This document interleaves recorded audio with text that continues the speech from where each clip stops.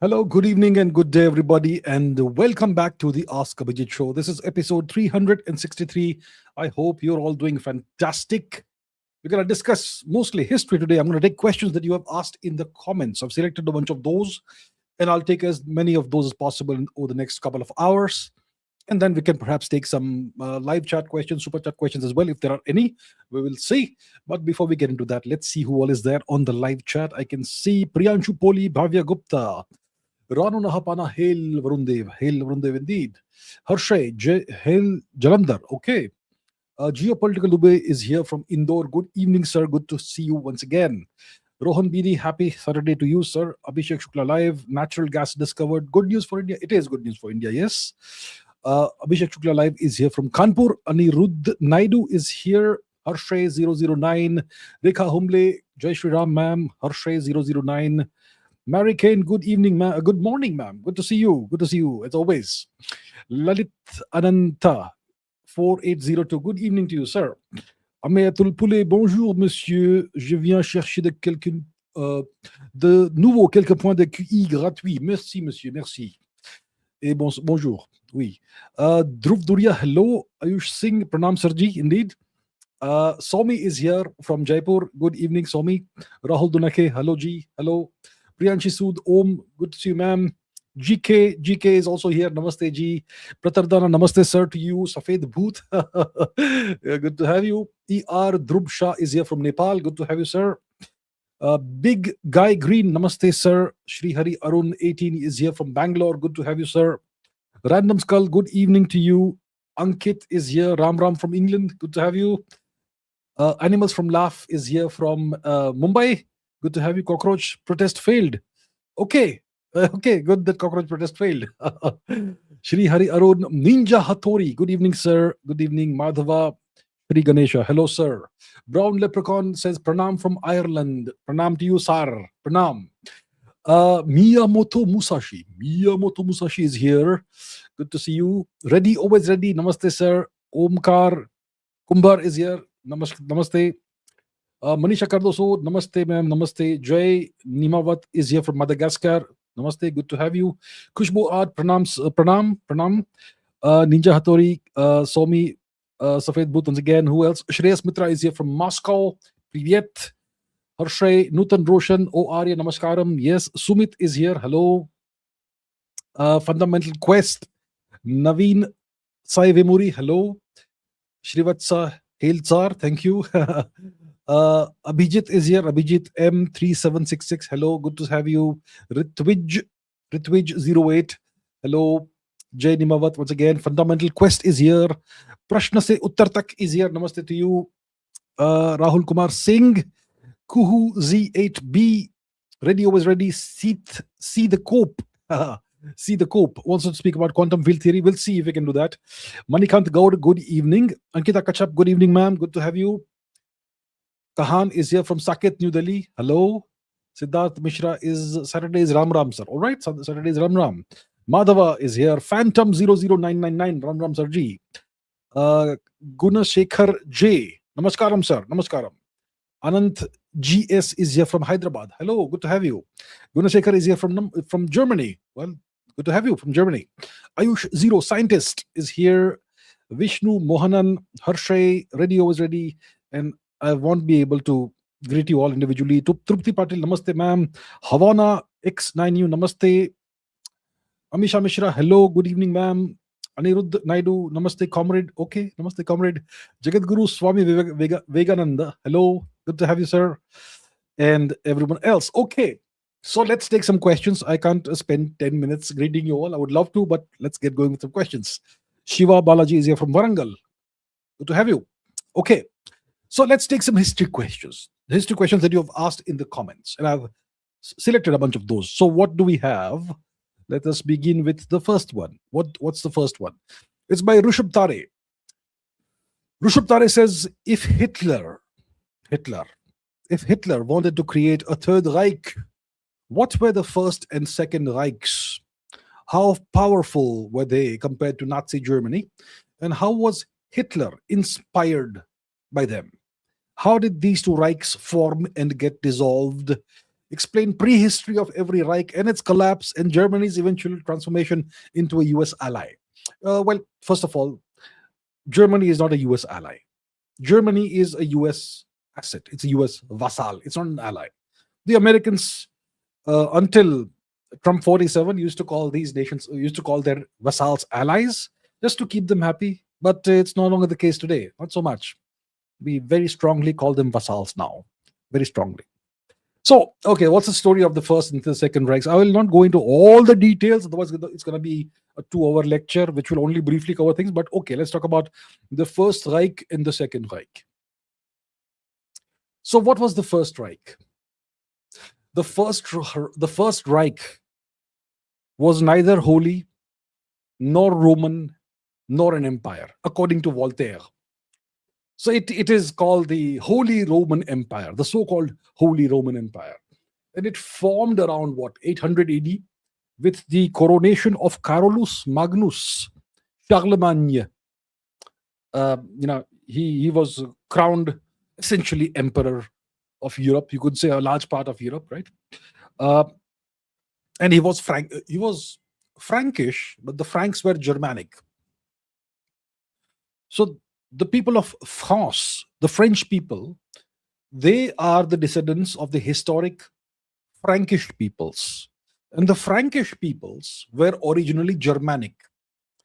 So it's strange, you could say, that the French language is classified as a Romance language, not a Germanic language, but the people originally were Germanic in origin.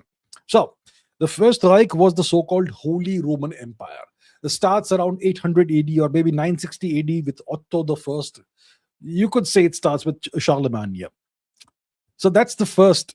That's the first Reich, and it was in place for roughly 1,000 years, from 800 AD roughly to roughly 1800s, to let's say around 1800 AD, plus or minus 50 years here and there.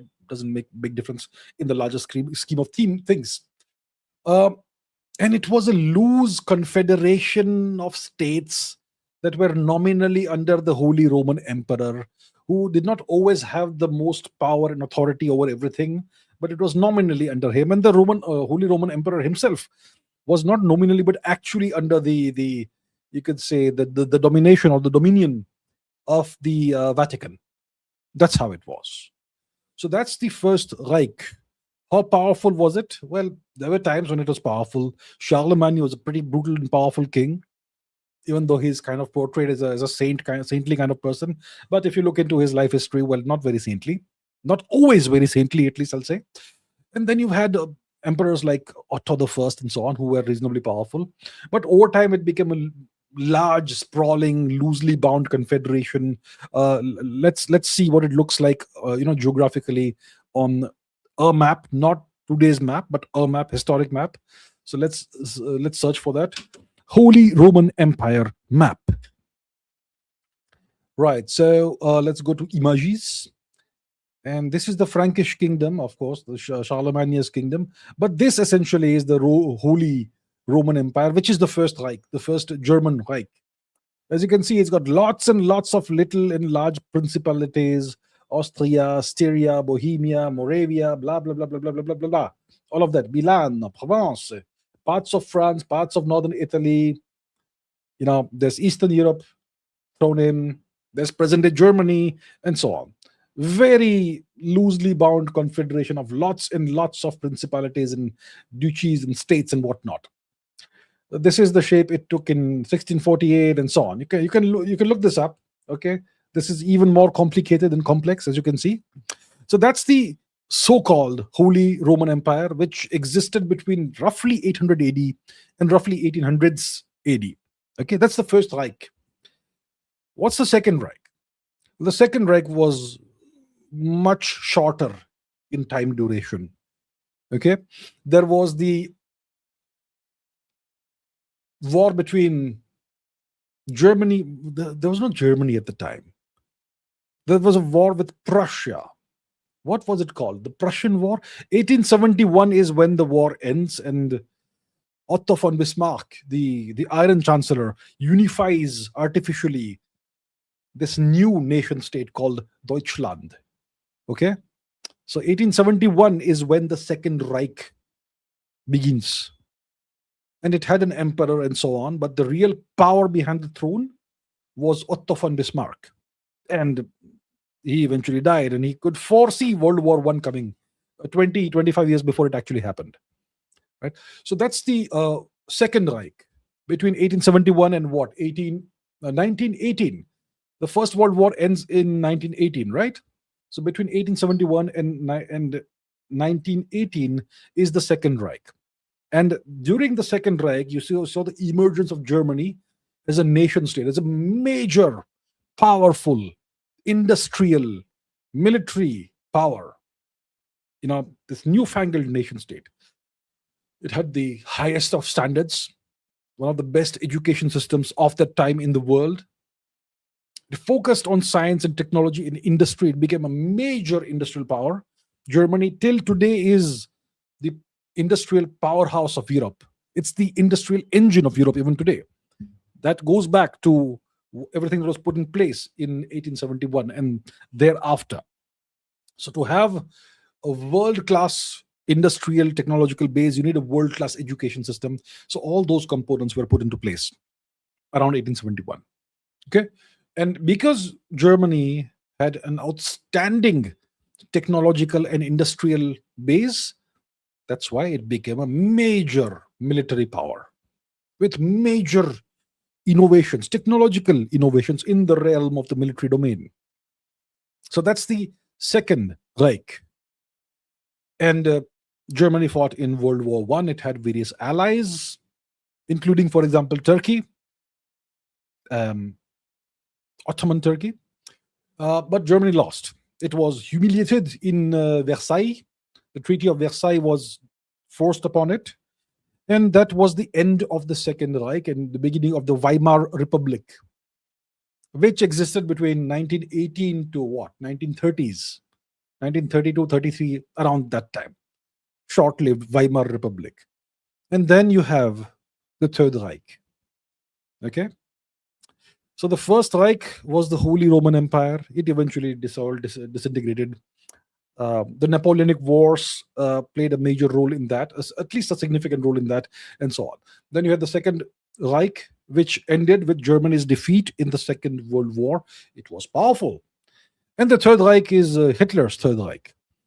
So, and that ends with the defeat of Germany in the Second World War, right? And once Germany was defeated in the Second World War, it was chopped up into pieces. It was partitioned. The eastern part became a Soviet vassal state. It came essentially under Soviet occupation. And the western part came under American occupation. And it is still, and 1991, 92, around that time, there was a reunification of Germany. And the whole nation state of Germany came under American occupation. And it still is under US occupation. It's not an American ally. It's an occupied nation. It's under American military occupation, and it's a vassal state of the United States. So that, in brief, is the story of the First, the Second, and the Third Reichs, and what happened after the Third Reich.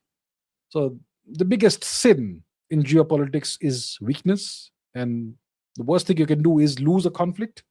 And if you lose a conflict, the entire fate of your nation and your people falls into the, it's controlled by outsiders. And that's the case with defeated nations and the case with Germany today. All right. That's about the three Reichs. What's question number 2? Question number 2 is by Amisha Mishra. The question is, why were troops in the American Civil War referred to as Union and Confederate instead of American and Confederate? Interesting question, good question. Why is this the case? Why were the two sides not called the Americans and the Confederates? So what happened? Let's understand the root cause, the genesis of the American Civil War. The genesis of the American Civil War is the change in lifestyle, change in the way business was done. And these changes were thrust upon populations because of advances in technology. So when the US was formed, the natives were called savages. I suppose they still, even after the Civil War, they were, and they were exterminated mostly. And the African origin slaves who had been brought in were enslaved. So African origin people were slaves of the whites, right? And the natives were to be exterminated. That was the deal in the United States. Okay. And you had slavery across the United States, north, south, east, west, etc. And the US was rapidly expanding westwards. That's a whole different story. So around what, 1860s, 1850s, 1860s, you have the introduction of new technology, which allowed the automation of the extraction and the spinning of cotton into yarn. So you no longer needed to rely on slave labor if you adopted this new technology. So the northern states in the US wanted to adopt this technology, and that's why slavery became optional. So they said, okay, now let's take the moral high ground and emancipate the slaves and abolish slavery. And the southern states said, no, we want to hold on to our lifestyle. We want to have plantations. We want to have slaves who work on the plantations, and we sit back and enjoy the benefits of the slave labor. We don't want to adopt these newfangled, strange technologies. We don't want this. We like our lifestyle. Who are you to tell us what kind of life to live? And who are you to tell us to disband and emancipate our slaves? They are our property. This is our birthright to have slaves. How dare you? So that was the deal. Fundamental difference of opinion. Okay? And that's why these differences became essentially irreconcilable. And I believe it was 11 southern states that decided to secede from the Union, these United States of America. They said, we are no longer part of these United States of America. And they seceded, I suppose, legally. They had the right to secede from the United States. So they seceded from the United States, and they became the Confederacy. So at this time, you have Abraham Lincoln, the president of the US, who has to make a decision. What do I do about this? Shall I allow my nation, my country to be partitioned? Or shall I do something about this? So he had two choices: partition or civil war. And he chose civil war. Abraham Lincoln. He is kind of regarded as the father of his nation. He's kind of regarded as a saintly figure today, right? Father, kind of like the father of the nation, kind of a saintly figure. He was a lawyer. He fell to an assassin's bullet. Can you think of any other lawyer who had a similar choice, partition or civil war? Yes, Mr. Gandhi, father of the nation, saintly figure for some people, lawyer, fell to an assassin's bullet. He also had a choice, partition or civil war. Lincoln chose civil war. Mr. Gandhi chose partition. Who was right? In hindsight, we have plenty of hindsight now. See the directions in which the two nations went, the United States and India. The US became the most powerful nation in human history. So I suppose Abraham Lincoln was right to do what he did. History has borne out the fact that his choice was correct. Partition was unacceptable. Civil war was the right choice. Was Mr. Gandhi's choice the right choice? That's the question. And I'm sure the context and everything is different. I'm just putting out a contrast in front of you. So Abraham Lincoln had this decision to make: partition or civil war. He chose civil war. He said, I will not allow the United States to be partitioned. I will not allow 11 southern states to secede from the Union. And that's the genesis of the Civil War, the root cause of the Civil War. Okay? So now, if you are the government of the United States based in Washington, D.C., if you're the president of the US, and if you say that, we are the US, we are the Americans, and our enemies down south are the Confederates, then you are automatically recognizing that they are no longer Americans. But the whole point of the Civil War is to make sure that they remain American. Right? So that's why they were called Confederate. The Confederate side, not and the North was called the Union. It was not Americans versus Confederates. It was Union versus Confederates. So it was a difference of vision. The Union side, the North, wanted the whole United States to remain united, and the Confederates wanted secession and partition of the nation. So if you say it's Americans versus Confederates, you're automatically recognizing that those guys are no longer Americans. But the whole point of the war is to ensure they remain Americans. And that's why, and eventually who wins? The history is written by the winners, and the Union won, the North won. So they wrote the textbooks. And this, in the textbooks, it's in history books, it is Union versus Confederate, not Americans versus Confederate. That's the deal. Okay. And another question by Amisha. How did France have enough people to continuously go to war under Napoleon? After multiple disastrous losses, long wars, and occupations, how did France still have enough men to fight up until Waterloo? Waterloo was the Waterloo, right? It was the end of the Napoleonic reign. It was the end of Napoleon as a ruler, and the beginning of his exile to Saint Helena. So, how did France have enough people to continuously stay at war? The Napoleonic period of French history is a period of warfare, expansion and warfare, continuous warfare, essentially, right?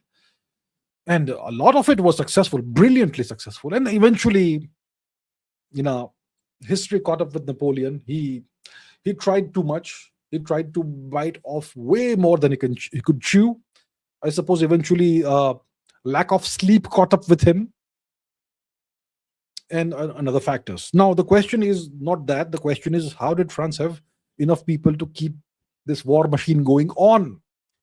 So one of the factors, straightforward factor, is population. At that time, France must have had a population of maybe 25 to 35 million. What was it? Let's see. What was the French population? Let's see. What was the French population in 1800? France, 26 million. 26 million. Here it says 47 million. Here it says 29 million. Okay, let's say it's 30 million. And most likely, among all the European nations, except for Russia, France had the largest population. Okay? So there was no Germany at the time, but there was France. Germany was divided up into a whole bunch of principalities and states and whatnot. There was no unified Germany at the time, but France was one unified nation, empire. So its population was, let's say, 30 million, which was the biggest non-Russian population in Europe. If you consider Russia to be European, lots of people today say Russia is not European. That's a whole different story. So France had a population of, let's say, 30 million. That's a big population pool to choose from. Secondly, France had compulsory conscription. So Napoleon had this policy of compulsory conscription, which gave the armed forces a huge pool of manpower to select from whenever required. So if you're constantly at war, and if you have gigantic armies, 100,000 men, 200,000 men fighting here and there, and in warfare you have attrition, you have people dying, so you can always get more into your armed forces, and they will be trained. When they are not at war, they'll be trained because they are already conscripted. So it was conscription, compulsory conscription, that ensured that France always had a massive pool of manpower. What was the conscription percentage of the population, of the male population? Let's find out. What percentage of the male French population was conscripted during Napoleon's rule? Let's find out. What percentage was it? 2%?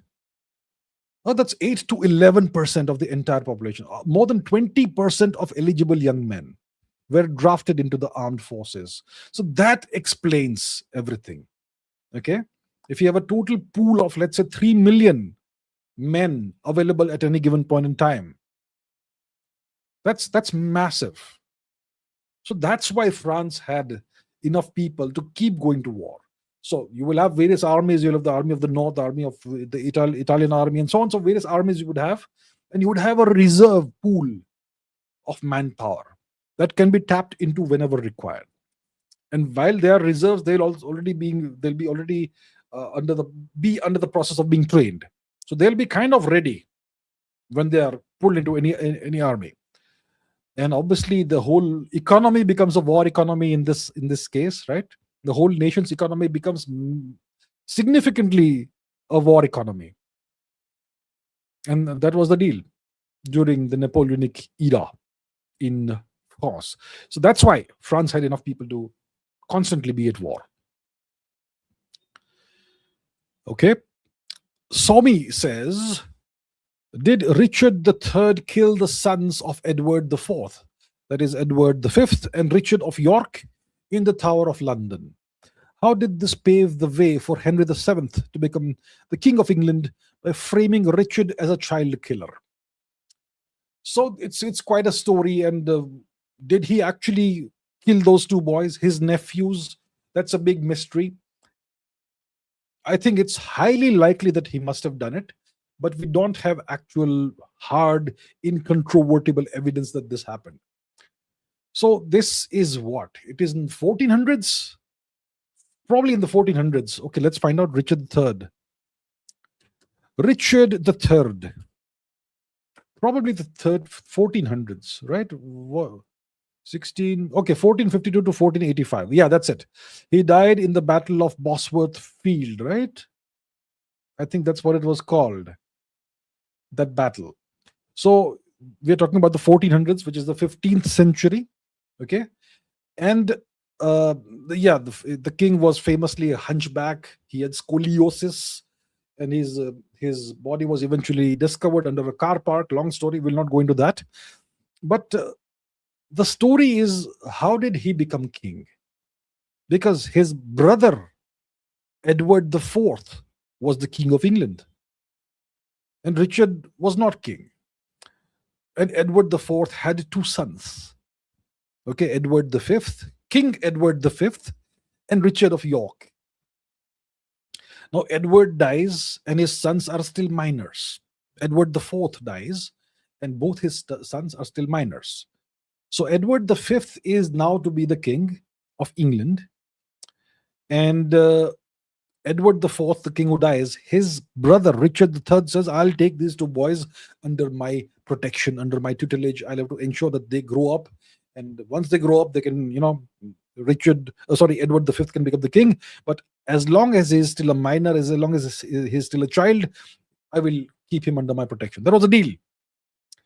So I believe both the boys were eventually brought to the Tower of London, which is a castle. It's like a palace. It's a castle in London town, in London city today.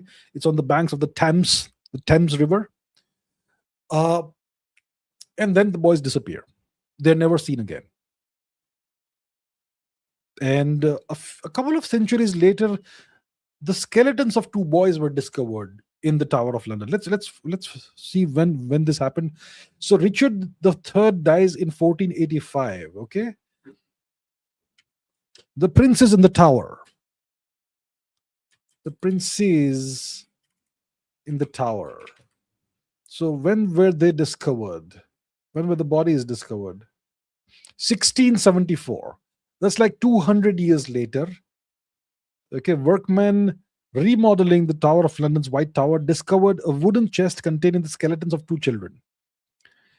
And when examined in 1933, the skeletons were found to correspond to the ages of the two princes, but modern DNA testing has not been permitted.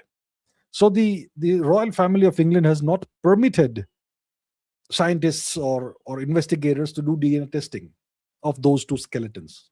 So that's why we have no idea, and we don't have any conclusive evidence this way or that, one way or the other, of whether these two skeletons represent are those of those two princes who disappeared mysteriously.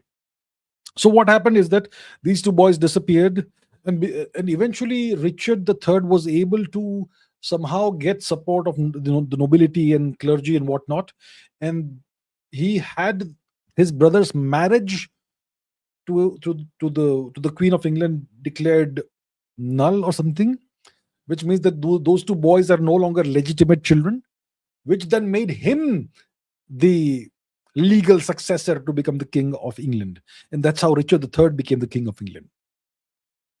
So who had the biggest motive? Who benefited from the disappearance of the two boys? Obviously Richard III, right? So it is, I would say, likely that Richard III must have killed them or had them killed, right? And look, it was a different world back then, and there's no right and wrong in power. Unfortunately, that's the way of the world, sadly. So it's I think it's quite possible that it is Richard III who killed those, who had those two boys killed off. They were inconvenient. They stood in his way, in the way of him becoming the king. So dispose of the problem, have it disposed of by some minions or whatever. So most likely that's what happened, but we don't have conclusive proof of that. Okay. Then you have Henry VII, who defeated Richard III in what? The Battle of Bosworth Field, was it called? What is it? The Battle of Bosworth Field, 1485, right? It's in this battle that Richard III is killed, and his body is dumped into a shallow grave in a church or something, and the church disappears and so on. Long story. And that's how Henry Tudor becomes the king of England. He had he had no real legitimate claim to the crown of England, but he very successfully was able to portray Richard III as a child killer, and that's how he became the king. That kind of strengthened his moral standing and all, and he became the king. And so that's how Henry VII became the king of England, by defeating the reigning king and killing him in a battle. And then you have Henry VIII, who was a very famous king of England, whose daughter was Elizabeth, the Elizabethan era, which eventually transformed, had the effect of transforming England into, in a couple of centuries, a proper superpower. That's the story. Okay, Rushabh Tare says, why did Shia Iran help Sunni Humayun from Sher Shah Suri? What political interests did it serve the Safavid dynasty? Did they think beyond religious divide for their political gains, or did they try to convert Humayun into the Shia fold like the Safavids themselves had converted? The history of Iran, first of all, is very interesting. Okay.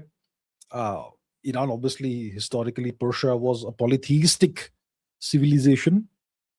If you go back even deeper, we'll not go there right now.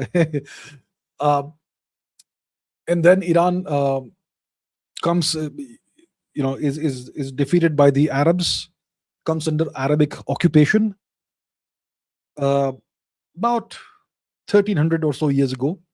Okay, Rashidun Caliphate. And then over a couple of centuries, Iran is converted to Sunni Islam. It took a couple of centuries. It did not convert next morning. They resisted, but eventually they were converted. It took a couple of centuries for the whole process to happen. It was not overnight.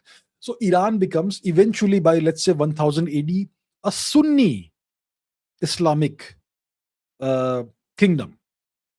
Okay.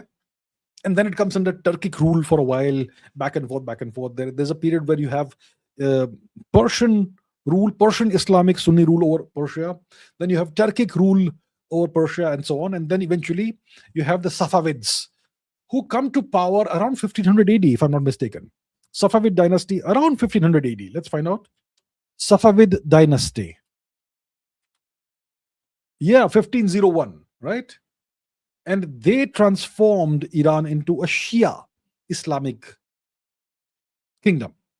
It was obviously imposition of Shia Islam by force. Okay. So around the 16th century is when Iran becomes a Shia kingdom, a Shia region from Sunni. It's a transformation, it's a conversion. So you have this king called Tahmasp. Tahmasp was a Safavid king, and he was the host of Humayun. where Humayun ran from the subcontinent after being defeated by a local. Sher Shah Suri was a local. He was indigenous. He was Pashtun, which is Gandhar, which is indigenous. He was not a Turk. Okay. Sher Shah Suri, I'm not saying he was the best, nicest person in the world. He was himself pretty brutal towards us, our ancestors, but he was a local. He was indigenous to the subcontinent. And he kicked out a Turk, Humayun. So Humayun is kicked out. He loses to Sher Shah Suri and he runs to Iran, to Shia Iran. And then his host there is Tahmasp. Let's find out which year this happened. I obviously don't have the date in my memory, in my working memory right now. Okay. Humayun Tahmasp. Right, it's 1544. So Humayun is defeated by Sher Shah Suri in 1540, and he escapes with his life to Iran, to Persia, and he seeks refuge in Persia in 1544. And it is Tahmasp of the Safavid dynasty who provides him with military, logistical support, etc., etc., etc. And this eventually enables Humayun to reclaim his throne.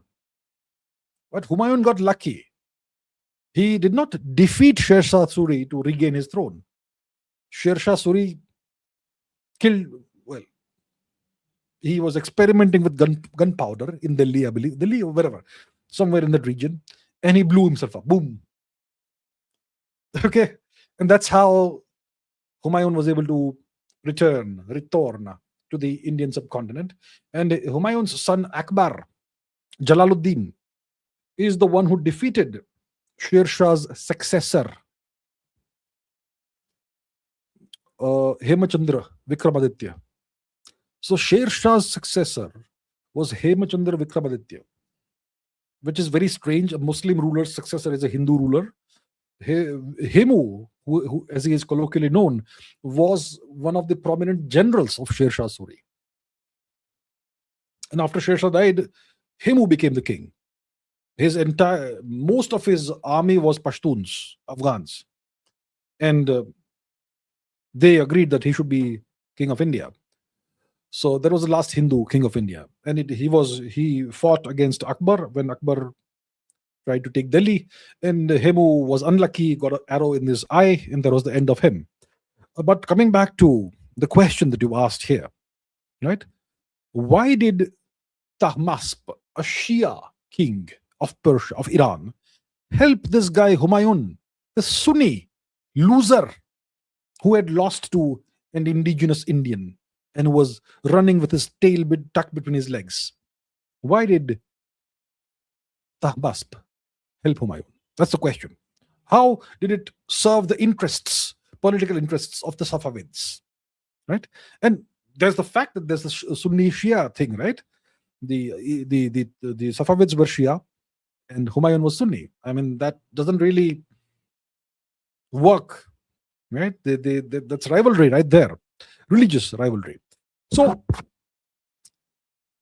it was like, it was not really a gamble.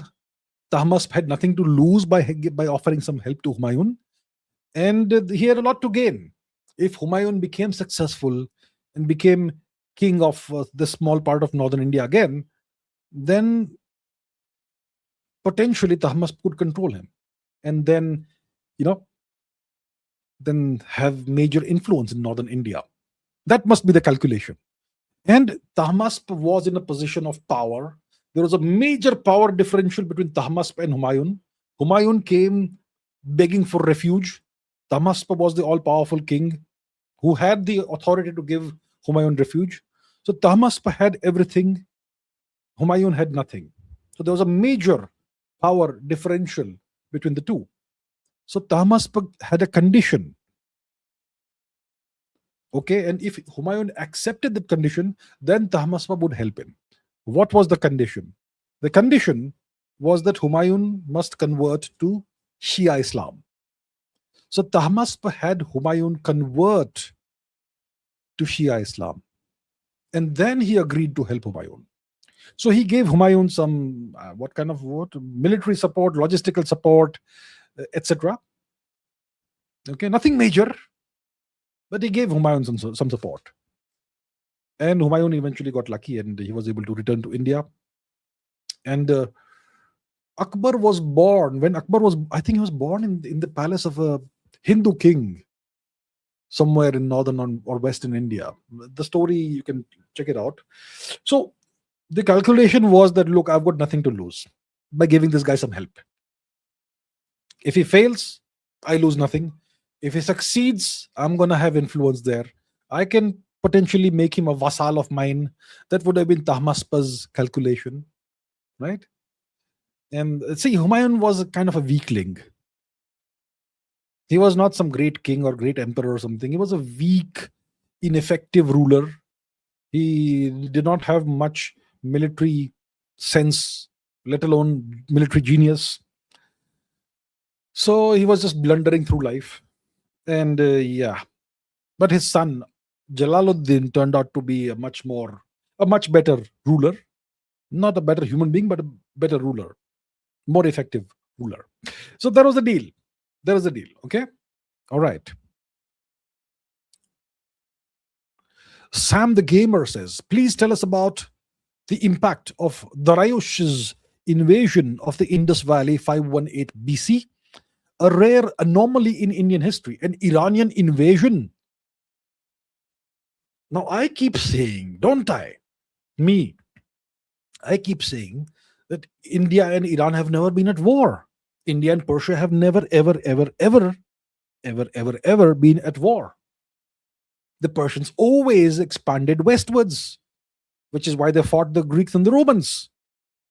Now, what is this invasion of the Indus Valley? What is this horrible thing? That's the question. And when I said that India and Persia have never been at war, I am not talking about Nadir Shah. Nadir Shah was not Persian, he was a Turk. A couple of, say, 2.5 or whatever centuries ago, when he invaded northern India and did the most horrific massacre in New Delhi. So I'm not talking about Nadir Shah. Nadir Shah is not Persian. For me, he's not Iranian, he's not Persian. Darius, absolutely. He's a polytheistic Persian. Yeah, Zoroastrian polytheistic, yes. And now some of you will say, what Zoroastrianism polytheistic? Zoroastrianism is monotheistic. It's not, by the way. It's not. Now, so what is this? This invasion, this supposed invasion of the Indus Valley. So what we can do is let's see what Wikipedia has to say about this. Because before we look into Wikipedia, I'll tell you this. It was not an invasion of India or a part of India, the westernmost India, Indus Valley region. It was simply expansion into a vacuum, into a power vacuum. That's what it was. See, those of you who follow me for geopolitics will know that I calculate a hard power score for every nation today based on the capabilities, various capabilities of each nation. So hard power was a factor even then. Okay? 6th century BC. It's always been a factor. And power, hard power, it's like a pressure. It's like a outward pressure. When you have two nations next to each other, okay, with a boundary, or two kingdoms with a boundary, and one has higher hard power, the other has lower hard power, the one with the higher hard power pushes, and the boundaries change, the borders change. So what happened in 518 BC or whenever it was, is that the hard power that existed in that region, Western India, disappeared for a while. There was a power vacuum. And that's why naturally the other side is going to expand a little. Now, and the point is, it was not an invasion, it was an expansion. Now, what is the difference between an invasion and expansion is what we'll ask, because words matter. What's the difference between an invasion and an expansion? An invasion involves conquest, which is a military campaign in which you fight the locals, you fight the local king, you have your army fight the army of the place you're conquering. That's invasion and conquest. It's a military campaign with battles. It's a war. What's an expansion? You walk in and take the place without any fighting. Do you understand the difference? No military campaign. You walk in and take the place. What happened in 518 BC or whenever it was, we don't know the exact dates, but whatever. It was an expansion. It was not a conquest. It was not a military campaign. Because there was no power. There was no king of any worth, of any significance for some time in that region. And that's why the Achaemenid Empire, the Hakamanid Empire, expanded eastwards up to the Indus Valley, the Sindhu Valley. The border between India and Persia became the river, the great river, Sindhu. In 1219 or 1220 AD, that was still, you could say, the border, I mean, the western frontier of India, to some extent at least. That's where Genghis Khan stopped. He said, "I'll not go further east. I don't have any reason to." So now let's understand. So my point is, Darius's expansion into the Indus Valley was not an invasion. It was not a conquest. It was simply expansion. The Achaemenids just walked in and took over the place because there was nobody there ruling. There was a power vacuum. Now let's see what Wikipedia has to say. Okay. Darius' invasion of the Indus Valley. Okay, it says Achaemenid conquest of the Indus Valley. So let's ask Wikipedia, who did he fight? Which king did he fight? Okay, background and invasion, blah, blah, etc. Cyrus, Kurush, Darius the First, Darius, conquests. Who did he fight? How many battles were there? Achaemenid army, etc., etc. How many battles did they fight? Who did they fight the battle against?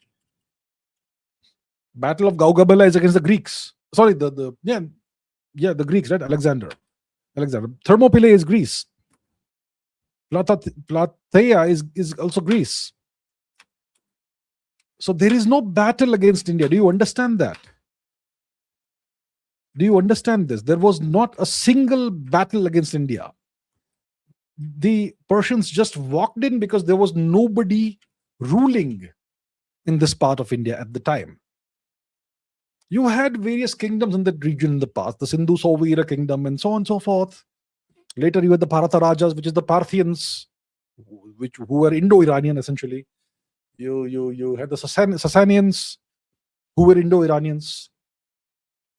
So if you see the Wikipedia page, or you see Encyclopedia Britannica, it will say there was a conquest of the Indus Valley.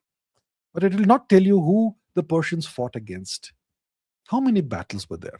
Which Indian king were they fighting against? Nothing, because there was no such thing. It was expansion. When there is no power, there's a power vacuum, you can expand. You can expand. That's natural. But there was no hostility between India and Persia. Indians, if you see the Wikipedia page, they served in the Persian army. When the Persians sacked Athens, Greece, you had Indian troops in the Persian army. Indian troops in Athens in Greece, wearing Persian uniforms. The Battle of Thermopylae. Have you seen the movie 300? I don't know what the movie says. That's totally fictional and stupid, actually, the movie. But the Battle of Thermopylae, you had the great Persian emperor Xerxes. Well, he had Indian troops. So the point is, there was no invasion, there was no conquest. It was simply an expansion. Okay, but these Wikipedia and other pages, they will tell you the wrong things. But they will not be able to tell you who the Persians fought against, how many battles were there, because there was nobody to fight against. There were no battles. They just walked in and took more territory. They made it theirs. But they did not impose a foreign religion upon the Indians. They did not try to, kill the Indians or whatever. The Indians who lived in the region, they came under a new king and life went on as always. Okay, that's all it was. All right, next. Somi says, what was the Doomsday Book? Why was it so precise? Mass surveillance in medieval England. Doomsday Book. Okay.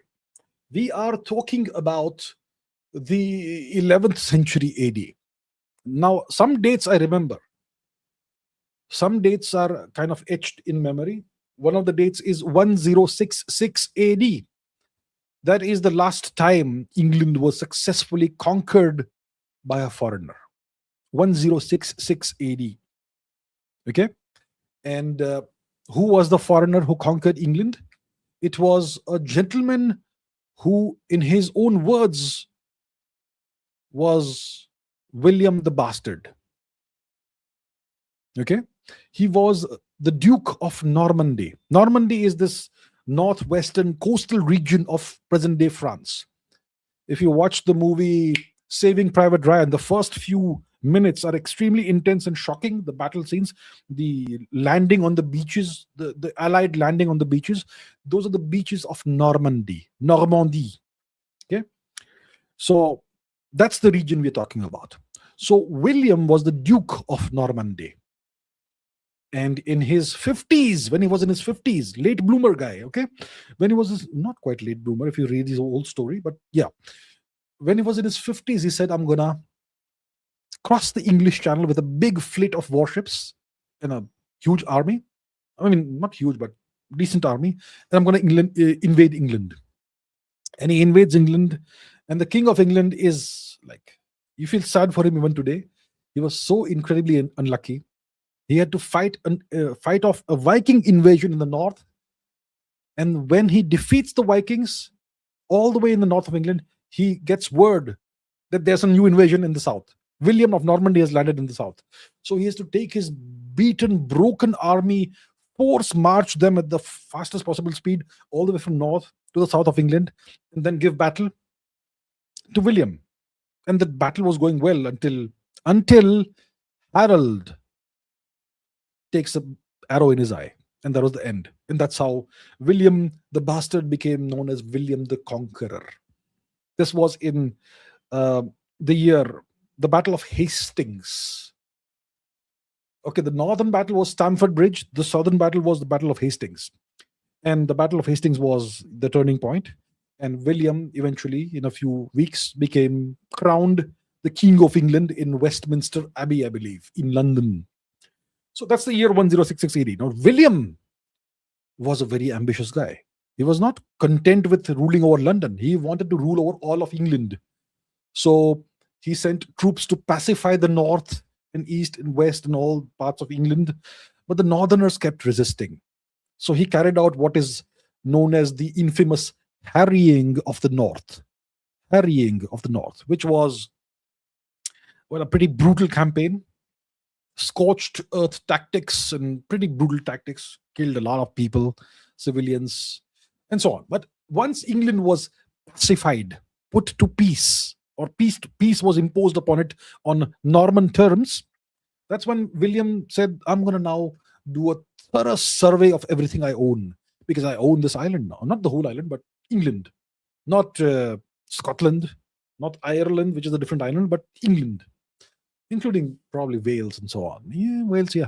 So he said, I'm going to do a thorough survey of everything that I own. So he sent out his officials who went to every village, every shire, every parish, every part of England, and they made a detailed, meticulous record of every piece of land, who owned the land, how much woodland was there, how many livestock they had, how many sheep, how many cattle, how many pigs, how many slaves who worked on the farm, the names of each individual landowner, what was the size of the land. And he would have church officials and local officials swear an oath that this is the correct information.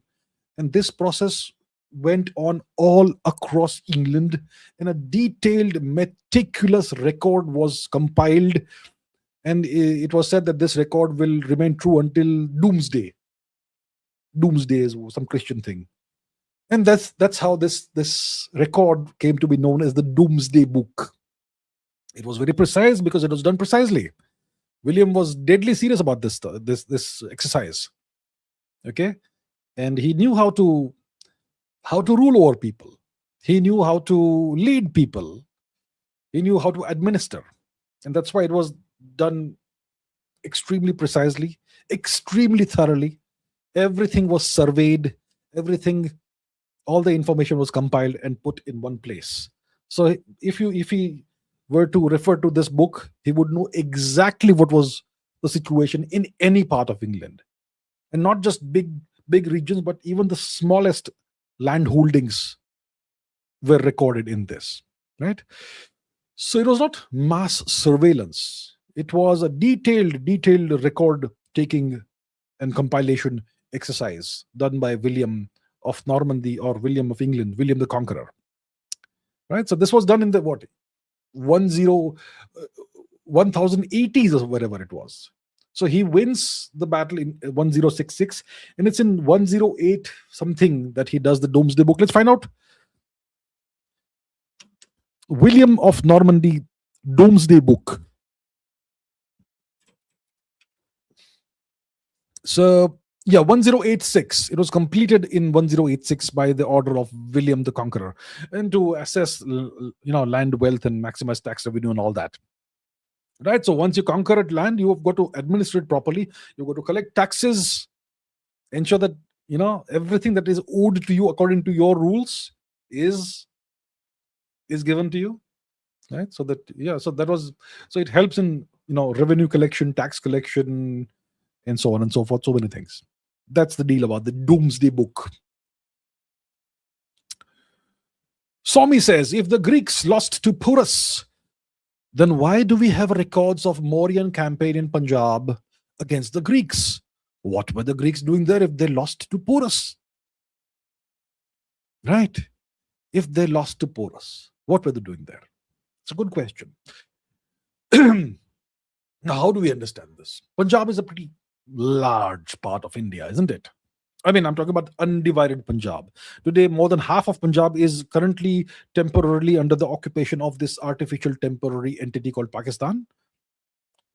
But historically, the Sapta Sindhu region, Punjab region, was pretty large. Okay. And you had a small chieftain there. You would have had lots of chieftains there, small district level kings, small kings with small territories. And one of those was this guy called Purushottam. Probably that's the real name, probably Purushottam. But the Greeks called him Porus. The Greeks called Chandragupta Sandracottus. Similarly, I suppose they called Purushottam Porus because they could not pronounce the Indian names, right? So you had this small chieftain called Porus. He was not some major, massive king of a massive territory. He probably had control over a district-sized part of Punjab. Okay? He must have had like 50 elephants or something, which is actually not bad, but okay. And how many elephants did he have? Let's find out. Was it 50 or was it 500, roughly? How many elephants did King Porus have? 85 to 200. So, okay, so probably not district level, but maybe like 3-4 districts, whatever it was. He was not a major king. All right. He had elephants all across India back in the day. So, no big deal. So, what we are told by historians is that Alexander defeated Porus in the Battle of the Hydaspes. And then Alexander was so impressed by the 7 feet tall Porus and his royal demeanor that he magnanimously allowed Porus to remain king of his kingdom as a vassal of Alexander. That's what we are told. And then we know that the Greeks limp back to Babylon, where Alexander dies, right?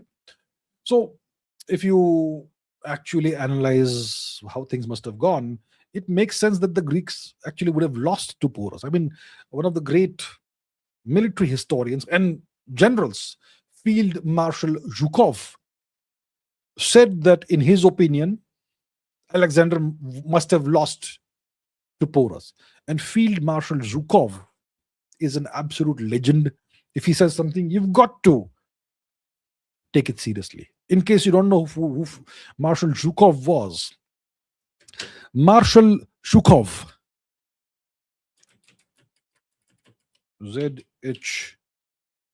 Zhukov, on Alexander. Oh, it's listening to me. See, Marshal Georgy Zhukov famously claimed that Alexander the Great suffered an outright disastrous defeat in India. Okay, so who is Georgy Zhukov, by the way? Come on, do you know who he is? One of the greatest generals of the Second World War. Absolute genius. So if he said something, come on, you got to take it seriously. So now, so you have a reasonably small king who defeats the Greeks, and the Greeks leave. So what does it mean? It means that this guy, Porus, let's call him Porus, he retained control over his territory. It doesn't mean he then became the king of the whole of Punjab. He was able to repel the Greeks who were trying to take his territory, and he retained sovereignty over his territory. But the other territories in the region, the Greeks had taken already. That's how they reached him, right? So if he defeated the Greeks in a battle, it doesn't mean he evicted the Greeks from the whole of Punjab.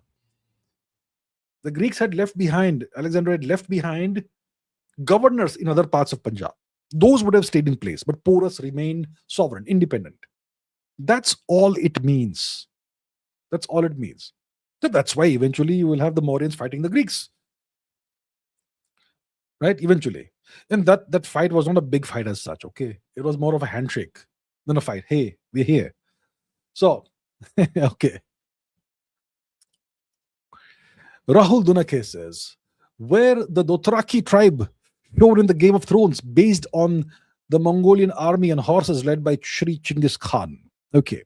Who are these Dothraki? We're talking about the Game of Thrones here, right? Okay, let's see what the Dothraki are depicted as. Dothraki. Okay, so you have the great, their king Khal Drogo, and they are depicted as these warriors, horse-mounted warriors who are great at archery and who have these horde tactics, who come in great hordes. And they have this great king called Khal Drogo, who marries this lady here, Daenerys. There she is, Daenerys. And these Dothraki are portrayed as absolute barbarians who are very brutal, very cruel. They treat women as pieces of meat, that sort of thing, right? So it is very clear that the Dothraki are based on a certain depiction of the Mongols, very clearly. So the Dothraki are based on the barbaric depiction of the Mongols. See, in the West, the Mongols were depicted as absolute barbarians. In some parts of the West, in Europe, they were depicted as cannibals. The Mongols have been demonized like anything. And they essentially are portrayed as the ultimate barbarians, the ultimate evil Asiatic hordes. That's what the Mongols have historically been portrayed as. Even today, Chinggis Khan is regarded as a barbarian, as a brutal, genocidal maniac. There was no logic or anything behind it. That's how he is portrayed even today, Chinggis Khan. So this is the demonized version of the Mongols that the Dothraki are based on, right? These Dothraki of the Game of Thrones, absolute barbarians and so on. So yeah, and eventually this lady Daenerys becomes the queen of the Dothraki. That's a long story. We'll not go there. And by the way, this lady has Indian ancestry, little bit of Indian ancestry. One great grandparent who was Indian. Anyhow, so the Dothraki tribe in the Game of Thrones is based on a demonized version, a fictitious demonized representation of the Mongol army and horses led by Chinggis Khan. Yes. Okay, Amisha Mishra says, Birana dancing girl engraved on a potsherd and the Mohenjo-daro bronze dancing girl are strikingly similar in pose, attitude, and artistic tradition, despite being separated by roughly 600 kilometers. Okay, let's find out. Let's find out the map first of all. Okay, let's go to the map and let's see where is Birana, where is Mohenjo-daro. What's the geographic distance? So let's see. Birana, Haryana. It's going to zoom in, we'll zoom out again. Okay, so we know where it is. Birana, Haryana. All right. Now let's see directions from Mohenjo-daro. Mohenjo-daro, Pakistan. Sindh. Mohenjo-daro, Sindh, Pakistan. Okay. Temporarily Pakistan. So how far is this? 16 hours. It's 890 kilometers, 918 kilometers. But in a straight line, it will be like Amisha says, what's the actual straight line distance? It's about 760 kilometers. Okay, whatever. Yes, 760 kilometers in a straight line and about 900 kilometers along a road, which doesn't really operate anymore because we are not the best friends with Pakistan, thanks to the Pakistanis themselves, not to us. Anyhow. So, as you can see, big geographical distance between Mohenjo-daro and Birana. Okay. Now, what do these two pieces of art look like? So let's go to Google and find out the famous dancing girl bronze statue from Mohenjo-daro. Mohenjo-daro dancing girl. There we have it. See, it says it's 4,500 years old. How do you know that? It could be 6,000 years old. There's no way of really dating, a bronze or metallic object. So this is what this sculpture looks like. The statue looks like. Yeah, this is the pose essentially, isn't it? But this figurine is mostly almost nude, I would say. And today people don't pose like that in India, at least. And here it is depicted with clothes on, or maybe it has clothes. I'm not sure. Whatever it is, but this is the depiction. This is the actual statue. Now, what is the Birana dancing girl? Right, that's the question. Birana dancing girl. So as you can see, it's the exact same pose, very similar pose. And this is a modern day lady who is essentially in the same pose, right? Yeah. So this gives you an idea of the historical continuity, the cultural, civilizational connectivity and continuity we have in the subcontinent. This is on the rightmost side. You have a modern day lady who is striking the same pose. In the middle, you have the Mohenjo-daro figure. On the right, on the left side, you have the Birana figure. It's essentially the same thing. And if you see the Mohenjo-daro, the dancing girl, if you can see the bangles she's wearing on her arms, well, you still have people using the same kind of bangles today. So once again, we have cultural and civilizational continuity in the subcontinent that goes back thousands of years. Now, this Birana dancing girl, how old is it? What does it say? Age. What's the age? It says 2500 BC. Why? I mean, how do you know? Okay, maybe it depends on what depth it was found and so on. So it's about 4,500 years old. So both seem to be about 4,500 years old if you believe what the Google AI is telling us. But you will see that both are separated by almost 1,000 kilometers. In those days, you could not hop onto a flight from Mohenjo-daro airport to Birana airport. There was no such thing. 1,000 kilometers was a big distance. You had to travel by river, maybe on the Sindhu River, or maybe you would have had the highways back in the day. You would have that, but it was not easy for people to travel that much.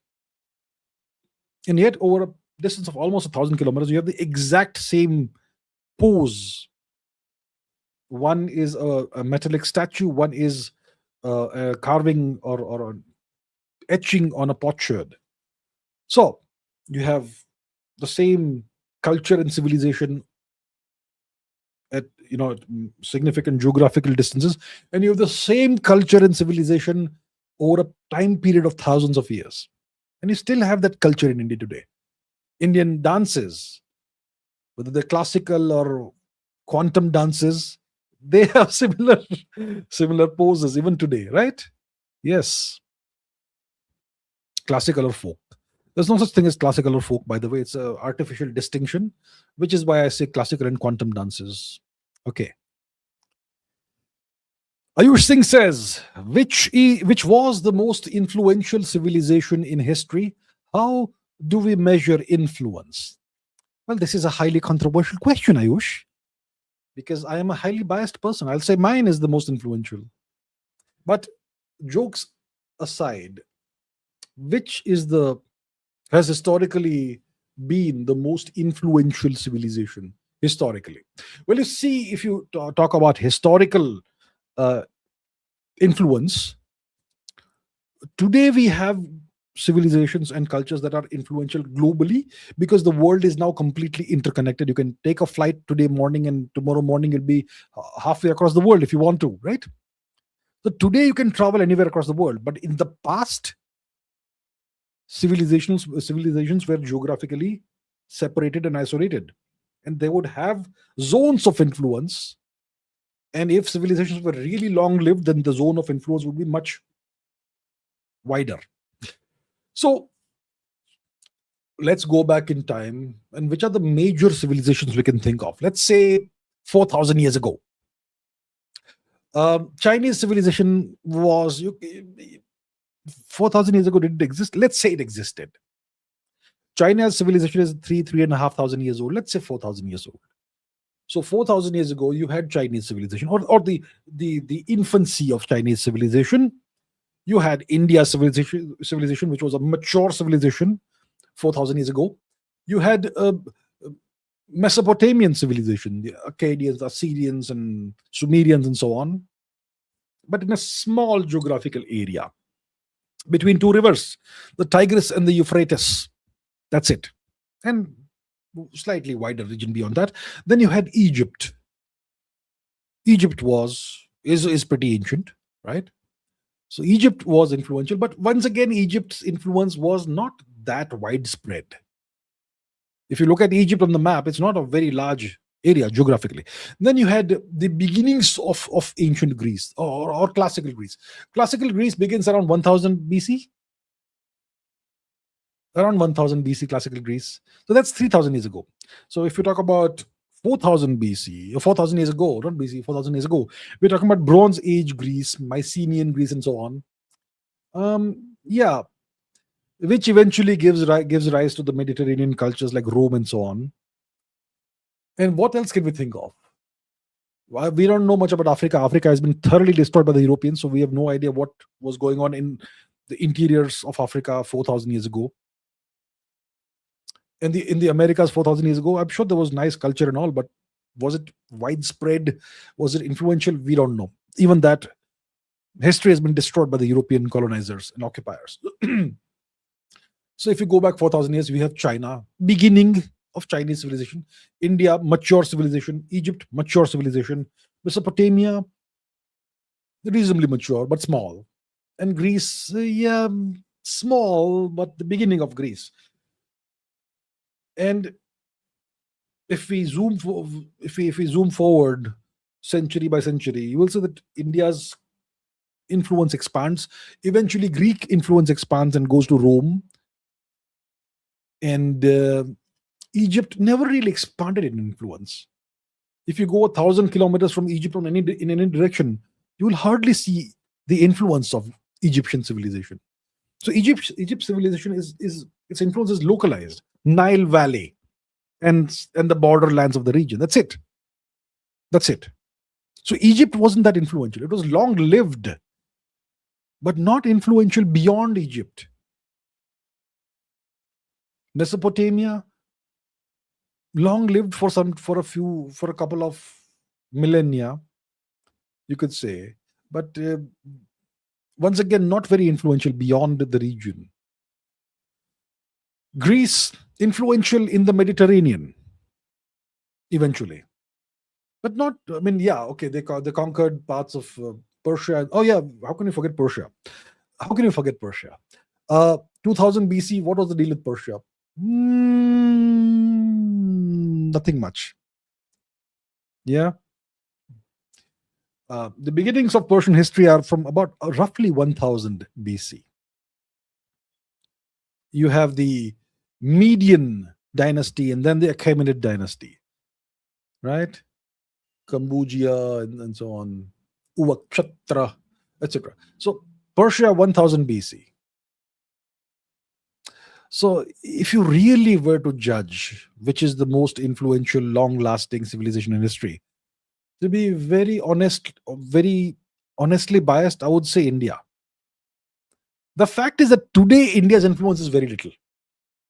Historically, it was massive. Even China is deeply, deeply influenced by India, through and through, through and through, all the way to Japan, South Korea, North Korea, all of that. India had the most massive and most broad influence for a long, long period of time. So historically, India was the most influential civilization. Today, nobody wants to say it because today India has very little influence culturally, civilizationally, or whatever. Right? So how do you measure influence? You see how far the language of a civilization spreads. You see how far the culture of a civilization spreads. You see how far the religion or religions of a civilization spread. And how long does that influence and that spread last? That's how you measure influence. And from these metrics, I would say today it is the West that is dominant, but historically, for the longest time, it was India. Not just in terms of how widespread our influence was, but also how long lasting it was. It's only in the last 2 or 3 centuries that our influence has declined and almost disappeared now. Right. Okay. Wojak Dilemma says certain people claim that Mr. Nehru's non alignment movement prevented us, that is India, from becoming a Cold War proxy of the United States or maybe somebody else. But we ended up, Cold War proxy of the United States. But we ended up becoming a Soviet satellite state anyways and lost all our post British advantages by the end of the 1962 war.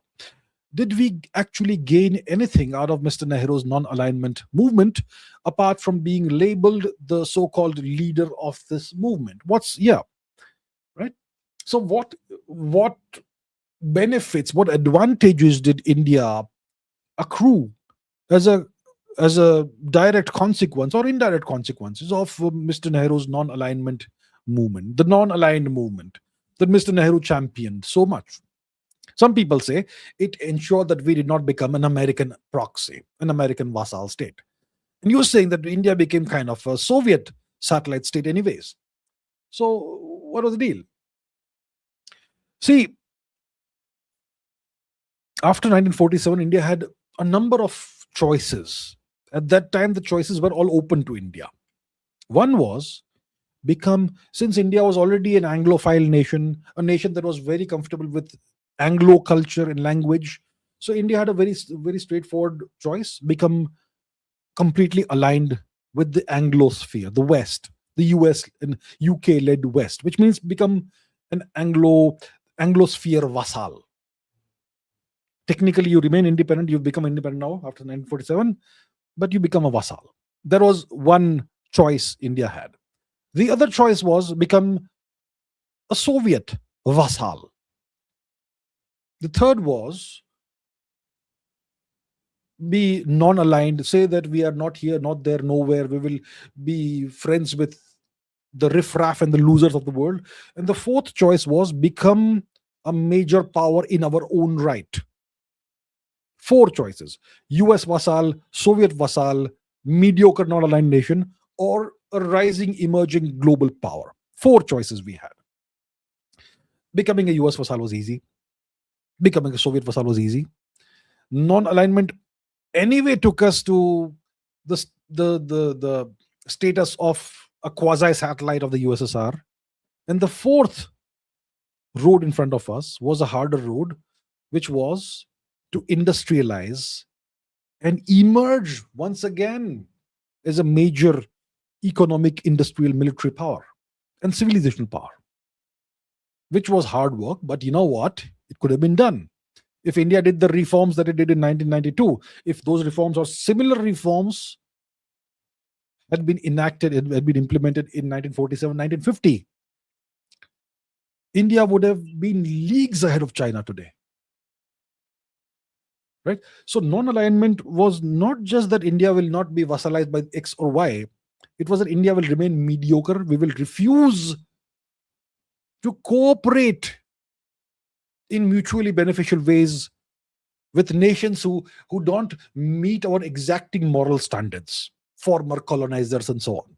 We will not deal with you. We do not want your investment. We don't want to reform our economy. We want everything to stay slowly, gently. Fabian Nehruvian socialism, right? So, did non-alignment prevent us from becoming someone's vassal? We, like you say, we were not really non-aligned. We were very much aligned with the USSR, which is why the US decided to align Pakistan with them. So despite saying that we were non-aligned, we were actually aligning with the USSR. I'm not saying it's right or wrong. The real problem with the Nehruvian era and the policies of the era was that our economic growth was ridiculously low for a nation that was just emerging from foreign occupation.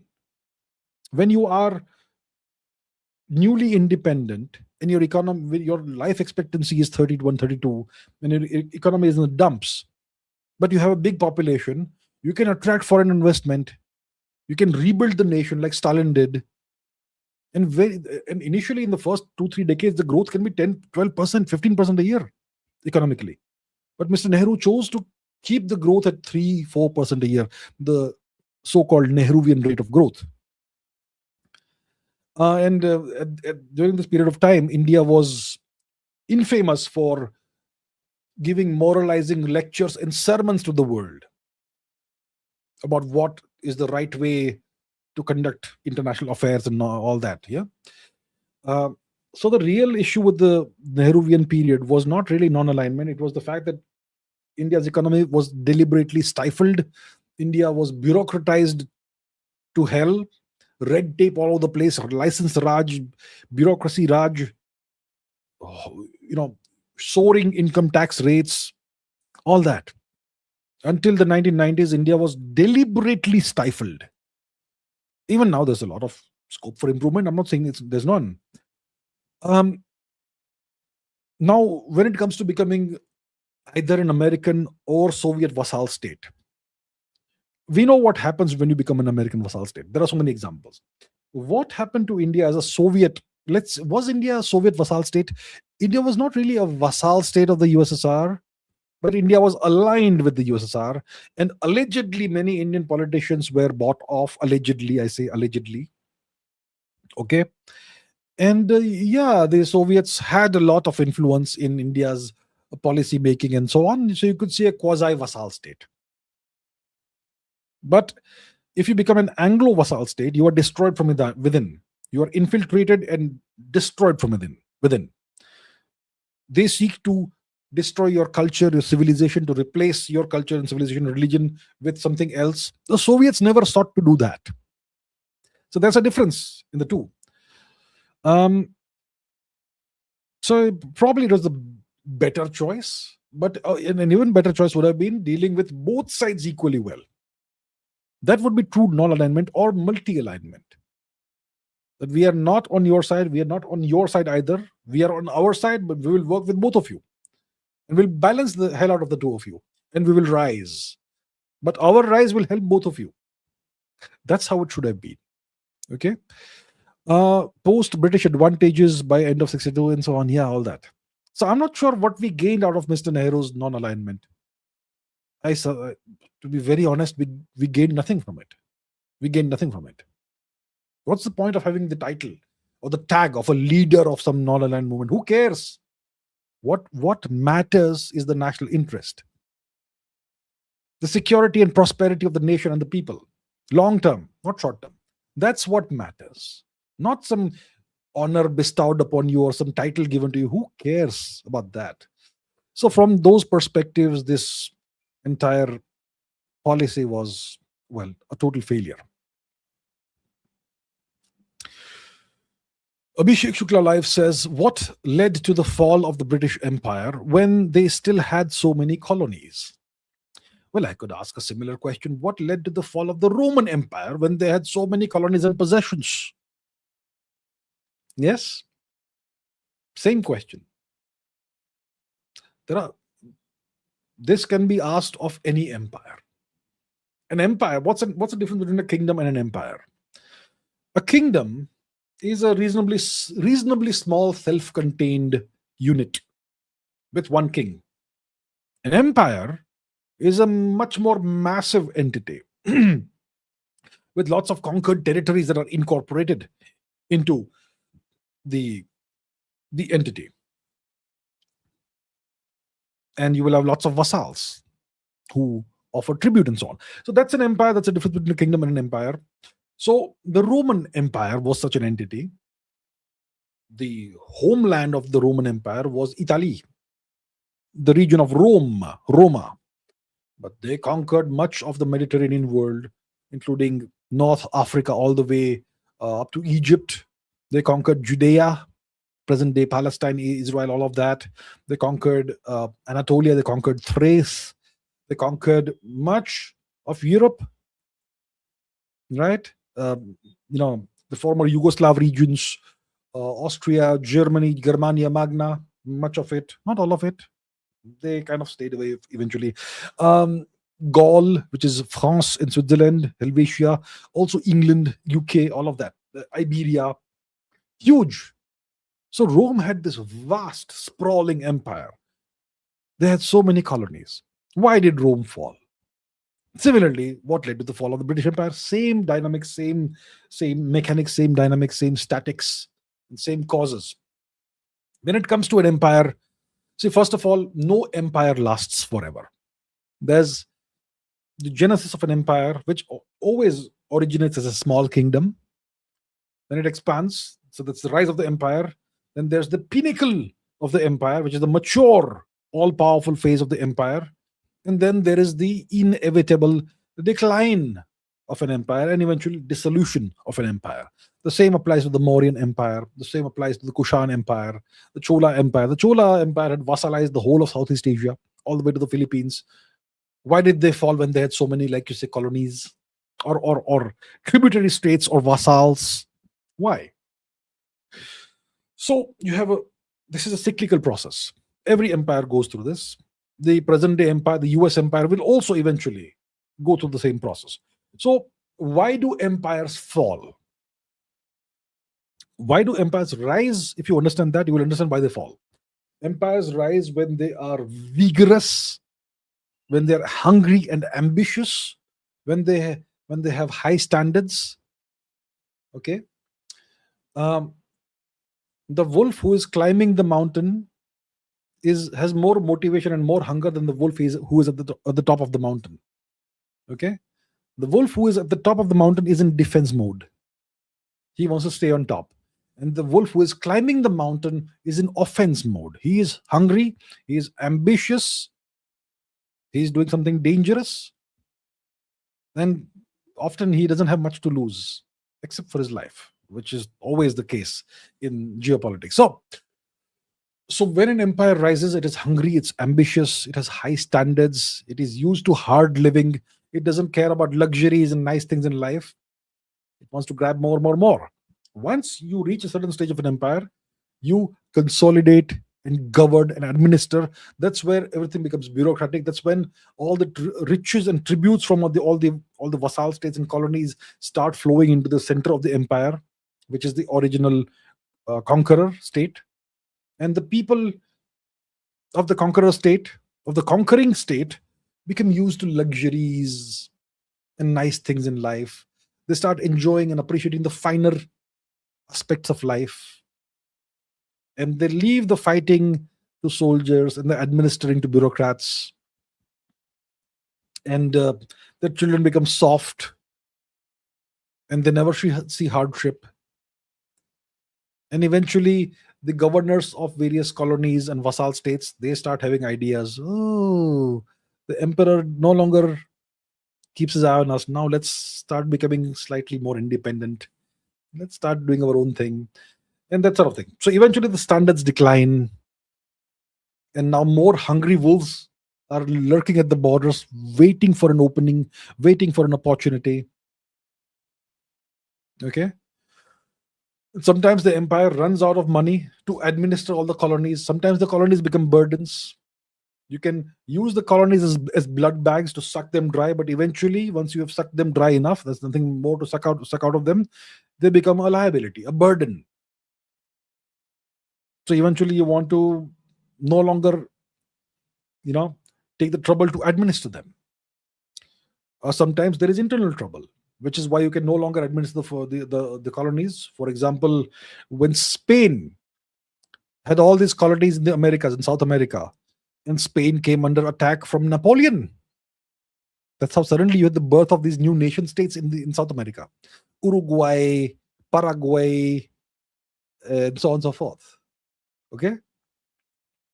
So these are the ways in which empires eventually disintegrate. They overstretch themselves sometimes. And so many other things happen. So what led to the fall of the British Empire when they had so many colonies? Well, they were overstretched, and there was trouble at home. There was World War One, then there was World War Two. In World War Two, they became completely dependent on aid from the United States. Without that aid, the UK simply would not have survived. And they went into tremendous debt to the US. Okay? And it's the US that kept the UK afloat. And the US, by the time, it widened its reach. It took over the infrastructure and superstructure of the British Empire. So it was essentially not the fall of the British Empire, it was a transfer of power. The British Empire never fell. The entity still exists. It's actually greatly augmented. But it's no longer governed from London. It's governed from Washington, D.C. It's never fallen. It's like, kind of like, the Eastern and Western Roman Empire. Initially, the center of power in the Roman Empire was Rome. But eventually it became Byzantium, Constantinople. Same empire, same entity. And then eventually the Western Roman Empire disintegrated, disappeared, and the eastern part remained an empire until 1453. So the British Empire never fell. There was no falling of the British Empire. London did not fall to some invader or whatever. London simply became irrelevant. And the power was transferred across the Atlantic. That is essentially what happened. All right, next question. Sam the Gamer says, why did Allies never declare war on the USSR? The Soviets did attack Poland. Now, how does a vassal declare war or actually go to war against the overlord? You can do it, but it's extremely risky.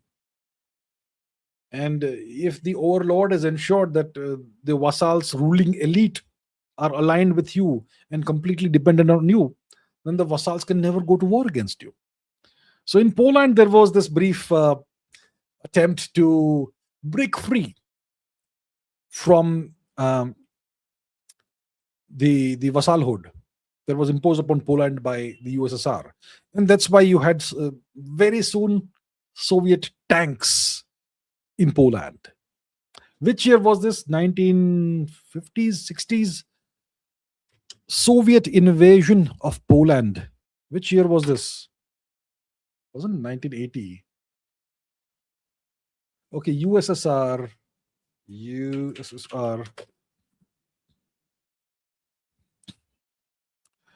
That's another thing, right? This is the Second World War that we are referring to. Cold War. So, when was this? USSR tanks in Warsaw.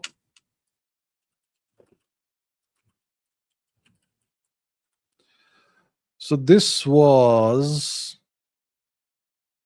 the uprising, the Warsaw uprising. This one, 1956 Polish October. That's what we're talking about. Yeah. 1956 Polish October. So it was about, Poland wanting democracy and, to be liberated from the vassalhood that the USSR had imposed upon it. And that sort of thing. Yeah. When you're saying that the Soviets attacked Poland, that's also the Second World War, Molotov-Ribbentrop Pact. But I was referring to the 1950s. That also was kind of an invasion. So bigger question is, why did the vassals of the USSR never declare war on the USSR? Because they are vassals. So when you vassalize a nation, what do you actually do? What is the process of vassalization? In the modern context, 20th and 21st century context, you replace the elites with your hand chosen elites who are completely dependent on you for their position of power. As long as you favor them and support them, they will stay in power and they will enjoy the power. But the moment you stop supporting them, they're gone. That's what you do. So if the Soviet Union had XYZ vassal states, those vassal states, their leaders, they owed their leadership and the rule over the country to the USSR support. Now, in this case, how will they declare war on the USSR? It just won't work, right? These are typically people who are not serving their country, they are serving the overlord. They are selling their country out. Such people will never go to war against the master, right? So that's how it goes. Vassals never declare war on the overlord unless the overlord has been stupid enough to leave an actual patriotic leader in place, which is stupid. You don't do that. You replace the leaders. For example, in 1857, the British defeated India in the War of Independence, right? The first War of Independence, 1857. What did the British do after winning? They killed off all the royal families that had fought against Britain, and they replaced them with puppets. Many of those puppets are still called royal families today. Descendants of those puppets. I'm not taking anyone's name. There are many of them who actually are actual royals. At least some of them are actual royals who were not replaced by the British.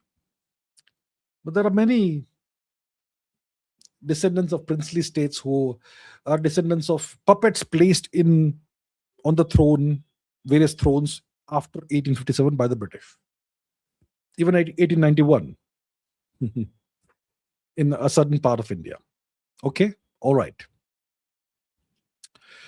Amisha says, were the Mughals particularly more brutal towards India compared to other steppe nomadic tribes that invaded India? For example, the Saka, the Parthians, or the Hunas. Okay, first of all, a small nitpick here. I'm Indian, so I love nitpicking. Actually, not, but the point is the Parthians were not steppe nomadic tribes. The Parthians were Indo-Persians, Indo-Iranians. In the region of present-day Balochistan, you had a kingdom, a dynasty called the Bharataraja dynasty. And if you see, you can still find their coins in Balochistan and that region today. They typically have bulls and swastikas. Let's see this. Bharataraja dynasty. Bharataraja dynasty. So this was in West Pakistan, Balochistan, right? But roughly 1900 or so years ago, you have swastikas and so on. So these are Parthians. These are Indo-Iranians, Indo-Persians, the Bharataraja, the Parthians. So the Parthians were not steppe invaders. They were Indo-Iranians. And the Parthian shot, you must have heard of it. When you are a horse rider, you're riding a horse, and you go all the way back and you give a parting shot, an arrow, in the opposite direction, the Parthian shot. So we'll keep the Parthians out of it. They were not steppe in nomadic tribal invaders. They were Indo-Iranians.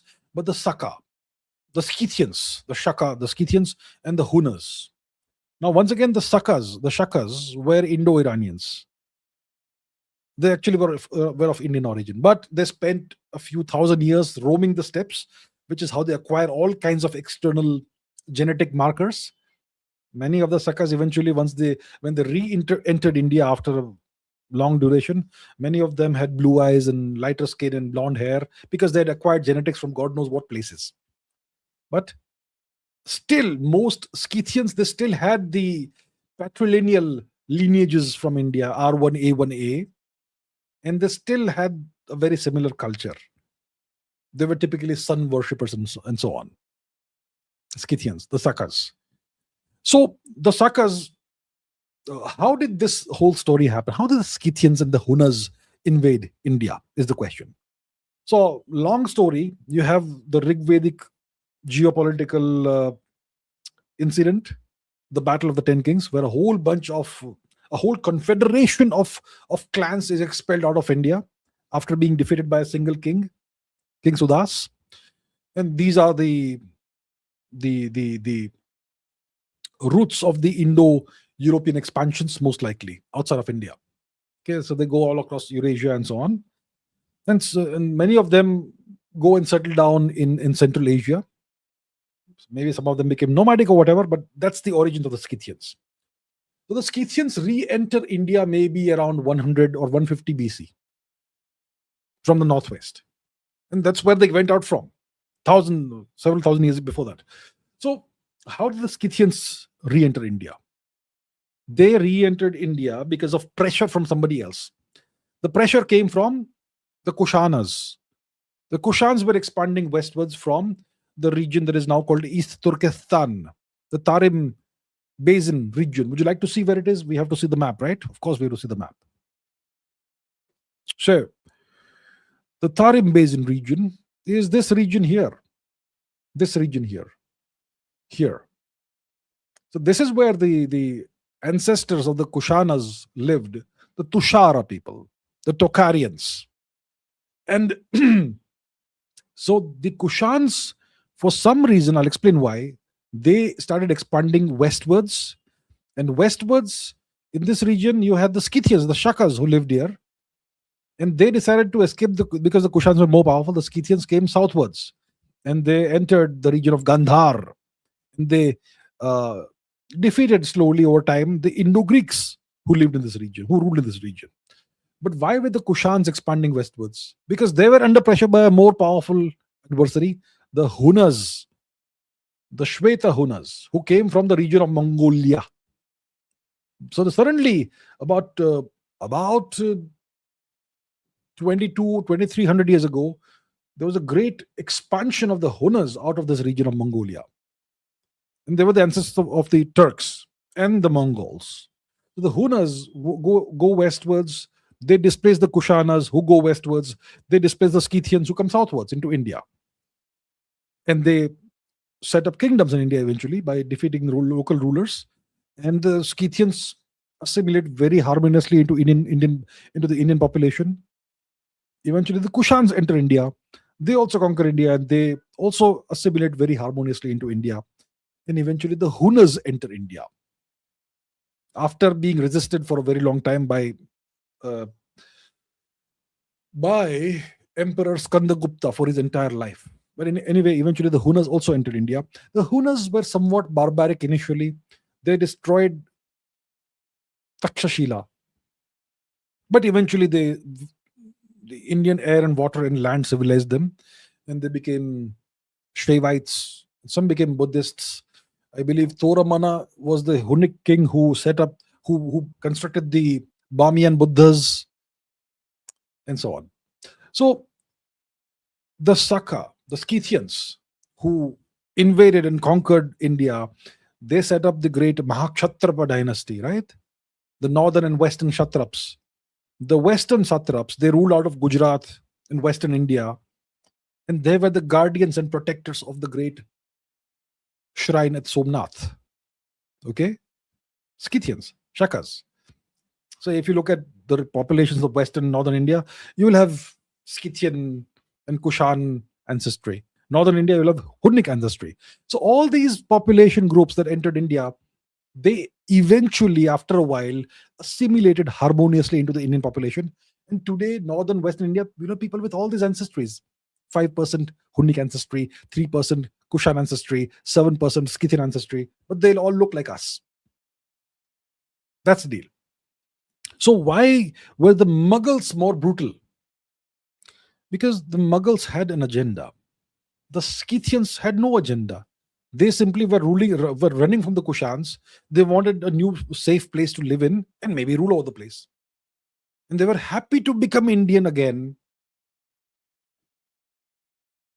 and worship Lord Shiva and serve the great shrine at Somnath and other temples and do so much good for India. The Scythians did that. The Kushans did exactly the same thing. Yeah, they originally conquered India, but then they were some of the greatest rulers of our civilization. Kanishka the Great. He did more for Indian culture than anyone I can think of. Kanishka. The Huns, initially they were somewhat violent, but later they defended India from the Turks. They fought the Turks for centuries. The Turk Shahis and the Kabul Shahis, the Hindu Shahis, they were Huns, descendants of Huns.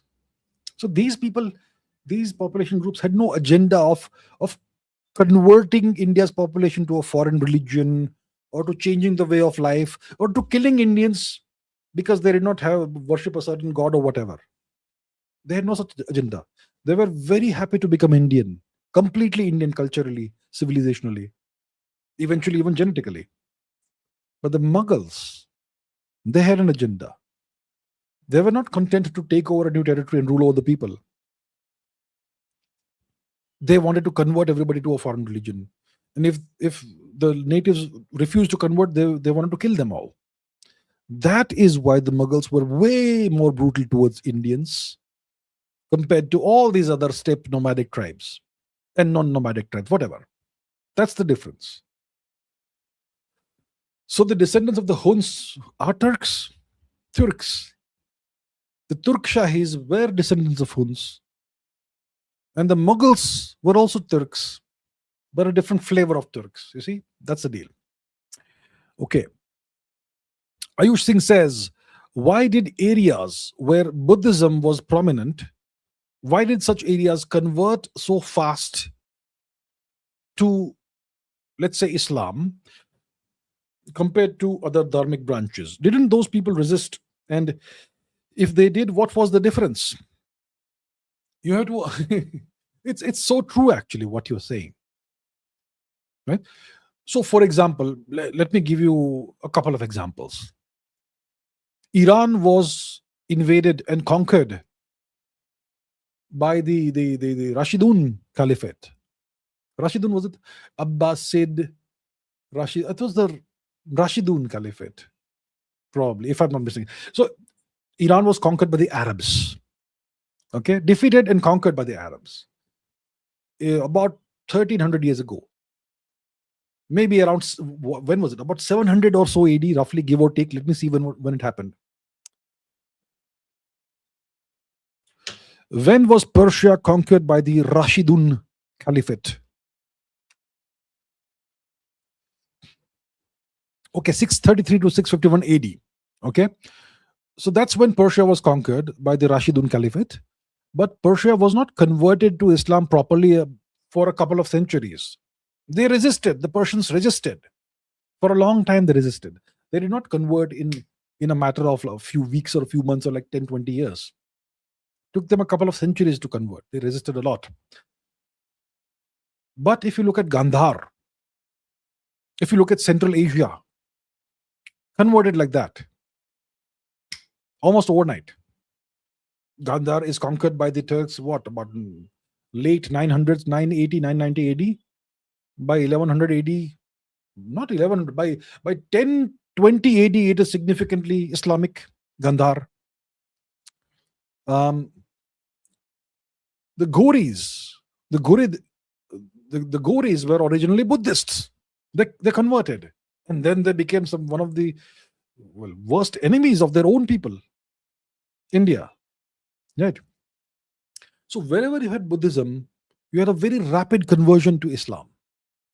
Wherever you had either what we call Hinduism or Zoroastrianism, there was significant resistance. India today is still majority Hindu, despite all the efforts of the Turks for centuries to convert Indians. Why? That's the question you're asking. Then it indicates there is something special about Buddhism. Something special about Buddhism. So what is it that sets Buddhism apart from other dharmic, so to say, religions or dharmic paths? What are the different dharmic paths? You have various philosophical schools of thought within the dharmic umbrella. You have Shaivism, you have Vaishnavism, you have Vedanta, you have Charvaka, you have so many other schools of thought. You have Jaina, you have Bauddha, and so on.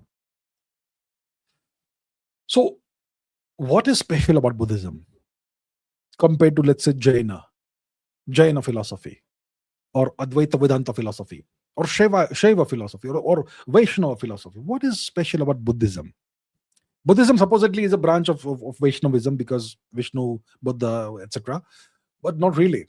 So, Buddhism was brought to prominence artificially by one of our emperors, Ashok. Buddhism was originally an obscure fringe, you could say sect or path of Dharma. Okay? It is Emperor Ashok that artificially brought it to prominence and artificially spread it across India and outside of India, outside of the subcontinent. That was done through imperial patronage. If that imperial patronage had not been available, most likely the world would have never heard of Bauddha Dharma, of Buddhism. But this is what happened. Now, Buddhism was an attempt to reform what we call Hinduism today. It was an attempt to reform Dharma. It was not something deeply ingrained into our civilization over millennia. For example, what we call Jainism, Jaina Dharma, it's very ancient. It also has so many Tirthankars, a long tradition. So it's deeply, deeply ingrained in the lifestyle and ancestry and traditions of people who practice it over millennia, thousands of years. What we call Hinduism, which is whatever, Shaivism, Vaishnavism, that has been practiced over millennia. And every jati in India has its own way of practicing whatever branch of Dharma they follow. And that's something that persists over thousands of years. Buddhism was this new thing that never existed before.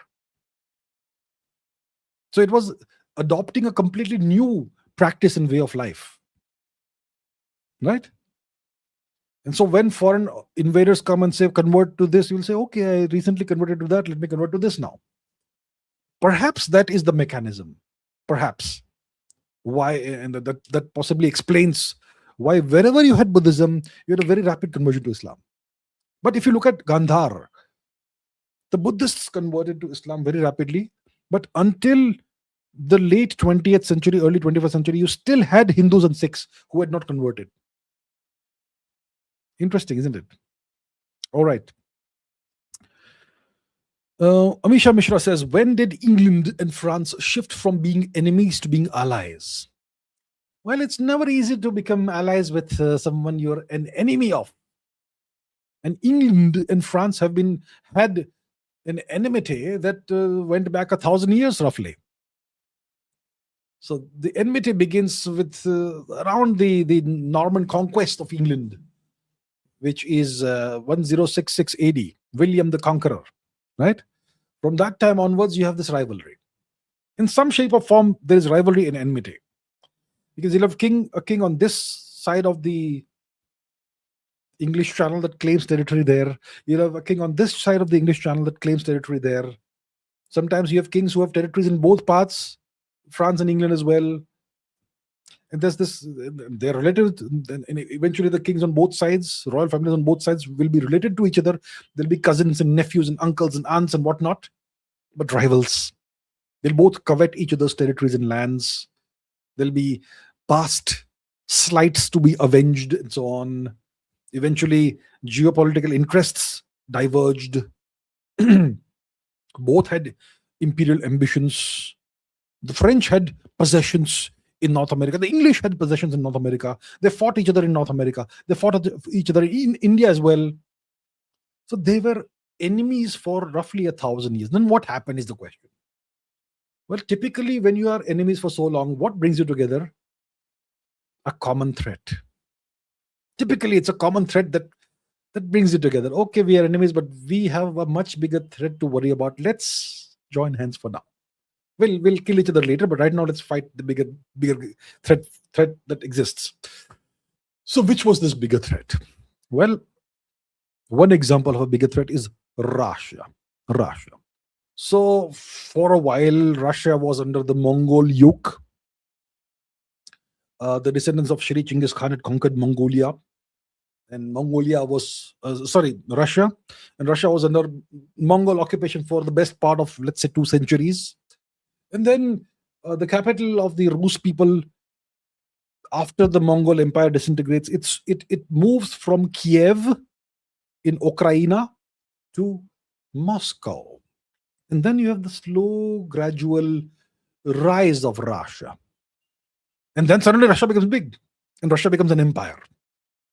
Okay, and Russia expands eastwards, but it also wants to expand southwards. It wants to expand into Central Asia.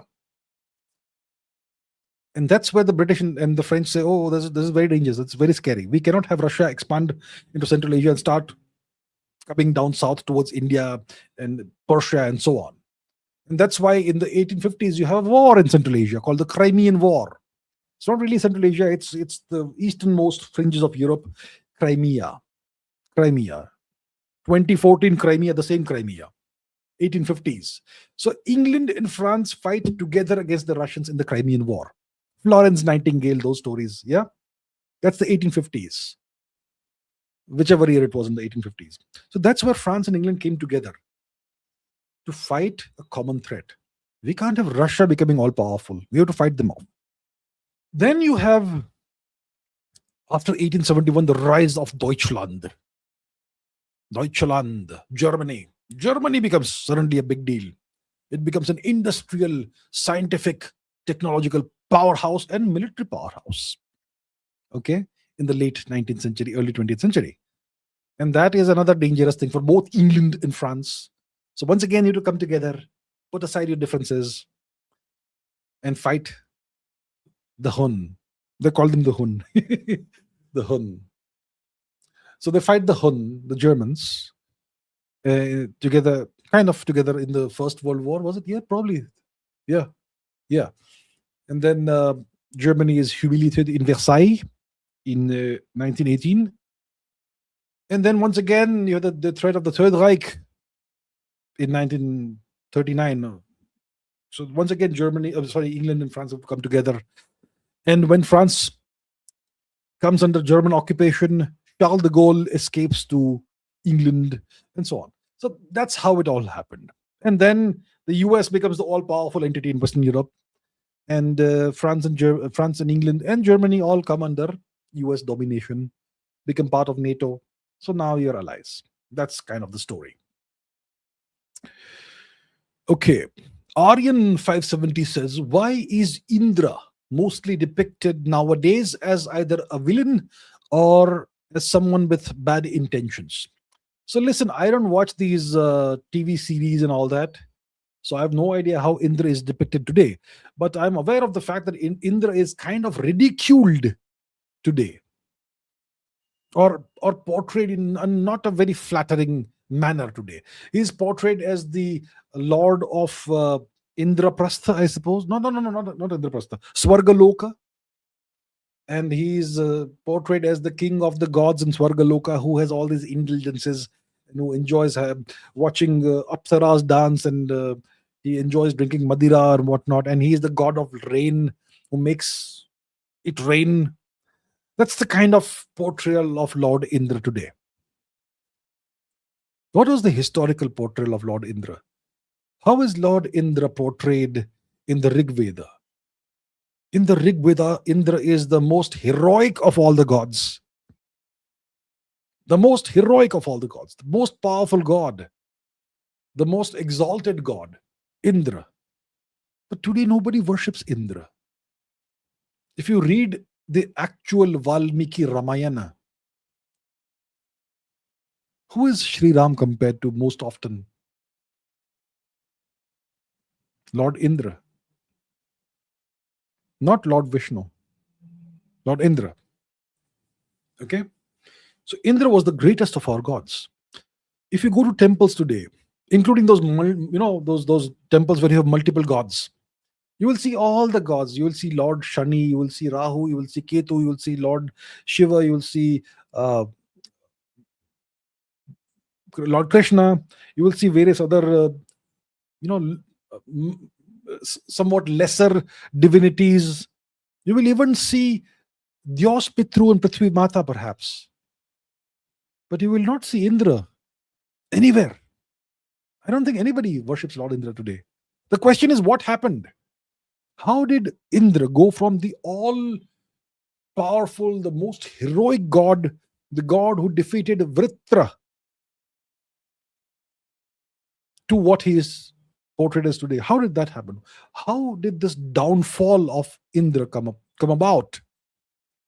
In the West, he's Zeus Pater, or Jupiter, or Thor, the same god. You know how Thor is depicted in Hollywood? And how is Indra depicted today over here? The original god is Indra. What happened to you? That's the question. So how did the downfall happen? See, Indra is the god. What is Indra's weapon? What is Lord Indra's weapon? Lord Indra's weapon in Sanskrit is called the Vajra. So what is the Vajra? The Vajra was a weapon that was made from the rib bones of, who was it? Was it Twashtri? I don't remember which rishi it was, but the rib bones of a great rishi, Maharishi. This weapon was made from the rib bones of the great Maharishi, and that was the only weapon that could defeat the monstrous Ahi Vritra, the great mega serpent Vritra, who had encircled the world's oceans, who is called Typhon in Greek, and Jormungandr in Nordic, same serpent. So to defeat the serpent, you needed this Vajra, which essentially is a gada or a hammer. But Vajra also means thunderbolt. So Indra has this weapon, which is a hammer and a thunderbolt, which is the weapon of Shri Thor. Same thing. So Indra is the god of lightning, and also by association the god of rainfall. Now, rain is very important to the Indian subcontinent. Rainfall was vital to crops. Rainfall was vital to our great rivers. Some rivers are sacred in India. India is a river valley civilization, right? We have the Ganga Valley, the Yamuna Valley, the Narmada Valley, the Sindhu Valley, and the Sarasvati Valley. The greatest of our ancient rivers, apart from the Ganga, was the Sarasvati. Where is the Sarasvati today? The goddess of wisdom was the personification of the great river, right? Sarasvati. Where is the great river today? She's gone. Gone. Why did the great river disappear? The Sarasvati. Because this river was a rain-fed river. It was a massive river, much greater than the Sindhu. The greatest, widest river in the subcontinent. The mother of floods. The loudly roaring river. Okay? This river still exists somewhat. It's a seasonal river now. It's called the Ghaggar Hakra. But historically, it was a great Saraswati. Why did the Saraswati disappear? Because the Indian monsoon declined monotonically from 6000 BC onwards. Slow, gradual decline in the Indian rainy season. In the quantum, the volume of rain that came down every year. And eventually, about 4,000 years ago, there was a massive drought and whatnot. And 2077 BC or thereabouts. And you had very little rainfall for like a few decades. And the great river simply disappeared. So who do you blame for that?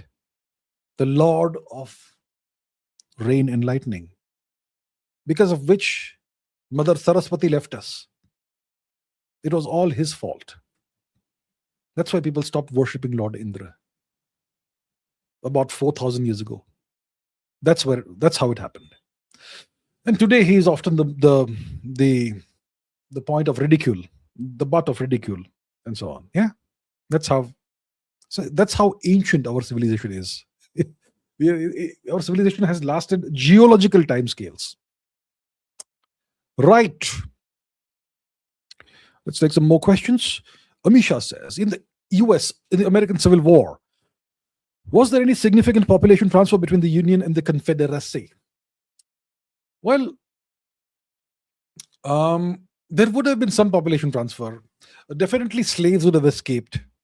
When enslaved African origin people would have come to know that this war is now raging over the issue of slavery, the South wants to retain the practice of slavery and keep us enslaved, and the North has decided to emancipate and free all slaves.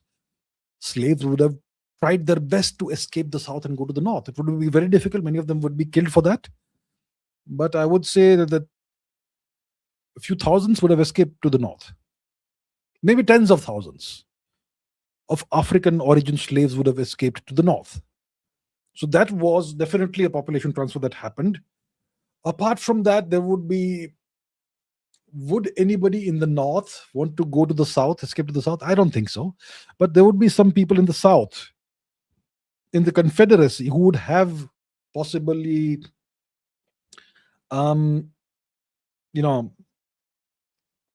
Union-like inclinations.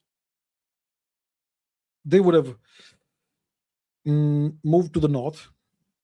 So overall, there was no major population transfer, no significant population transfer, apart from the slaves who managed to escape, maybe 10, 20,000 maximum, right? Apart from that, nothing major. There would be internal population transfer within various states in the US, depending on your political inclinations, whether you are aligned with this or that. So people would move to some other part of the state where you had more people like you, that sort of thing. But overall, nothing major. Nothing major.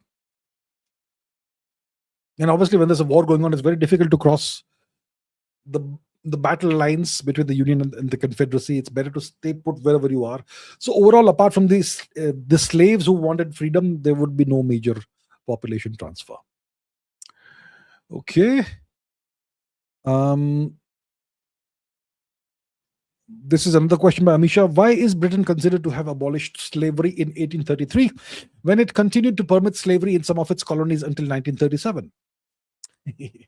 That's British propaganda. That's Western propaganda. Oh, we abolished slavery. We're the first civilization, the first country to abolish slavery. Western civilization is a civilization that was the first to abolish slavery. The rest of the world always had slavery. That's the kind of portrayal you will see. You will see Elon Musk pushing this narrative and so on. The fact is that they simply gave a new name to slavery. They called it indentured labor, indentured servitude. Same thing. You simply put a new title, a new cap on the thing. Oh, now you're no longer a slave. Now you're an indentured servant. You're an indentured laborer.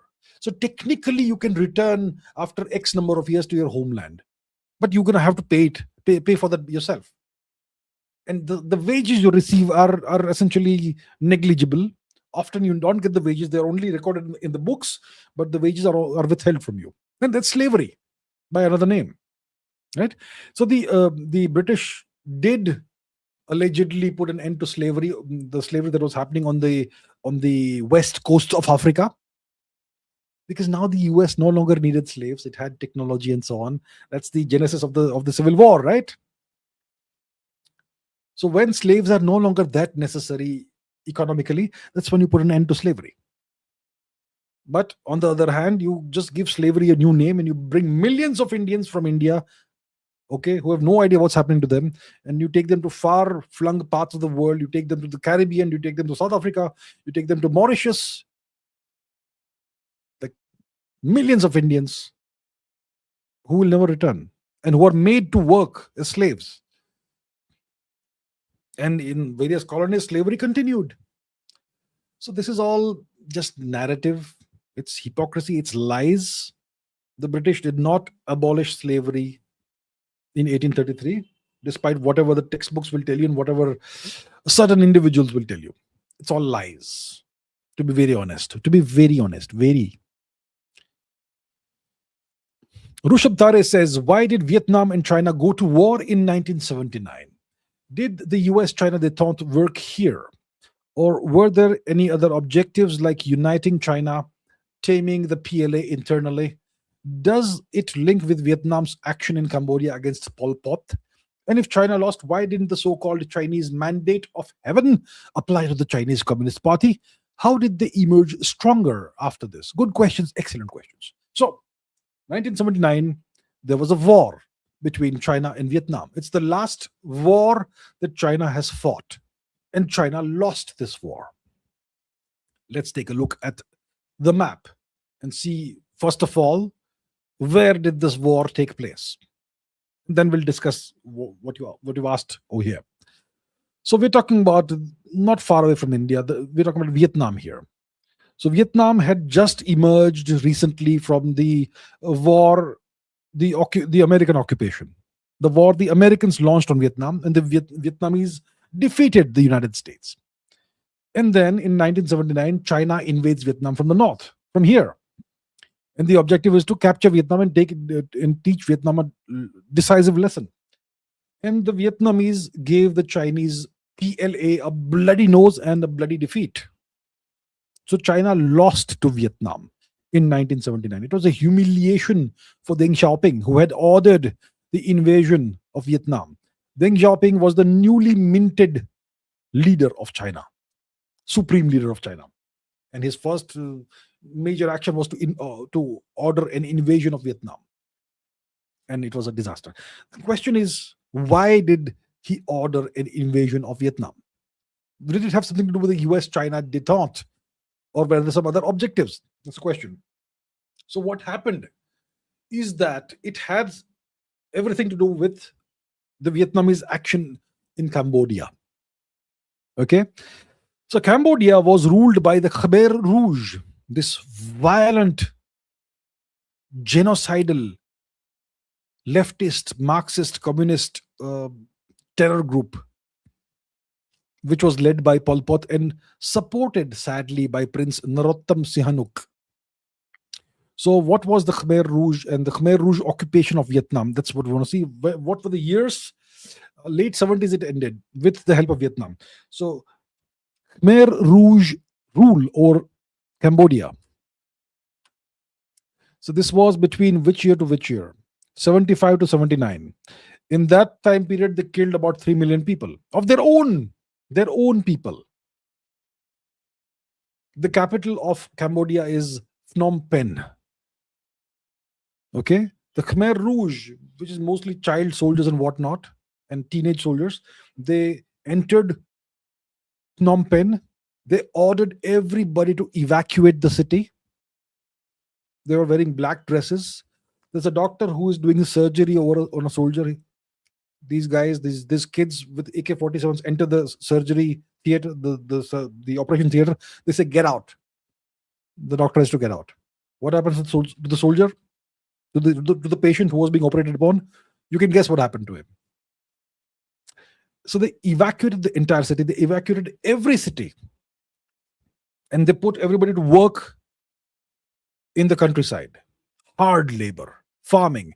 And they would get a meager ration of one little tiny thin soup per day. And the brutality was, I can't even describe it. Okay, you can look it up on your own. It's one of the most traumatizing things I saw as a kid. I was in a barber shop in Europe as a kid, waiting for my turn to get a haircut. I must be 8 years old. And in barber shops those days, you would have magazines. And I opened a magazine. It was Newsweek, I think. It was Time magazine, Newsweek, whatever it was. I opened and I saw all these photographs of the aftermath of the liberation of Cambodia, the killing fields of Vietnam, dead bodies lying in ditches on both sides of the road for kilometers and kilometers.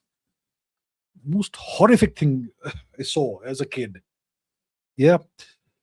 So the Khmer Rouge were communists. Now, guess who supported the Khmer Rouge? The Chinese Communist Party supported the Khmer Rouge. The genocidal, maniacal Khmer Rouge. Okay? So in 1979, Vietnam invaded Cambodia, kicked the Khmer Rouge out, and liberated the Cambodians. The Vietnamese are communists, by the way. The Khmer Rouge communists, Vietnam communist, China communist. And Vietnam liberates Cambodia and kicks the Khmer Rouge out. The Chinese are like, how dare you? And that's why Deng Xiaoping ordered the invasion of Vietnam. And it ended up being a humiliation, a disaster for the PLA, a loss, a defeat for the PLA. Now the question is, so now we understand what happened, why it happened. Now China lost. So why did the Chinese mandate of heaven not apply to the Chinese Communist Party? If you lose a war, don't you lose the mandate of heaven? No, not necessarily. The question is, what is this mandate of heaven? That's the question. Once you understand the concept of the mandate of heaven, then you'll understand what happened here. The mandate of heaven historically in Chinese imperial cycles. So in China, you have imperial cycles. An empire rises, rules, and as long as it has the mandate of heaven, it rules. Once it loses the mandate of heaven, the empire falls, and there's a period of anarchy, maybe a few decades, maybe a century, and then a new empire rises, and a new imperial cycle starts. Okay? So the central concept here is the mandate of heaven. What is this mandate of heaven? The mandate of heaven is, as long as the emperor has complete control over the country and is ruling with a strong hand, as long as this condition is met, he has the mandate of heaven. So as long as able to internally maintain law and order and control and security inside the country, he has the mandate of heaven. You may lose a war externally, but as long as you maintain law and order and discipline inside the country, you have the mandate of heaven. So the mandate of heaven is about what you do inside the country, not outside. You may fight a war to somebody else and you may lose, but as long as your country is not overrun and conquered and occupied, and as long as you're able to maintain law and order inside the country with a strong, firm hand, you have the mandate of heaven. Okay? That's the mandate of heaven. So Deng Xiaoping lost to Vietnam, but there was an external war. It was fought on Vietnamese territory. He did not lose control of China despite that loss. And those days, there was no internet, there was nothing, all that news would have been censored in China, right? Maybe it was portrayed as a lesson taught to Vietnam. Maybe it was portrayed as a victory. How would somebody in Chongqing or wherever else, or Beijing or Shanghai or Hainan or wherever, how would they know what happened in Vietnam? They would not know. So that's how Deng Xiaoping was able to survive this humiliation. It did not affect the way he was ruling China. And that's how eventually, because of Deng Xiaoping's internal policies of economic policies and so on, China emerged stronger from this situation. Okay. There's more questions, but we have crossed way past 2 hours. So let me now see if we have any super chats, etc. We have 47 super chats. Okay, let's deal with the super chats. We have 45 super chats. Okay, I'm gonna be here for a while, but you know what? I'm not complaining. It's a privilege that I have so many questions to field. Okay, let's take the super chat questions now. This is by Srishti Siliguri. And she says, as a history student, I've noticed a pattern. Many Indian empires fell due to internal divisions. What qualities should the youth develop to resist manipulation, think independently, and build a strong nation? So, what qualities should the youth develop in order to achieve this? Right? So, how do you think independently, first of all? You have to acquire knowledge from outside of the education system. If all you will do is read your textbooks until you are a grown-up person, until you're an adult, you're going to have no ability to think independently. Because your textbooks are designed to turn you into sheep, into mentally colonized sheep. You must be hungry and thirsty for knowledge, despite the trauma the education system imposes upon you. You should know, you should realize, you should recognize the fact that there is genuine, valuable knowledge available outside of the education system. So read about the world, read about whatever fascinates you. But don't look for that knowledge and information within your textbooks, you will find nothing. Look for it outside. There are so many wonderful sources of knowledge available for free online today. You have YouTube, you have various entire textbooks and entire websites full of wonderful, valuable knowledge information available for free. So be hungry for knowledge. Never stop learning. Don't say that after the age of so and so I'm done with studies. No, you never stop learning. You always need to have this approach, this attitude that I will never stop learning, no matter what age I am. Okay, I'm 23 now. I'm done with my master's degree or whatever it is. I will not read anymore. No, that's not the right approach and attitude. You have to keep learning. That's one thing. Secondly, get in touch with your ancestral culture and civilization, your family's traditions, your family's whatever path it had. Right? Get in touch with that, at least in some shape or form. Right? Don't allow the education system to deracinate you. Know what your culture and civilization is all about. It's glorious, but you're not taught that. You're taught the opposite. So get in touch with your civilization and understand what the Indian interest is. Not just the national interest, but the civilizational interest.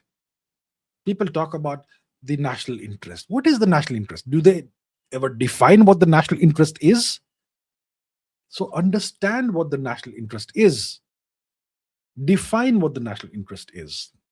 What are the core vital interests for India? What are the important interests? What are the peripheral interests? All of these matter, but in different urgency, different priority, different magnitude. If you understand these things, and if you learn to put your civilizational identity above your sub-national identity, and if everybody does that, you're going to have a brilliantly strong nation. All right, great question. King of Lions says, why could Hindu Shahis not withstand Ghazni? Why could Hindu Shahis not withstand Ghazni? That's a great question. Great question. The Hindu Shahis were the successors of the Turk Shahis. And the Turk Shahis and the later Hindu Shahis, they had a reasonably smallish kingdom in Gandhar, which is present-day Afghanistan. Probably Kabul must be the capital, right? And they were defeated by the Ghoris, by Ghori, not the Ghaznavids, the Ghorids. Who defeated the? Let's fact check this. Okay, even I am a little hazy on the Ghoris and Ghaznavids. Who defeated the Hindu Shahis? Who defeated the Hindu Shahis? Was it the Ghorids or the Ghaznavids? The Ghaznavids. Okay, you are right. It was the Ghaznavids defeated, ultimately annihilated the Hindu Shahis. Mahmud of Ghazni. So Ghoris and Ghaznavids. So Ghazni, Mahmud of Ghazni. Right. Okay. So the thing is, they would have had fewer resources, and the Ghazni, Mahmud of Ghazni, he had more resources because he had conquered a larger empire. See, the thing about Hindus are by nature not expansionists. They play defense. The army is to protect the borders. But why not expand beyond the borders? No. We don't do that. So that's one thing. And secondly, maybe they did not have the means to expand, perhaps. Whatever it was, maybe they did not fight in the way that would allow for rapid expansion. If you fight in a civilized manner, you can't expand very fast. But if you fight in an absolutely immoral manner, you can expand as fast as you want. At least definitely faster than otherwise. So there are certain self-imposed restrictions and constraints that come with being civilized. And the opponent does not have those self-imposed restrictions. Right? So Mahmud of Ghazni, He was obviously a very brutal, very cruel ruler, but he was a very successful ruler in terms of expansionism. So that's why he was able to defeat, sadly, the Hindu Shahis. Okay. Right, next. Pradeep Kumar Roy says, what are the causes that led to the Bronze Age collapse? About Peter Turchin and his concept of elite overproduction. The Bronze Age collapse. Now, was there a Bronze Age collapse in India? There was no Bronze Age collapse in India. You're talking about the Mediterranean region. So, first of all, we don't understand when we say a Bronze Age, when we talk about a Bronze Age collapse, we have to understand it's not a global phenomenon. It's a Eurocentric phenomenon because this happened in the Mediterranean region. But if you read the way the Europeans write about this, they write about it as if it happened globally. There was no Bronze Age collapse in India. There was no Bronze Age collapse in Eastern Asia, in China, in Japan, in Suvarnabhumi, in Southeast Asia. There was no Bronze Age collapse. The Indian subcontinent had no Bronze Age collapse. There was no Bronze Age collapse in Persia or Mesopotamia. It was in the Mediterranean region, right? So there was climate change, there was droughts, there was the intrusion of the so-called sea peoples whose identity is some significantly unknown. They themselves may have been the victims of climate change and whatnot, right? So the causes of the Bronze Age collapse are kind of hazy even today. There are various theses and all. Climate change is one. Yeah, climate change is probably a significant cause that is attributed to what happened in the Mediterranean, the Bronze Age collapse. The Mycenaean civilization disappeared; it crumbled, and there were issues in Egypt as well, etc. So it's in that region only, which is a small part of the world. Let's take a look at the map. Bronze Age collapse. Let's take a look at the map, okay? When we talk about the Bronze Age collapse, if you look at the globe overall, the Bronze Age collapse happened in this region here. This region. That's a small part of the world. Right? There's nothing, I mean, we don't know of any Bronze Age collapse anywhere else. There was climate change related action in other parts of the world, but there was no collapse as such. So probably it was climate change and so on. Around the same time, the Sarasvati essentially disappears, right? But that did not lead to a collapse of any kind in India. It led to population dispersals and migrations within the subcontinent, some outside, but no collapse, no collapse. Peter Turchin and his concept of elite overproduction. Elite overproduction is a real thing. In any settled society, you're going to have elite overproduction, rent-seeking behavior, and so on. Yeah, so that's a real thing.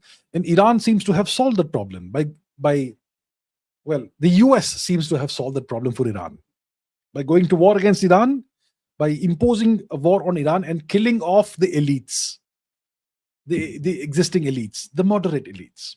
And that has given forth to a new set of leaders in Iran who are going to be hardliners as opposed to moderates. So the US has solved that problem of elite overproduction. Typically, in a warlike society, you don't have the problem of elite overproduction because when you're a warlike warrior expansionist society, your elites are out there on the front lines, leading armies into battle.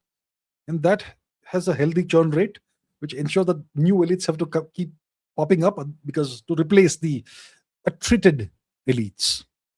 So elite overproduction is a problem in settled sedentary societies. Can you think of any such society? Maybe. Okay. Okay, Piyush Shukla says DRDO hypersonic scramjet engine successfully tested over 1200 seconds. How significant is this? What will happen if we take Chittagong now? Your solution to chicken neck. Okay, 2-3 questions in the same one. Okay. DRDO hypersonic scramjet engine successfully tested more than 1200 seconds. That's fantastic. Very significant. Very significant. Hugely significant. Probably the best. What is the longest test of a scramjet engine? What is the longest a scramjet engine has been successfully tested in terms of seconds? 1200 seconds. Oh, well. Longest ground test. Longest flight test is 210 seconds. It's a NASA X-51 Wave Rider. Historical milestones 10 to 12 seconds, NASA's X-43A. But the Indian scramjet rocket, 1200 seconds. That is shocking. That is ridiculously brilliant. I think it's super significant. Now, what we do is we operationalize this and we put these engines inside missiles and test a few of these. And eventually operationalize this. India needs missiles. Learn from our Persian cousins. We need missiles. Lots of missiles. Different kinds of missiles. Scramjet, impossible to stop. Impossible to intercept. So a scramjet-enabled cruise missile is like a BrahMos missile on every imaginable steroid and whatnot. That's what it is. So it's very significant. What will happen if we take Chittagong now? The US will impose sanctions on India and crush India's economy, destroy India's economy. That's what will happen if India takes Chittagong now. Maybe not a bad thing. My solution to chicken neck, take Rangpur, etc. Right? That's the solution to the chicken neck. Expand the chicken neck. Turn it into something more massive than a chicken's neck. Not an ostrich neck, but maybe an elephant's neck. Something like that. Okay. Sachin Kumar says, guys, the master speaks. Please like the video. Thank you so much, Sachin Kumar ji. Thank you so much. Very nice of you. Please like the video indeed. Please like, share, and subscribe. Thank you. Arman Khan says, why is India bad in football? Reasons: one is broken grassroots system, age fraud, terrible coaches, less games for kids. Second, fraud people sitting in state, national federation. Third is sports minister giving low funds. All of the above. Yeah. All of the above. We have money in the country. We have money. We have a so-called Indian Super League. I'm sure there's funds available for that, but why is nobody watching the league? Why is the league not successful at all? Forget about this Indian Super League, which is the highest level of club football in India or whatever football. But what about grassroots football? If you go to European nations, you will see football grounds all over the place. Decent quality coaches coaching little kids, right? In India, everything is scarce. There's no football grounds available. Coaches aren't available. If coaches are available, they are government employees. Often they don't know anything about football, allegedly. And then you have the associations and federations involved, which allegedly are there to make money for themselves, allegedly, not to bother about the sport. All these issues. So many issues. Yeah. So that's why, apart from cricket, no sport flourishes in India. Same situation for hockey and so many other sports. Terrible. And this can be rectified. Not difficult to rectify with the right vision, approach, and leadership. Pradeep Kumar Roy says, what was a police in ancient Greece? Police, P-O-L-I-S, police in Greece is the equivalent word of the Indian word pura. P-U-R-A, pura. Singapore. What's the word for lion in Greek? What's the word for lion in Greek? Leontari, Leontas, Leonidas, Leon. So Leon police means Singapore. The Greek translation of Singapore is Leon police. Okay? So the ancient capital of Persia was Parshvapur. The Greeks called it Persepolis. Pura became polis. Parshva became Persa. So Persepolis. That was Parshvapur. That's what it is. Sachin Kumar says, was Akbar's Din-e-Ilahi a real religion? I am not very familiar with Akbar. Jalaluddin Akbar and his Din-e-Ilahi. I think it was some artificial religion that he had created himself. Maybe he wanted to portray himself as some great religious leader or something.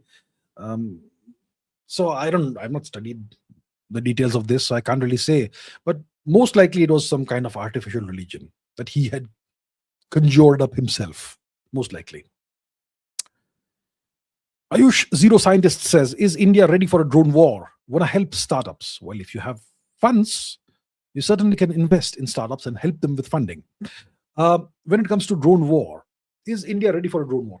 I believe India is doing a pretty decent progress when it comes to drone technology. Drone technology is not really that much of a cutting edge thing. You want to mass produce cheap and reasonably capable drones.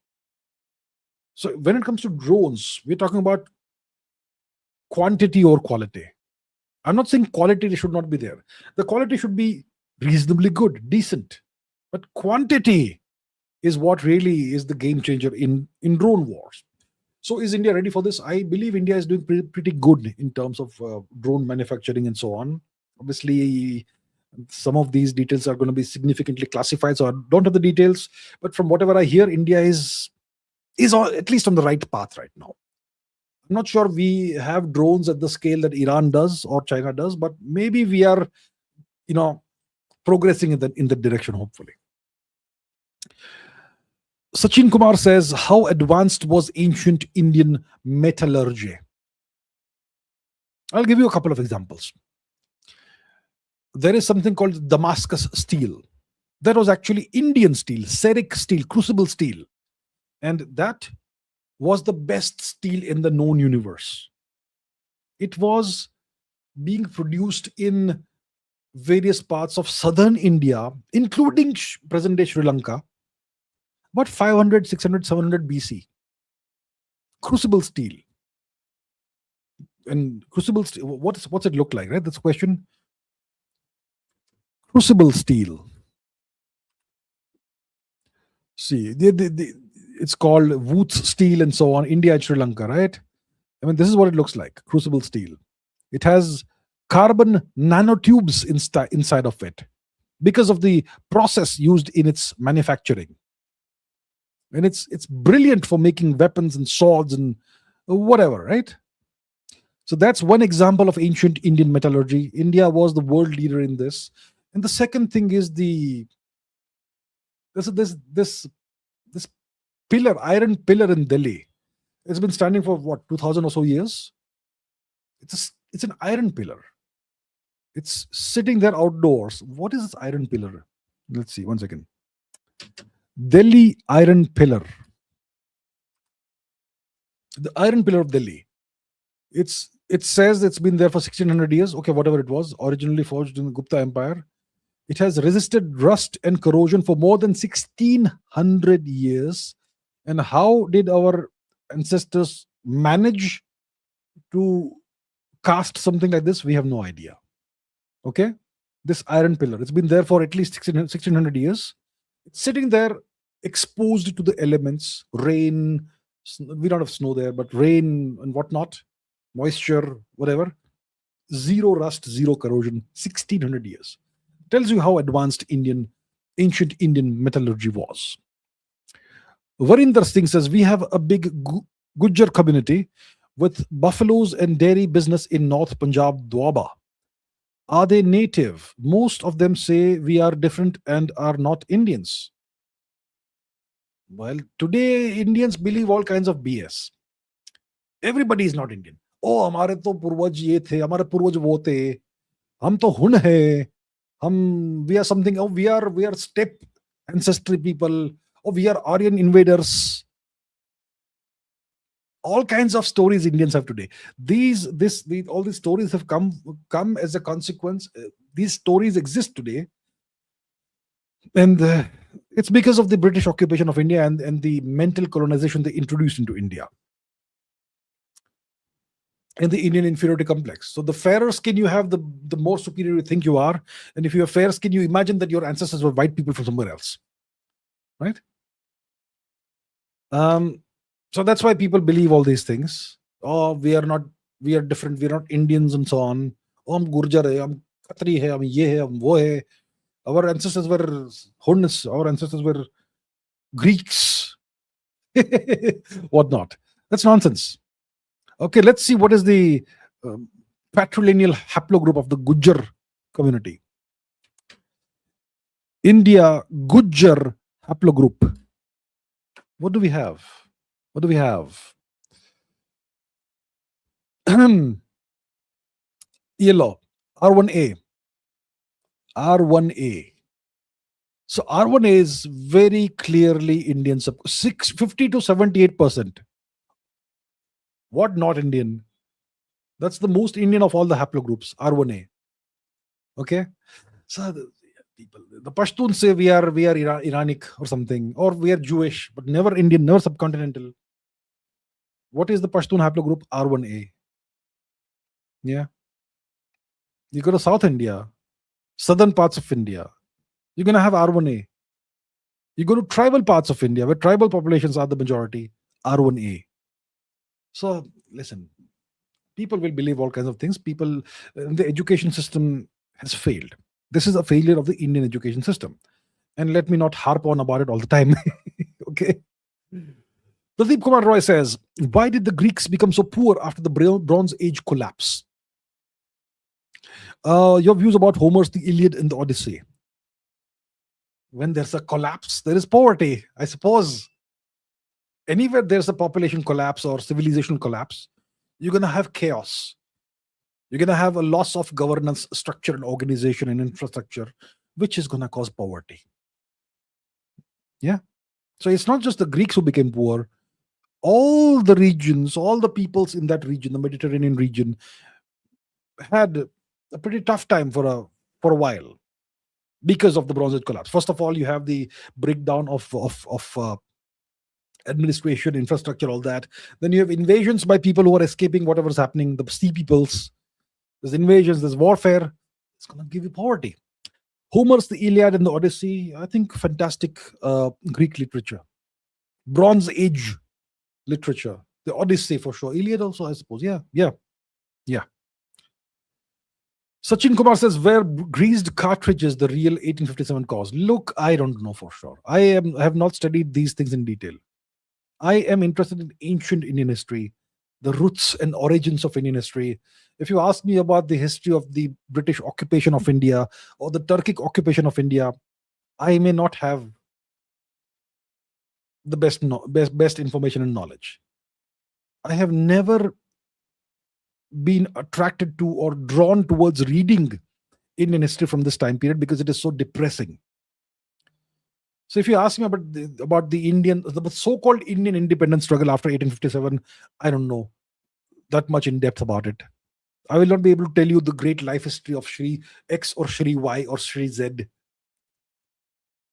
The story of 1857, I have not bothered to read it because it is so depressing. So I don't know. It is said that the greased cartridges were the cause. I suppose maybe they were. Marcus Aurelius says, I missed you last Sunday by 15 minutes. Happy Vesak Day, sir. Thank you so much, Marcus Aurelius G. Thank you so much for being on this live stream. And happy Vesak Day to you as well. Thank you so much. Sachin Kumar says, why did Penguin pulp Donegers the Hindus? I don't know.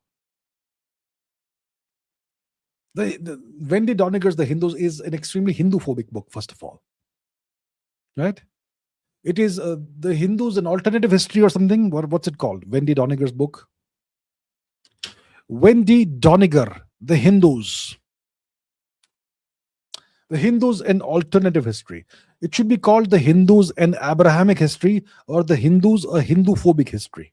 That's what this book should be called. So this person, Donegger, and this other person, Trukchi or whatever she is, these are all Hindu phobes who seek to distort India's history. So is that why Penguin pulped it? I have no idea, but okay. Sachin Kumar says, was the Indus horse seal a Raja Ram fraud? I don't know about this. Indus horse seal. I know of a horse statuette or a figurine Indus horse seal. Oh, come on. It's not in this horse seal. It's Indus.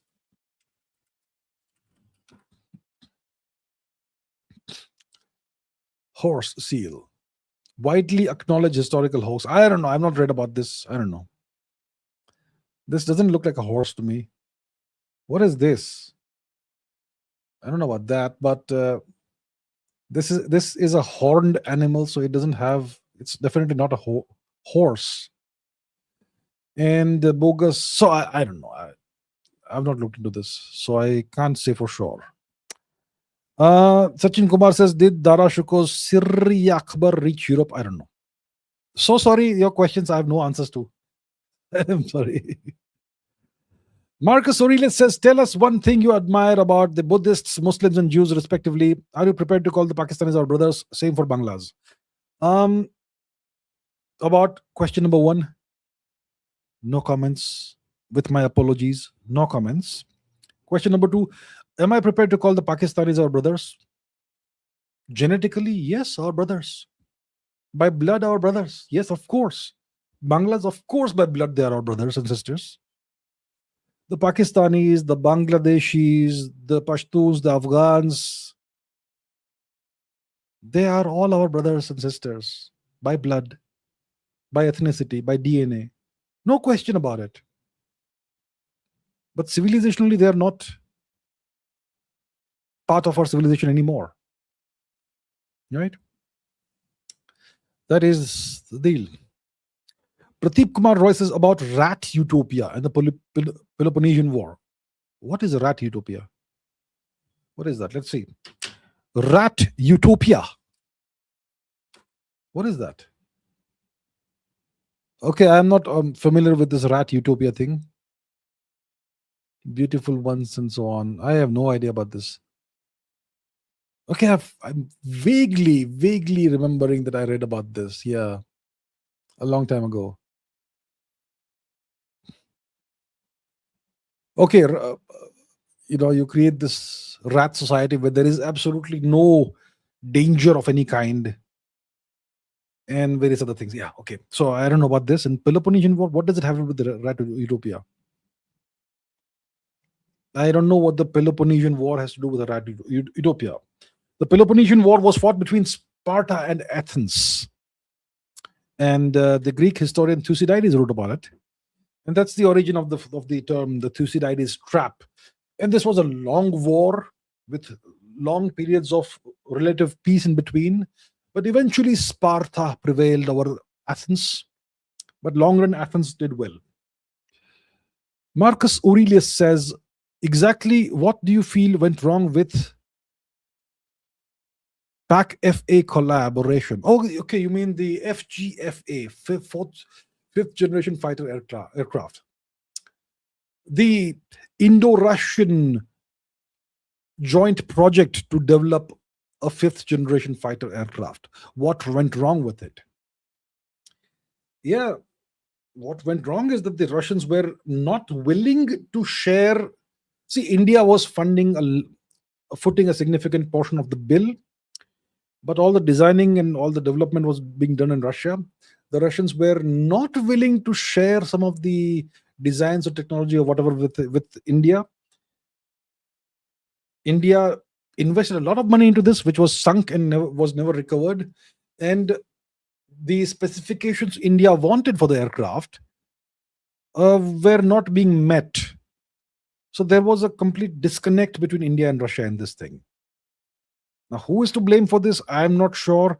Both sides have a different story to tell. But the outcome of this project is the Sukhoi 57.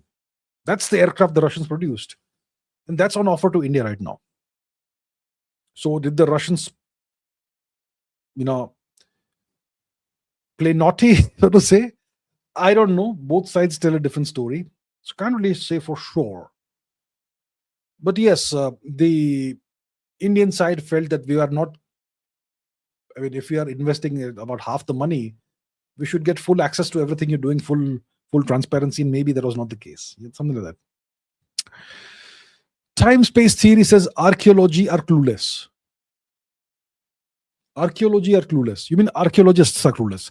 Archaeologists are clueless as to how to replicate exact massive megalithic walls of Egypt, India, Cambodia, Peru, but confidently call them parallel independent civilizations. How does this make sense?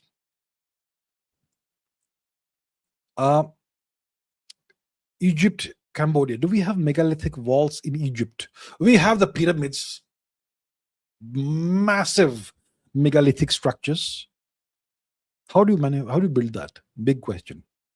Cambodia, do you have megalithic structures? You have Angkor Wat, which is a Hindu temple. That's not exactly megalithic. Egypt, pyramids, Cambodia, Peru. Peru is on the other side of the planet. What does that have to do with India? What does that have to do with India? Are you saying that our ancestors went on aircrafts and went to Peru and then we collab kiya? Or did Indians go by submarine or by ship or whatever? Look, there is no evidence of this. There is no evidence, despite what many people claim. I have seen no irrefutable evidence of the presence of ancient Indians in Peru. Okay. Peru. Right. You're talking about the Inca Empire. Where was the Inca Empire? They do have reasonably megalithic monuments, yeah. Inca Empire. Cusco, let's Peru and so on, yeah. Right, so they did have pretty interesting architecture, pretty large blocks of rock, cities like Cusco, etc. I mean, there's no gaps between the rocks, between the components of walls and so on. But do you have something similar in India? I'm not sure about that. So you are right that archaeologists are clueless about how to replicate megalith, how to construct, about how these structures would have been constructed. How were the pyramids constructed? Archaeologists have no idea. We have no idea. Engineers using today's equipment can't make the pyramids. When it comes to the walls of the Baalbek temple, which is a Roman temple, gigantic stones. How do you move that? No idea. So pyramids, no idea. Baalbek, no idea. Cambodia, Angkor Wat, I suppose we can, that can be explained. India, Kailash temple, how do you, the Kailash temple, right? Not the Kailash temple. Which is that rock cut temple in India? Monolithic rock cut temple in India.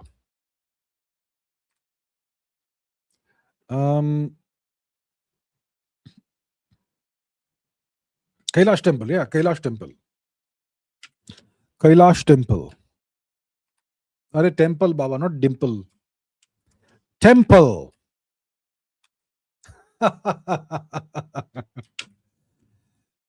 Temple. Temple.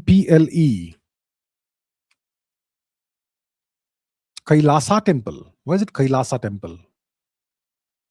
So this is a monolithic monument built out of the face of a mountain. I'm not sure anybody knows how to make this today. There are big mysteries, no question about that. But I am not somebody who connects all these things together.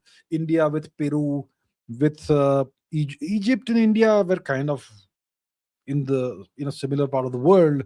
India did have ancient interaction with Egypt going back 4,000 years at least. That's fine, that we understand. Cambodia is in India's backyard. Cambodian monuments are Indic in origin and nature. The question is Peru. Is there any connection between India and Peru? I have seen no irrefutable evidence of any connection. Sachin Kumar says, where are India's cities from 1900 to 600 BC? Now that's an interesting question. When we talk about Mohenjo-daro, Harappa, Rakhigarhi, Kalibangan, Biranna, these are pretty ancient cities, like 4,000, 5,000, 6,000 years old.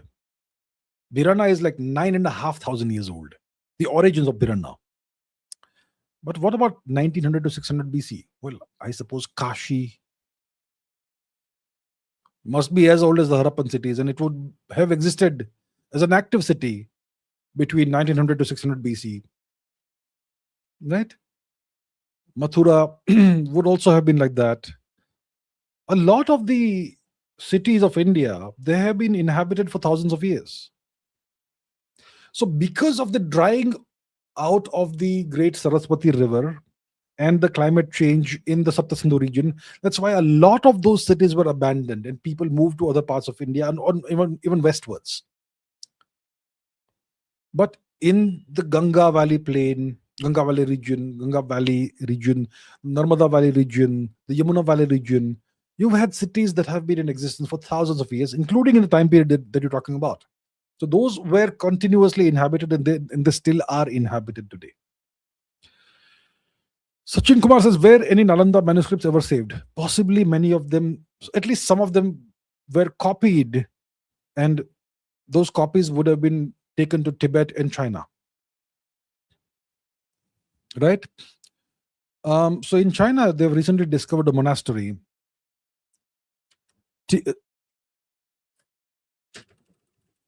I am sorry, it is not in China that they've discovered a monastery. They've discovered a monastery in Chinese-occupied Tibet. Correction. Tibet monastery with Sanskrit literature. Sakya monastery. Yes, Sakya monastery. So, they Rahula, Sankritana, okay, all that. So the Sakya monastery has a huge, gigantic library. Look at this. Look at this. Most of these are works that have been translated from Sanskrit to various languages. Pagpa Lama, yes. Kublai Khan, Gautam Buddha, etc. 10,000 years, whatever it is. So we have some of this literature that exists outside of India that was saved, that was translated either into Chinese or Tibetan or some other languages. So these manuscripts would have been translated and they would exist in other parts of the Indosphere, but not the original manuscripts. Beckenbauer says last Chera emperor went to Kailash in temple records, but some factions, including government, push a Mecca narrative despite timeline issues. Is this an agenda? I have absolutely no idea of this matter. The last Chera emperor went to Kailash in temple records. Last Chera emperor went to Kailash. Kailash temple? The belief that a Chera emperor went to Mount Kailash refers to the legendary king Cheraman Perumal. He according to Tamil traditions, he abdicated his throne, traveled as a pilgrim, and miraculously ascended to Kailash. Okay. So what is the Indian king who met Prophet Muhammad? Okay, so I have absolutely no idea about this episode, and I can't really comment about it because I'm not aware of this.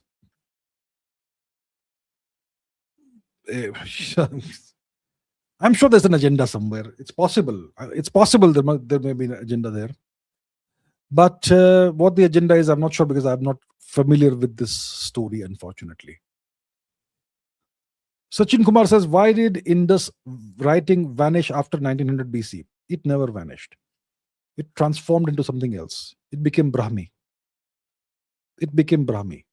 The Brahmi script is a continuation of the much older so-called Indus Valley script or Sarasvati Sindhu script. The Brahmi script is a continuation of that. It did not vanish. It evolved into something different. Sachin Kumar says, did Madhava's Kerala calculus reach Europe? Yes, it did. And in the same year, one guy in England and another guy in Germany independently discovered calculus. Same year.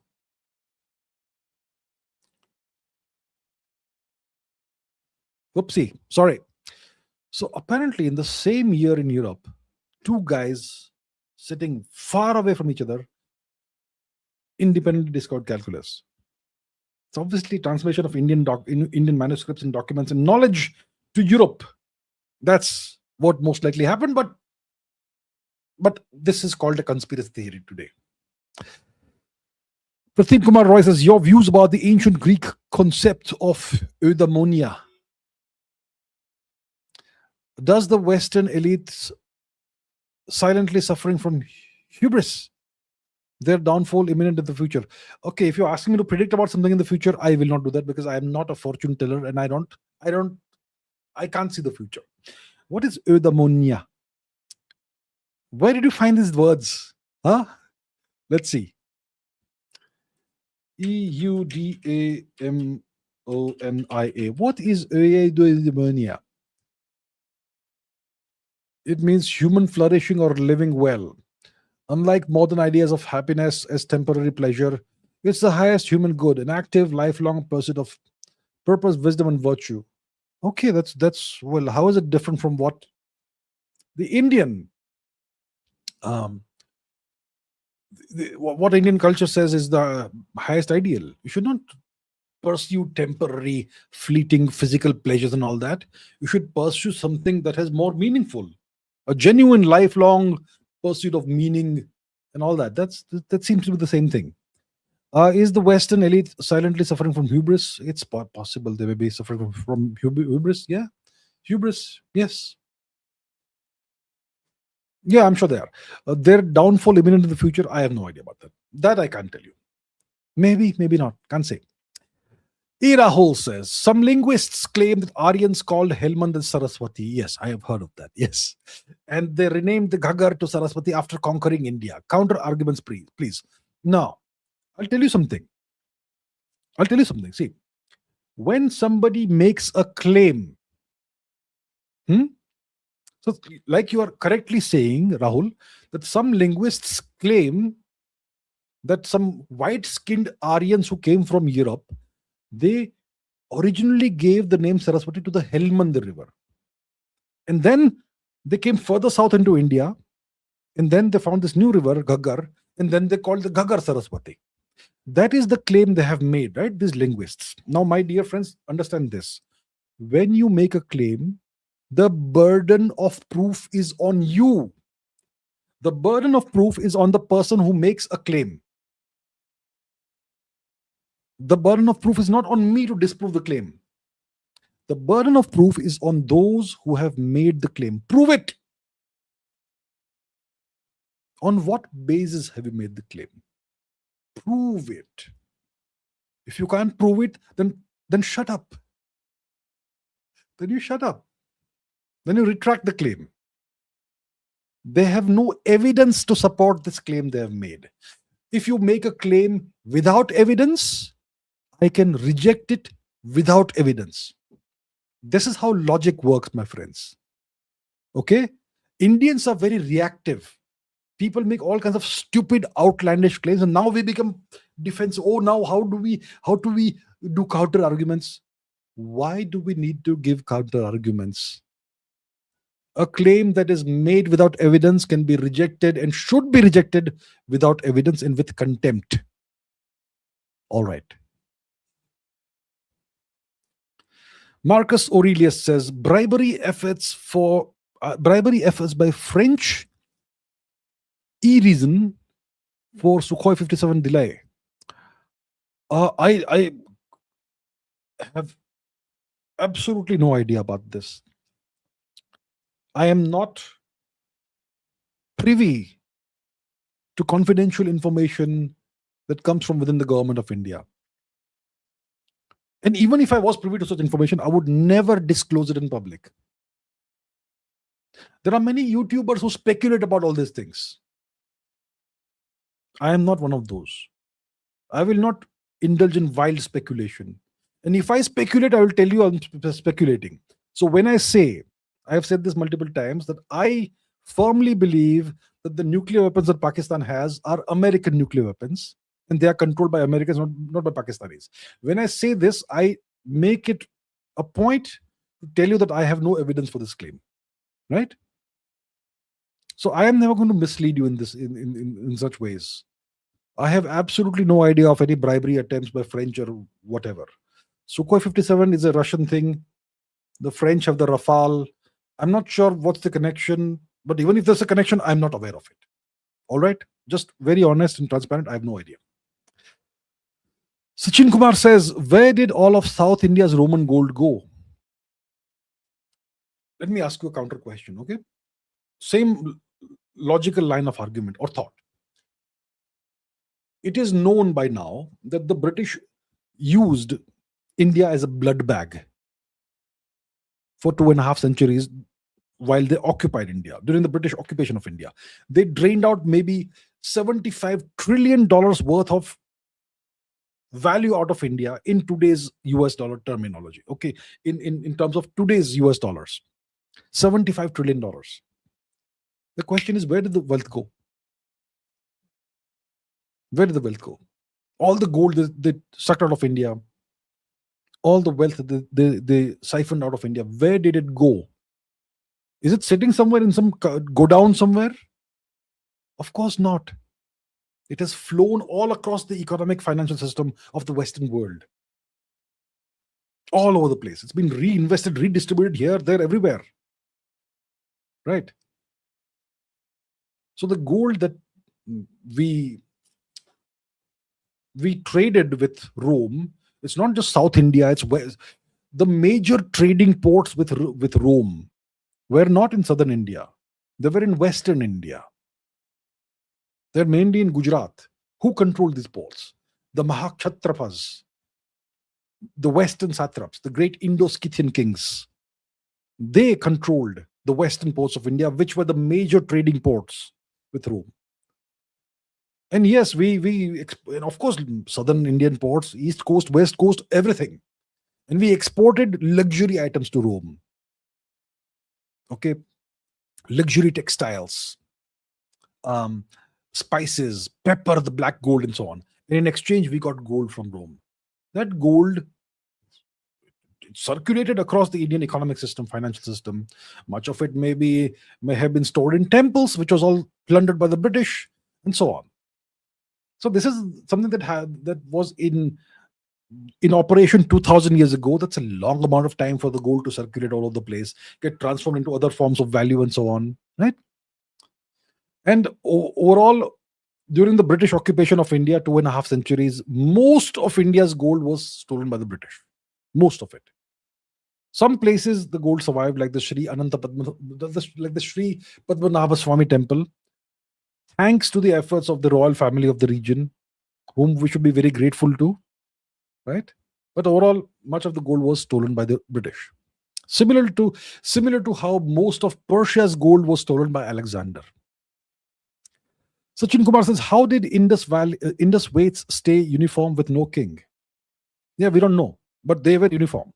You had absolute standardization of weights and measures all across northern and western and central India.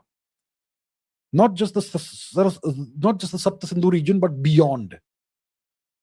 You had the same weights and measures in Oman, which was a trading port, a trading center, a trading outpost of ours. You had the same weights and measures in Gandhar, the northernmost parts of the so-called Indus Valley region, the Sarasvati Sindhu region, right? You had the same weights and measures all over the place. Now, do we know that there was no king? That looks like there was no. We don't see any evidence of palaces. We don't see any evidence of elite status houses or whatever. We see none of that.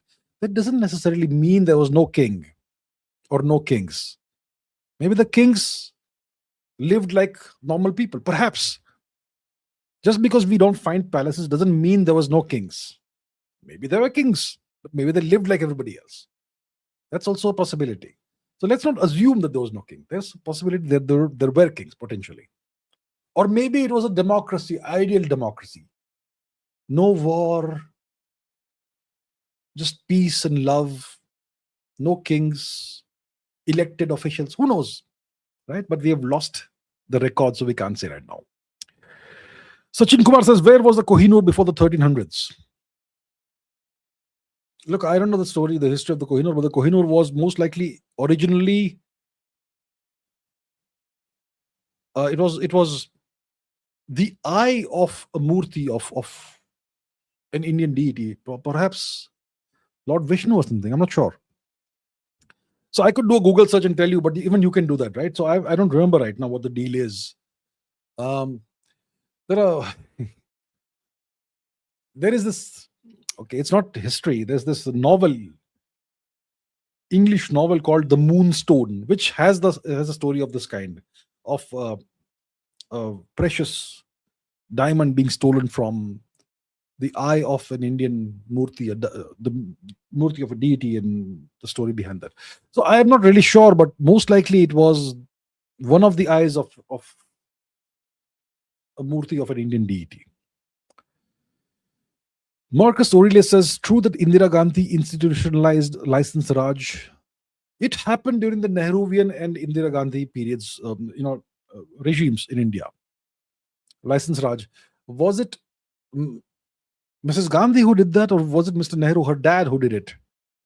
It happened in one of these two time periods. Probably it was a continuous process, and maybe it was properly formalized and, and robustly fight during the time of Mrs. Gandhi. But yeah, most likely it solidified and became a real thing during Mrs. Gandhi's time. Most likely. Okay, famous Georgian guy. That's quite a name. Famous Georgian guy. A famous Georgian guy says, your opinion on retired US General James Mattis. He once said that Russia has the most number of violent jihadists outside the Middle East. He's revered by many in the US. I don't follow this guy, so I can't really say. Let's see who this guy is. I don't follow him. See, you have to understand one thing about me, okay? I don't follow any of these guys. I don't follow any YouTubers. I don't follow any podcasters. I don't watch podcasts. I don't watch other YouTube videos. Mattis, I don't follow this guy, Mattis, but let me find out who he is. James Mattis. If I'm not mistaken, he was called Mad Dog Mattis. Is it true? Let's see. Is this the guy who was called Mad Dog? Mad Dog. Was he called Mad Dog? Yeah, he was called Mad Dog. Yeah. So I've heard of this guy, but I'm not aware of what he has said and what he says. Is he on the circuit these days, YouTube circuit, podcast circuit? Is it the case? Do we have videos of him? Let's see. Yeah, he seems to be part of the circuit. This is from 2026, March 26, May 22, March 26. Looks like he's part of the think tank circuit and podcast circuit or something. So I don't know what he has been saying. I have no opinion about him. I've heard about him vaguely, briefly. I remember he was called Mad Dog Mattis. I don't know his life story, his life history, his career, whatever. So I don't really have much of an opinion about him and what he says. If he said that Russia has so and so thing, well, that's his opinion. It doesn't.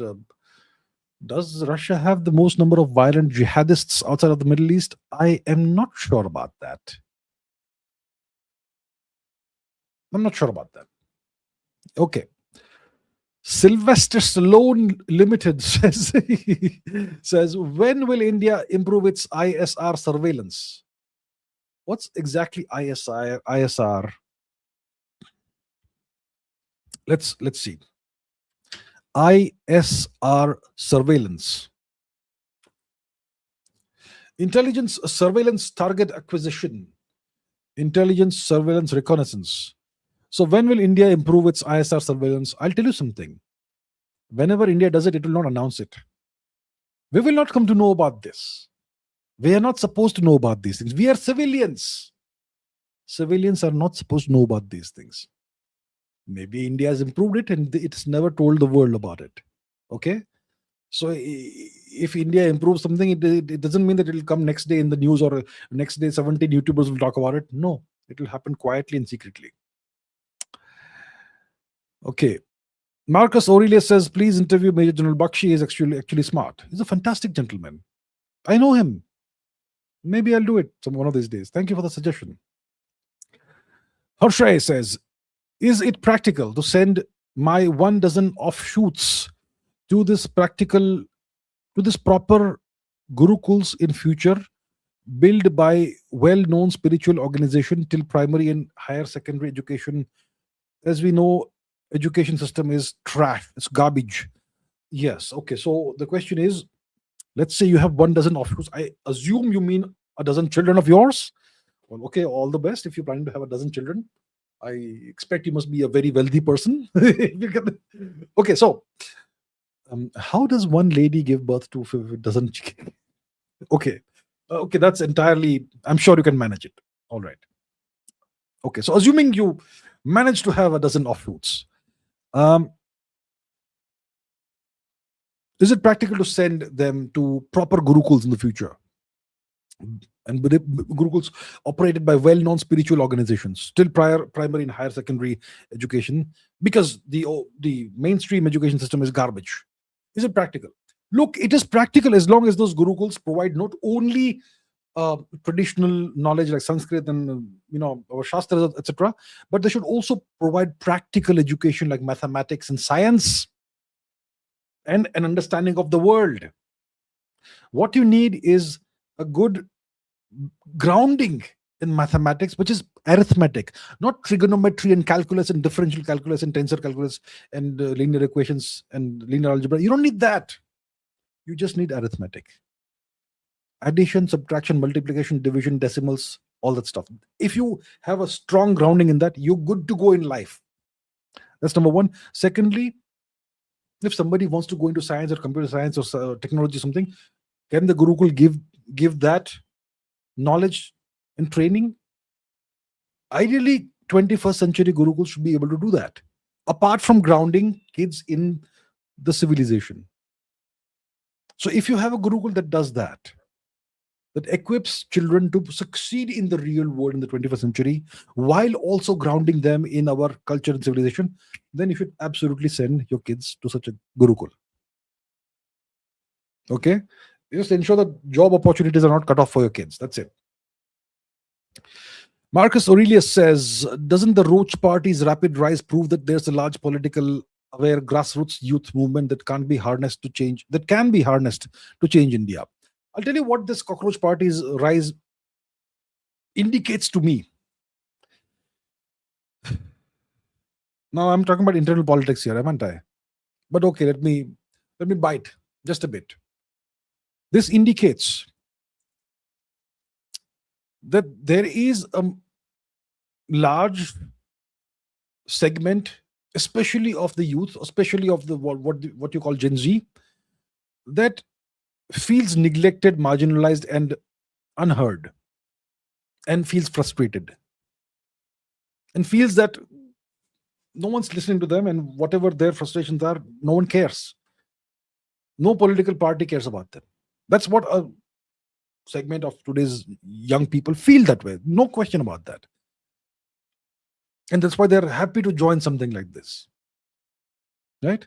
So this certainly proves that these kids want to make a difference politically. And they want to send a message.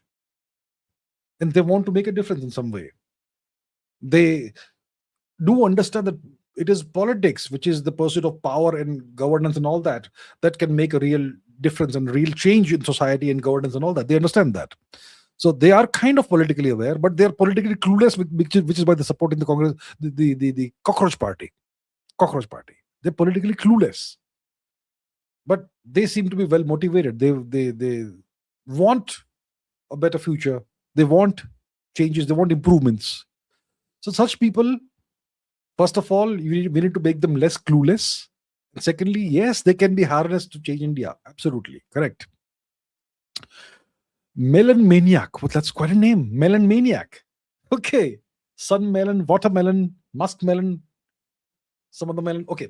So Melon Maniac says, why on earth we need ethanol E85 if we don't have tech? I'm not familiar with the technicalities of E85 ethanol. Ethanol, obviously, ethane, methane. Yeah. CH4. That's methane, ethane. C2H5. Okay, so ethanol, C2H5OH. Yeah, ethanol. That's alcohol. C2H5OH. If my organic chemistry is still not rusty, is it rusty? I suppose it's rusty. What's the chemical formula of ethanol, first of all? What is the chemical formula of ethanol? Is it C2H5OH? C2, oh yeah. Oh yeah. C2H5OH. I was right. Absolutely. Ethanol.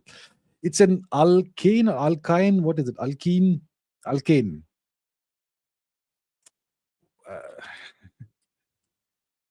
Is ethanol an alkane, or an alkyne?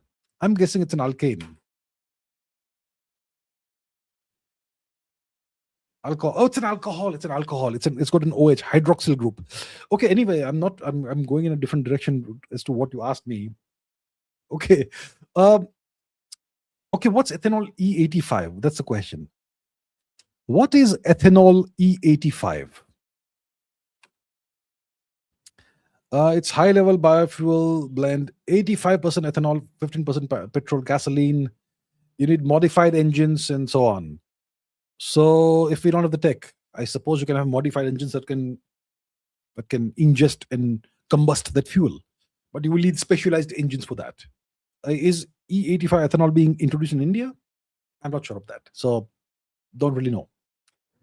Okay, Godliness says, opinion, can't we use the Pashupati seal, the symbol of our oldest and progressive civilization, Sarasvati, Sindhu, Hindu civilization, as our national emblem?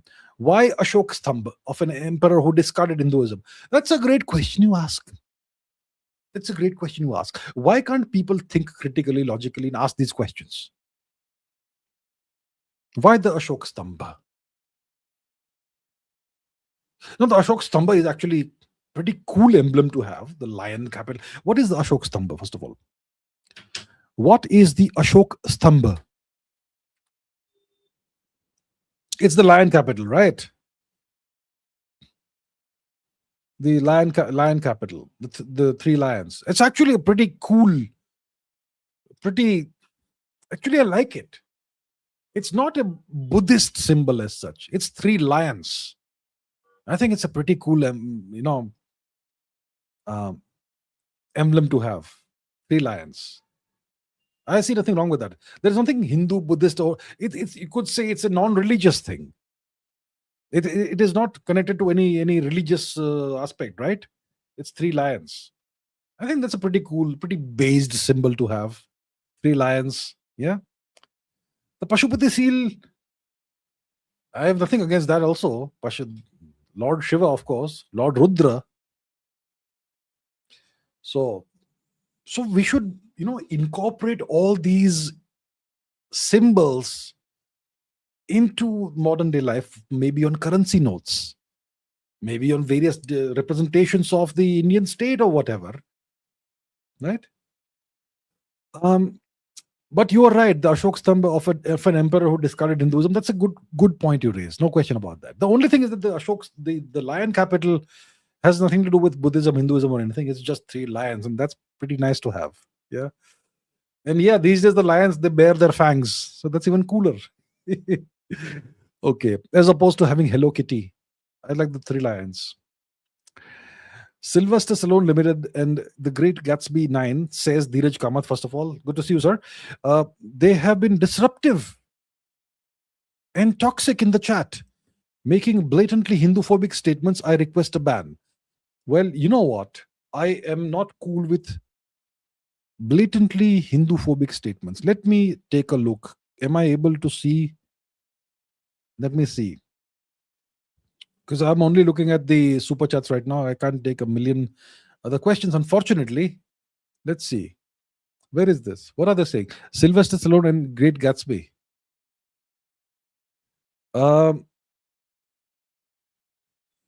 There's a million questions here. Let me see once again. Let's see. I regret I'm not able to find whatever they are putting out. Maybe the moderator is awake and has done something about this. I'm not sure. Hey, moderator, are you there? In case you're there, please look into this, because I am answering questions. I won't be able to look into this right now in real time. Maybe I can do it post facto. Okay, so first, so Dheeraj Kamath, sir, thank you so much for bringing this to my notice. In case the moderator is active, they'll take care of this. Otherwise, I'll look into it after the live stream is over. All right, thank you for letting me know about this. Thank you so much. Prateep Kumar Roy says, why doesn't anyone worship Vedic gods in Brahma today? So it's once again like the question about Lord Indra. Nobody worships Lord Indra today anymore, right? And the other Vedic gods are kind of obscure now. It's because we are a 10,000 plus year old civilization. The Vedic age was a long time ago. And since we are that old, that ancient, our gods and ways of worship have evolved. I explained why Indra is no longer worshipped, because Indra's failure led to the disappearance of the Sarasvati, isn't it? Yeah. Visual Pumpkin says, how can teens come out of the colonial mindset? That's a great question. Whether it's teens, whether it is people in the 20s, 30s, 40s, how do you come out of the colonial mindset? It's not easy. Most of us don't even realize we are mentally colonized, right? So the first thing you can do is, we read and write in English. Many of us, I suppose, think in English. Let's focus a little bit more on our native languages. We all have different mother tongues. India as a nation is a nation today, nation state of so many different languages. Try and read and write in your language. That's one thing you can do. That will suddenly get you in touch with something you've been missing. Secondly, try and learn the real history of India critically.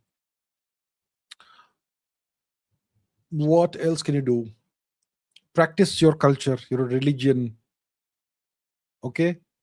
Don't be, if you are Hindu, if you are Sikh, if you are Buddhist, if you are whatever it is, don't be what you are only in name. Practice it. Learn about your ancestral traditions.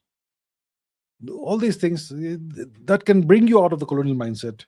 Be proud of Indian culture and civilization and Indian history by learning the truth about our past, not the BS that's taught to us.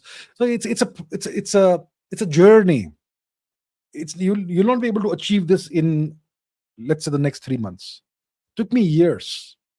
It took me years and years and years and years. Yeah, I'm less mentally colonized today compared to what I was when I was 20 years old. And it's been a journey of self-discovery and introspection. It takes time. But you can do these things, right? Okay. Godliness says, historically, name any 3 empires from around the globe where freedom of expression, liberty, and justice were followed in its true spirit. Nothing. None. There is no such thing as freedom of expression. There is no, you can have freedom of expression, but you can't have freedom from consequences for expressing certain thoughts. Read the Artha Shastra. Do you think you have freedom of expression? No. There is no society where you have actual real freedom of expression, unless you want to have an anarchy. So I can't name any empire from around the globe where you had total freedom of expression. You didn't have any such thing. Liberty. I don't know what is liberty. What is liberty? What is liberty? To do whatever the hell you want. That's not liberty. Justice. Look, these are all Western concepts that mean nothing. What is liberty? Let me ask Google, what is liberty? What is liberty? Freedom, of course, but in what sense? Being free from oppressive restrictions. Who defines what is oppressive? My oppressive is your just, and your just may be my oppressive. Oppressive restrictions or controlled by authority in one's way of life, behavior, political. How is it even possible? The US calls itself the land of liberty or whatever. Do you have total freedom of control from authority of your way of life and all? Really? You express certain opinions, you're going to be cancelled or worse. Okay? There's no freedom of expression. There's no liberty anywhere. There's no justice. Justice you can have. But justice, what's the definition of justice? Laws. But what if you say the laws are oppressive? They're not, you don't get liberty enough if you don't like the laws. So the point is, there is no true freedom of expression. There is no true liberty anywhere. Justice, yeah, you can have justice, but some people will complain about that too.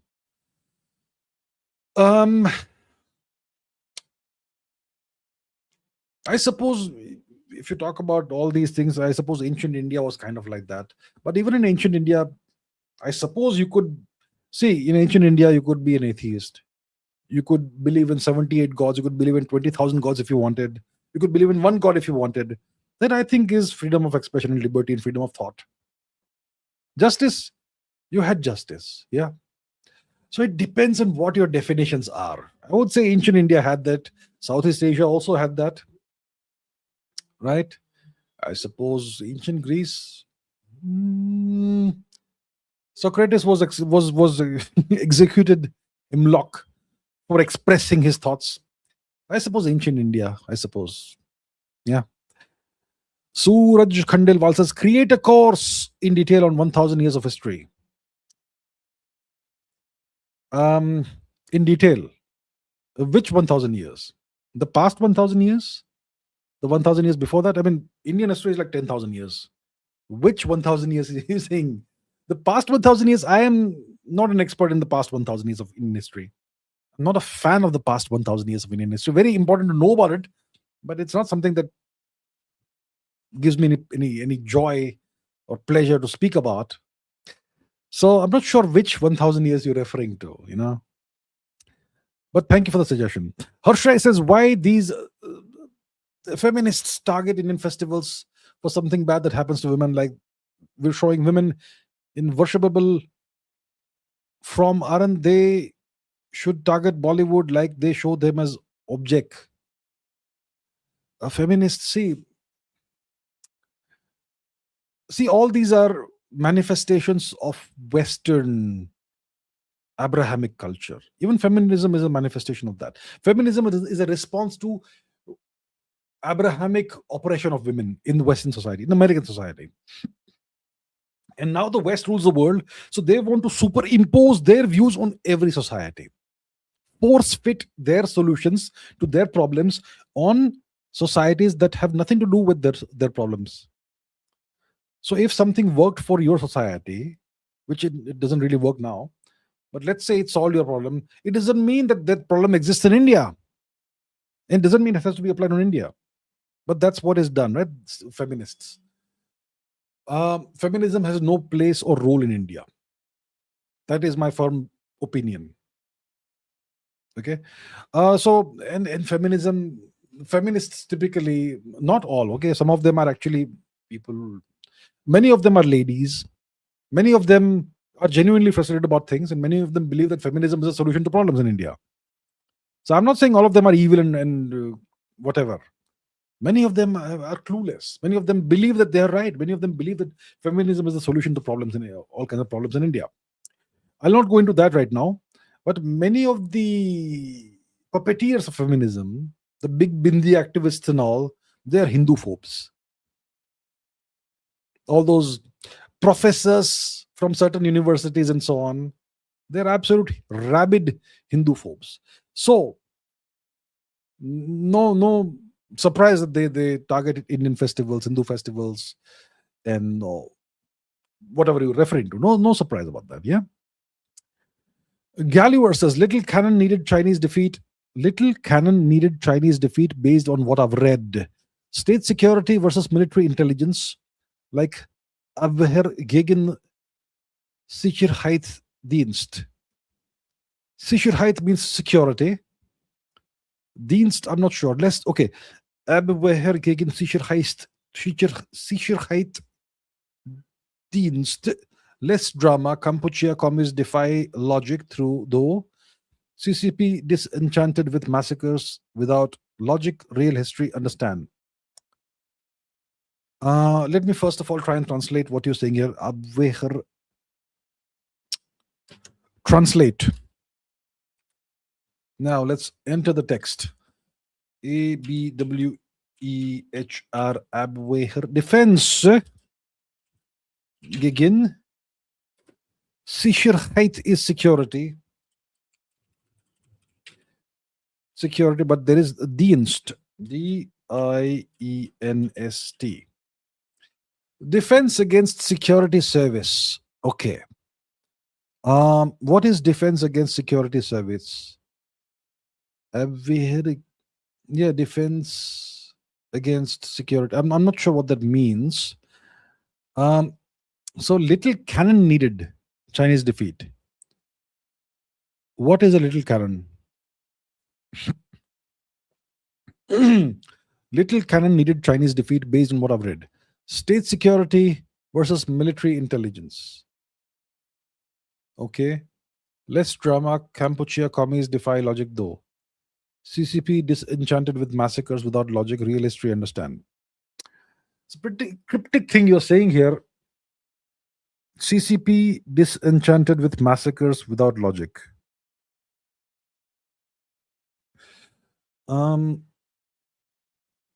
Am I supposed to read something between the lines? Kampuchea commies defy logic. Yeah, Kampuchea was the state, Cambodia under Pol Pot, right? And there was an absolute disaster of a genocide perpetrated by Pol Pot and the Khmer Rouge. That I understand. Little cannon needed, Chinese defeat, state security. All right, so I'll try and figure out what you're saying, but okay, thank you for the comment. Harshai says, Asiatic Guju lions look what? Asiatic Guju lion look malnourished and tigers look massive. I think it's time to open the map. See, those lions are not Gujarati lions, they're Asiatic lions. Okay, there was a time when they were spread all across Asia, all the way from Anatolia in Turkey, all the way across Persia and wherever else, into India and into the east of India, including Bengal.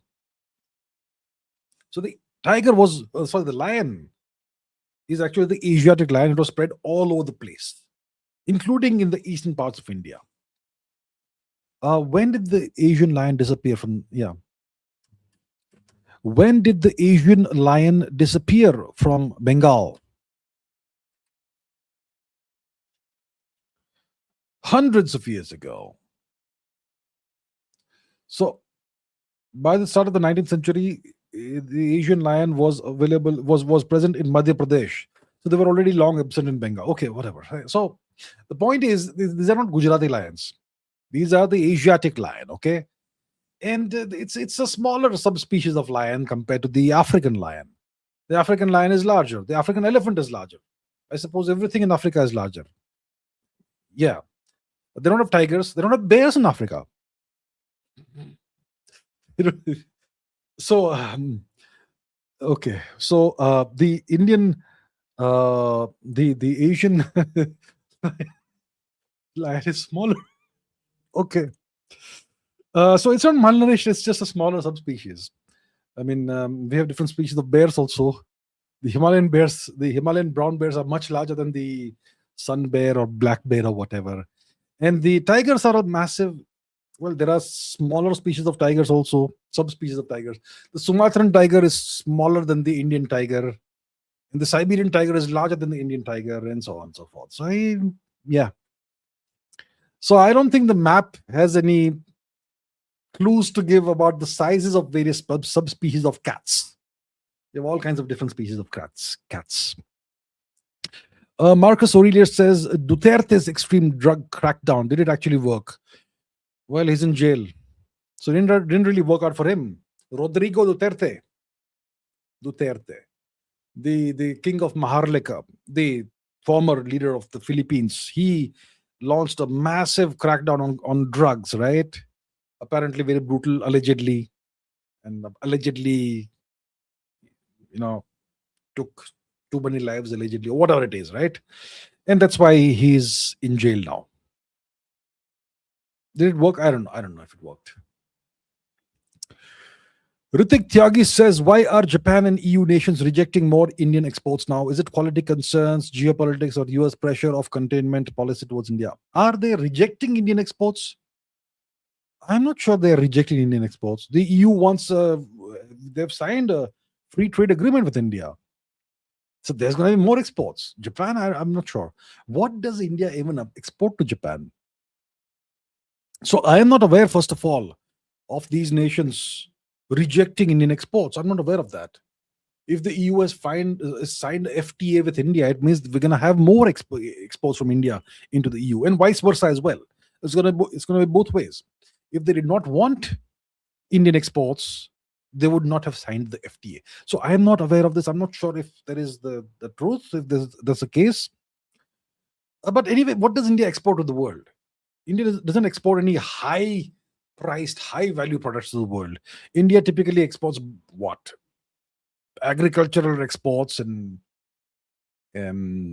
textiles, generic drugs, and IT services and all that. And if there is something of that sort happening, I suppose there could be geopolitical reasons. If that is indeed the case, I'm not aware of the case, but if it is indeed the case, there could be US pressure potentially, if it is the case. Marcus Aurelius says, should such hardline methods be used for extremes like corruption? They cause less pain in the short term compared to long term total pain, unfixed problems. Which hardline methods? Which hardline methods? Did you ask a question in the past that was connected to what you're saying here? Should such hardline methods be used for extremes like corruption? Okay, I don't know which hardline methods you're referring to, but maybe let's say hardline methods. So should hardline methods be used for extremes like corruption? They cause less pain in the short term compared to long term total pain and unfixed problems. Look, if you want to solve any problem, you don't have to use very harsh methods. You have to guarantee punishment, even if the punishment is not that hard line. If the punishment is guaranteed, let's say for corruption, I can imagine the worst hardline method is execution. Okay, let's say you don't want to do that. Take it to that level. Let's say you guarantee a 2-year jail term for corruption. Who wants to lose 2 years of their life sitting in jail? If you guarantee it, that if you indulge in corruption, you are guaranteed 2 years in jail quickly, then corruption will disappear mostly. Who wants to spend 2 years in jail? Nobody wants to spend 2 years in jail. So you don't have to have harsh, hardline punishments. You just need a guaranteed punishment. I'm not saying it should be 2 years. I'm just giving you a hypothetical example. Make it 5 years, 10 years for corruption. Imagine wasting a decade of your life because you indulge in corruption. Who wants to do that? So guarantee the punishment. That itself is the solution. Okay, Gulliver says you're doing a service, but let's test for your viewer. Did you had not have known of? I'm sorry, I'm trying to understand. Did you had not have known of? What does it mean? Decided to learn about haplogroup. How many did? Honesty, place a yes in the chat. Okay, it's a question for the viewers, not for me. Okay. You're polling the viewers, polling the audience. Well, go ahead. Oh, go ahead. I'll check out the answers later on. All right. All right. Pradeep Kumar Roy says, I noticed a few Trojan horses, few old supporters causing nuisance in the chat. Suggestion, you can keep a few moderators to keep the chat clean. Okay, a few old supporters are causing a nuisance. So the second complaint I'm getting today. I have one moderator. Maybe the moderator should be a little more proactive, but it's late in the night, so I don't know. I'll check it out later. And thank you for the suggestion. Thank you. Unapologetic Sanatani says, if we Bharat people took cows to other parts of the country, then when and why? Cattle eating started where? In India? No, we don't eat cattle in India. This started with the foreign invasions and occupation of Bharat. Now, when it comes to Indians taking cattle elsewhere, to other parts of the country, which country? India? Or are you talking about other parts of the world? See, you had cattle in the Indian subcontinent. The Zebu cattle are native to the Indian subcontinent. And there are subspecies of the aurochs cattle, which are found across various parts of Eurasia. So it's not like cattle originated in the subcontinent. No. Cattle, bovine cattle, are native to Eurasia, to various parts of Eurasia. They did not originate in the Indian subcontinent. But Zebu cattle originated in the Indian subcontinent. Okay? The Zebu cattle are a subspecies or a descendant of the extinct aurochs. Aurochs. Aurochs. Aurochs. Aurochs. This beast here, okay, extinct species of bovine, the wild ancestor of modern domestic cattle. So anyway, long story short, the Indian people, Bharati people, did not take cattle and cows to other parts of the world. They were there. You had various cattle, but the Indian Zebu cattle, they are now found across the world. They came out of India.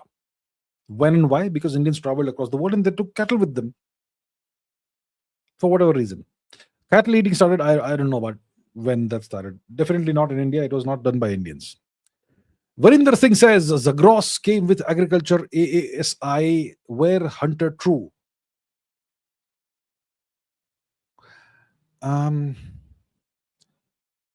Zagros came with agriculture. So is it true that AASI were hunters? I'll tell you something. I don't agree with this AASI, AANI classification of two different kinds of Indian ancestries. That's utter BS. Utter BS. Okay? So today geneticists tell you that there are two different ancestral genetic origins in India. One is the ancient ancestral South Indians, and the other is the ancient ancestral North Indians. And the ancient ancestral North Indians are descendants of Aryan migrants. And the ancient ancestral South Indians are related to the Andamanese people somehow. That's the story that they tell us. That's BS. Now, I'm not going to open the. Okay, shall I do that again? Okay, let's show. Let me show you something. Okay, Narasimhan et al. 2019.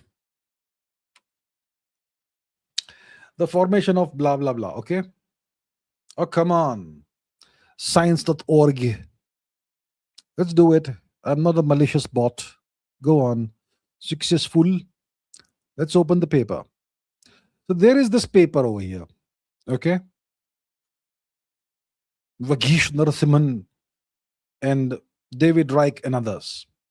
The formation of human populations South and Central Asia and so on. Okay. And this map is a map of time travel. So if you see, okay, the steppe ancestry, the AANI ancestry, okay, they say that it originates 2000 BC. Okay. Does it have AANI? No, it doesn't say that. Steppe ancestry. 2000. Okay, so AASI and Central Steppe MLBA. So before 2000 BC, the Indus peripheral cline had no detectable steppe ancestry. Beginning after 2000 BC, the steppe cline, and finally the modern Indian cline. So this paper claims that the ancient North Indian ancestry it starts 2000 BC. Okay, because of the steppe influx. Now search for female.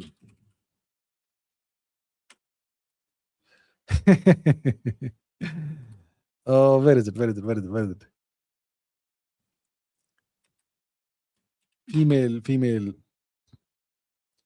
So essentially, if you look into the details, if you read the whole paper, it's a massive paper, you will see that it says that until about 800 BC, steppe ancestry was female ancestry, which means that northern Indians were marrying steppe females. You call that an Aryan migration? Because Indians marrying Central Asian females. And that's how female steppe ancestry came into India. And then they are saying, so that is, and there is no steppe ancestry in India until what, 1300 BC or something like that. You can check out the paper. But ancient ancestral North Indian ancestry is 2000 BC. So you have to resort to time travel and circular reasoning to make this logic work. My point is, this is all nonsense. It's all circular reasoning.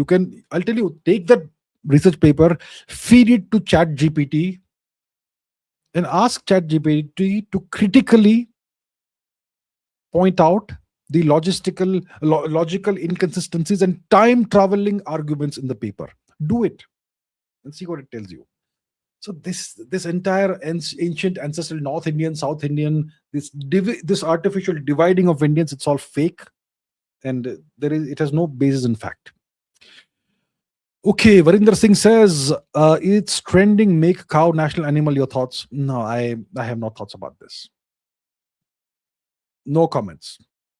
I'm not getting into that matter. Okay.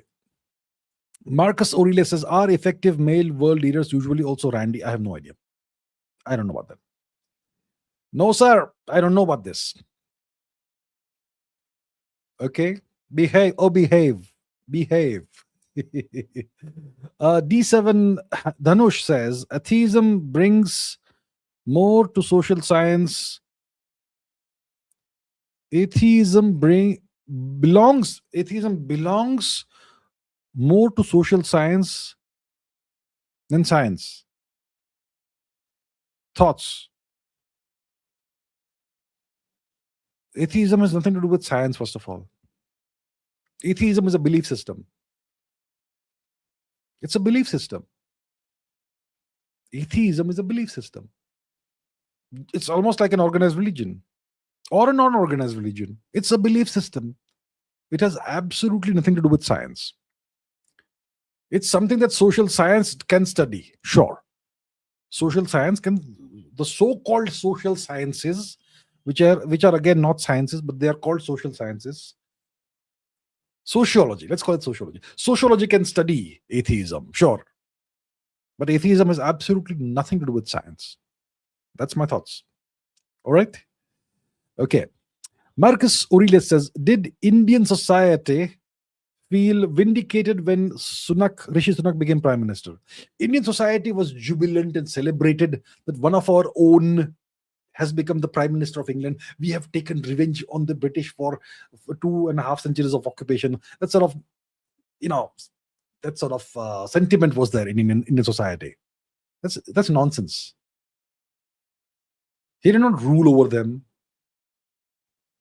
He was their employee. He was there for a few months, short period of time. What did he do? Did he take revenge on the British for ruling over India for a while? He did no such thing. And anyway, he's a British citizen. How does it have anything to do with us? Somebody of Indian ancestry, but a foreign citizenship. What's the point? So yeah, Indian society is very emotional. Indians are very emotional and not very logical. So Indians celebrated this. Indians also celebrated Usha Vance becoming the second lady in the US. Indians celebrate all kinds of frivolous, trivial things which have nothing to do with India. Okay, Marcus Aurelius says, how to prevent drone control from being jammed. That's an engineering problem. And I've never given any thought to it. I'm sure there are ways and means of doing it. Hardening your defenses, hardening your communications, hardening anti-electronic warfare,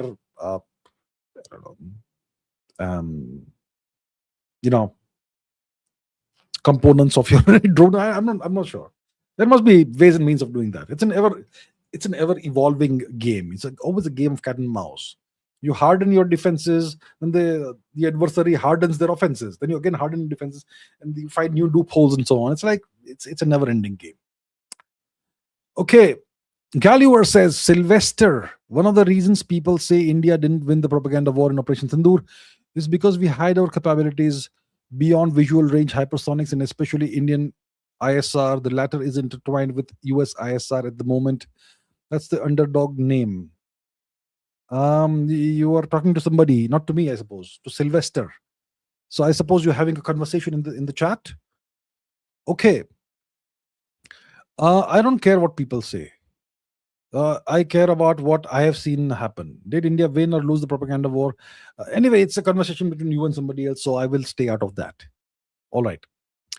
Marcus Aurelius says, says it's stupid to worry about winning a propaganda war.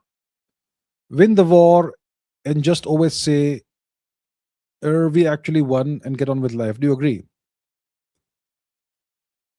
Do I agree? So it's stupid to worry about winning a propaganda war.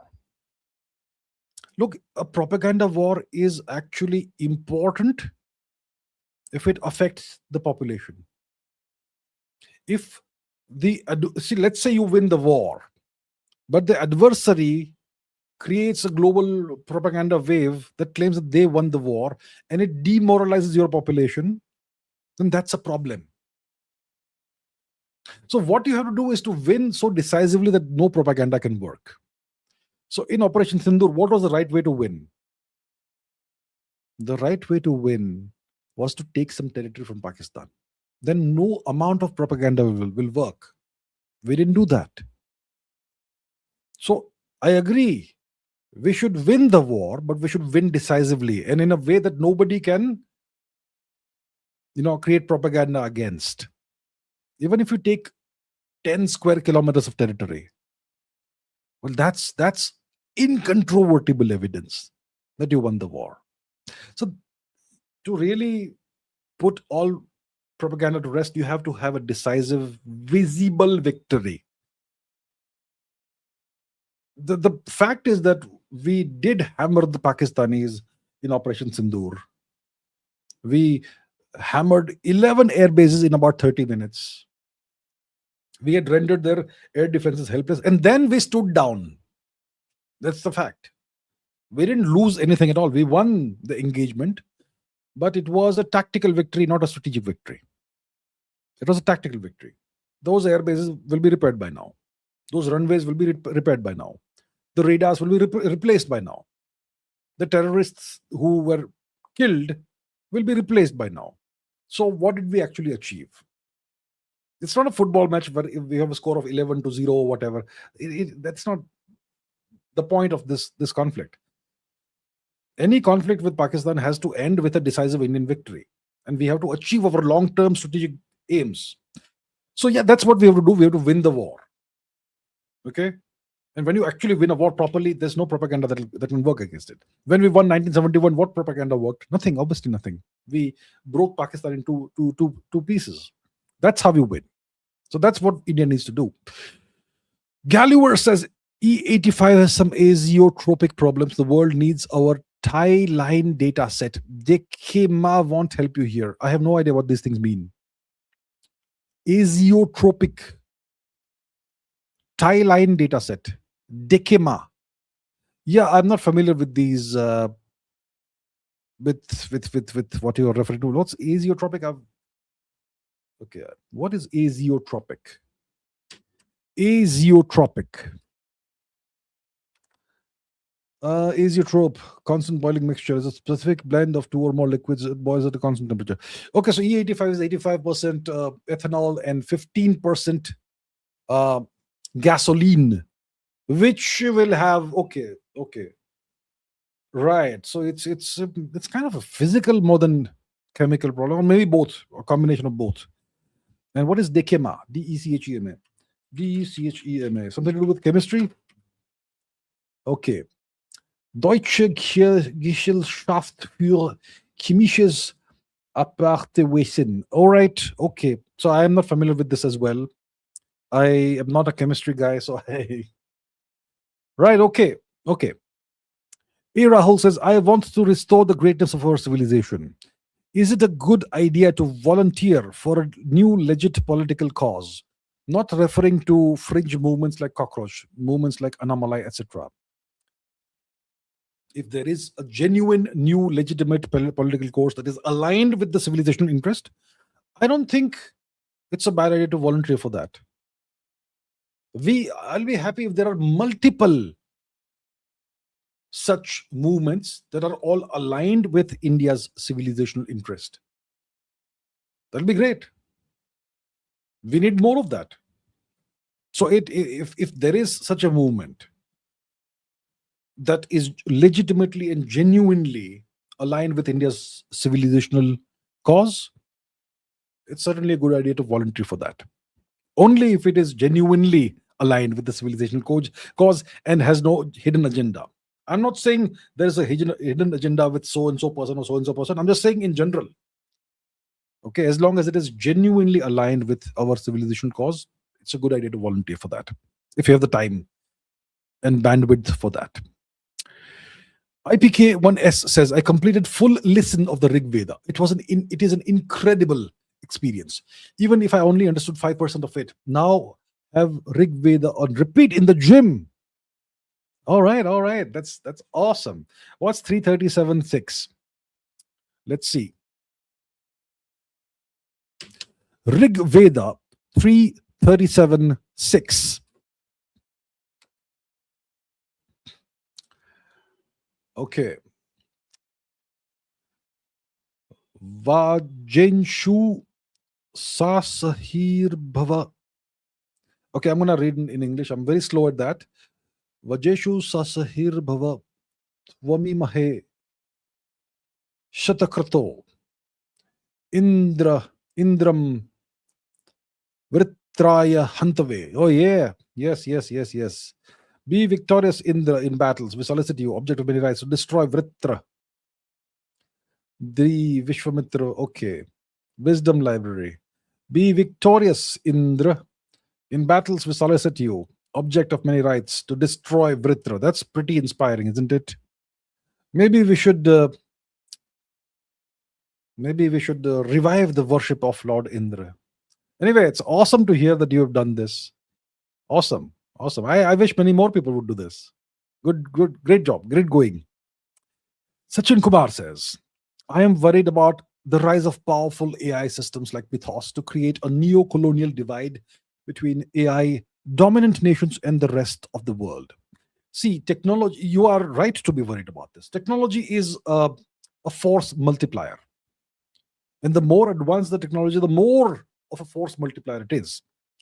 So in the beginning, when you had no technology, we used to fight with fists. Then we discovered rocks. Okay, rocks will work. Then we discovered sticks. Okay. Then we discovered range instruments, projectiles, javelins, and so on. Eventually, we discovered firearms. So technology multiplies force, and AI is the most, the biggest game changer right now, right? Biggest force multiplier today. So yes, the more powerful the AI systems are in the hands of nations that are not your friends, the more of a disadvantage you will find yourself at as a nation, as a civilization, right? And it's going to create a neo-colonial divide, like you say, between AI dominant nations and the rest of the world.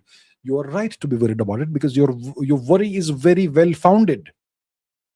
And that's why I keep saying India needs to develop its own sovereign AI systems, sovereign AI models, not just necessarily language models, maybe world models. Chili Work says, is India rethinking with Rafale buying for filling its empty squadrons and development of 6th generation program like Tempest? I am not sure what's going on. The final Rafale deal, I don't think it's been signed. And we still have the Sukhoi 57, the offer on the table. And the French are being obstinate. They are unwilling to share the source code of the Rafale, despite India paying through its nose if the deal is signed, right?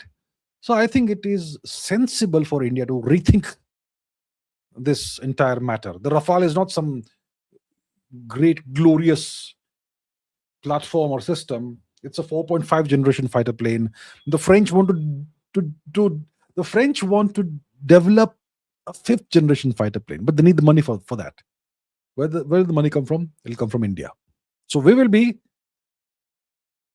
footing the bill for the French development of their next generation fighter plane, which then they'll again want to sell to India and withhold the source code. Why should we do it?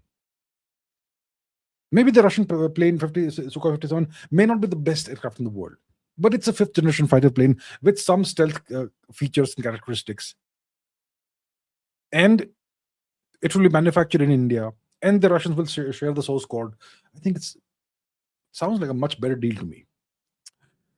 So maybe India is rethinking things. I don't know about the sixth generation program. I'm not sure about that. Sachin Kumar says, did Indus writing vanish after 1900 BC? Look, there's a transition from the so-called Harappan script to the Brahmi script. The Brahmi script is an evolved version. It's an evolution of the Harappan script. So nothing vanishes. It just transitions into a different form of script.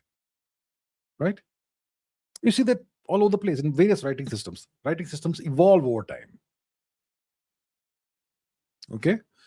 And our history is so old that we actually see writing systems. For example, if you look at various Brahmi inscriptions, you will find that sometimes you will find Indus signs mixed along with them. So it's an evolution of the Indus writing into Brahmi. Okay, A. Rahul says first past the post versus proportional representation India. First past the post is it's actually a terrible system. Proportional makes more sense. Actually, makes more sense. Marcus Aurelius says Indians are non-braveness. Only brave ones are in army. The only brave ones are in the army. But the military is not general society, so the country as a whole suffers spinelessness. Agree. Society has been engineered today to be the way you are describing it. I would not say Indians aren't brave. It's just that Indians are a non-martial population today. Indians don't learn self-defense. Indians don't learn martial arts. Indian boys, all they do is sit at a desk and read all day, study, become a nerd, get thick glasses, don't eat sufficient protein, don't lift weights, don't run, don't sprint, don't spar. It's because of the way society is conditioned to be. You take the standard Indian student who is spending his time reading, or girl, boy or girl, whatever, and you give them a 3-week course on martial arts, they'll suddenly become brave, right? So it's the system that is transforming Indians into these, like you say, weaklings and spineless people and all. But overall, overall, it's not like it's DNA. It's not DNA to be spineless, right? And I'm sure bravery is not about physicality, right? Bravery is a state of mind, actually. So yeah, Marcus Aurelius says, my close friend would like to speak with you, but he will only do so if you correctly utter his final 3 words as he drew his last breath at St. Helena. What was the 3? What was, I suppose he remembered Josephine in his last words, did he? Josephine. What were his last words? Obviously, you're referring to Monsieur Bonaparte, Napoleon. What were his last words? I think your friend will not speak with him because I'm not able to remember the last words. What were Napoleon's final words? Come on. Okay, France, l'armée, tête d'armée, Joséphine. His last word was Joséphine, yes. So it's multiple words. France, l'armée, tête d'armée, Joséphine. Okay, so apparently that was his last words. La France, l'armée, tête d'armée, Joséphine. Right, okay. So it's more than 3 words. So I was right about Josephine, wasn't I? The last word was Josephine. Okay. Shivansh says, please quickly search about Rana Kumbha, Rana Sangha, Rana Kumbha, Rana Sangha, Rana Amar Singh, Rana Raj Singh of Mewar, unconquered Mewar kingdom. How do I quickly search about so many things? And what do you want me to do with the searches? Okay, let's quickly Google search since you are saying Rana Kumbha. Okay. So, come on, man. So this is the search about Rana Kumbha. Long story about him. Rana Sanga, the greatest ruler of his time, and so on. Delhi, Malwa, Gujarat. Okay, Rana Sanga. Rana Amar Singh. Rana Amar Singh. 14th Rana of Mewar. 1597 until 1620. Maharana Amar Singh the first. Sisodia, ruler of Mewar. Okay. Rana Raj Singh of Mewar. 1629 to 1680. Maharana of Mewar. Right. Okay. And unconquered Mewar kingdom. The unconquered kingdom of Mewar. What do we have? Independent. Okay. Celebrated as ultimate symbol of Rajput resilience. Udaipur, Chittorgarh, Rajasthan, and Bhilwara.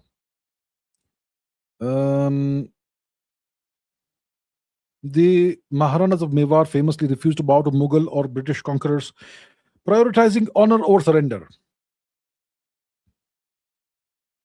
Okay, interesting. Unconquered Mewar. All right. Thank you for these very interesting searches that you have sent me on. Interesting for sure. Interesting for sure. Yes. Le fantôme de Monsieur Bonaparte, the ghost of Bonaparte says, "Mais General, I'm here. Tomorrow I will help you demonstrate how to make India great again. Please familiarize yourself with any AI drawing software." It is Mon Général. Mon Général. Je suis ici. Demain, okay. You will help him demonstrate how to make India great again. Please familiarize with yourself with any AI drawing software. What AI drawing softwares do we have? AI drawing software. AI drawing software. What do we have? We have Adobe Firefly, Leonardo AI, Draw Things, New Arc AI, Prom AI, Autodraw, Canva AI. Okay, I have never used any of these things, so I can't familiarize myself very quickly.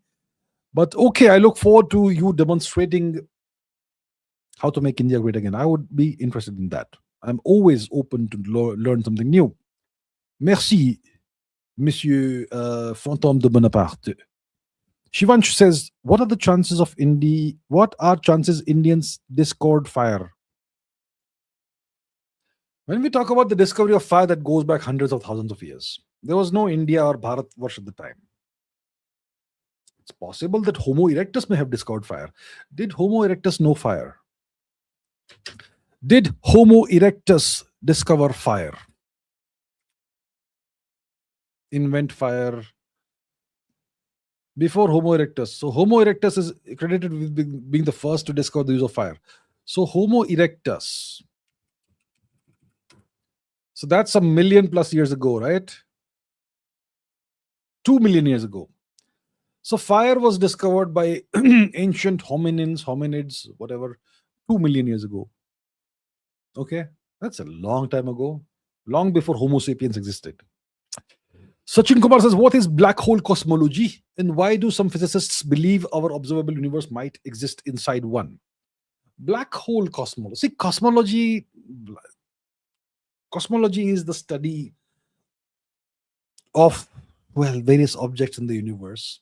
Okay, there's astrophysics, there's cosmology, and there's black holes, the study of black holes. So it's not black hole cosmology as such. It's black hole physics. Cosmology involves other objects apart from black holes. It's not just black holes. You have quasars, you have neutron stars, you have white dwarfs, and so on. And that's actually astrophysics. Cosmology is about the large scale history, expansion, structure, etc. of the universe. And black holes obviously play a role in that. Black holes are known to exist at the center of most galaxies, supermassive black holes. It's also possible that primordial microscopic black holes may have been extraordinarily abundant in the early universe. Okay. And they may perhaps still play a role in some shape or form, perhaps in the form of dark matter, maybe as a component of dark matter. So that's what it is. Okay. Now, why do some physicists believe? Nobody believes. It's a theory. It's a hypothesis that maybe our universe exists inside a black hole. Right? It's a hypothesis. It's maybe a theory. But do we have evidence of that? We don't have evidence of that.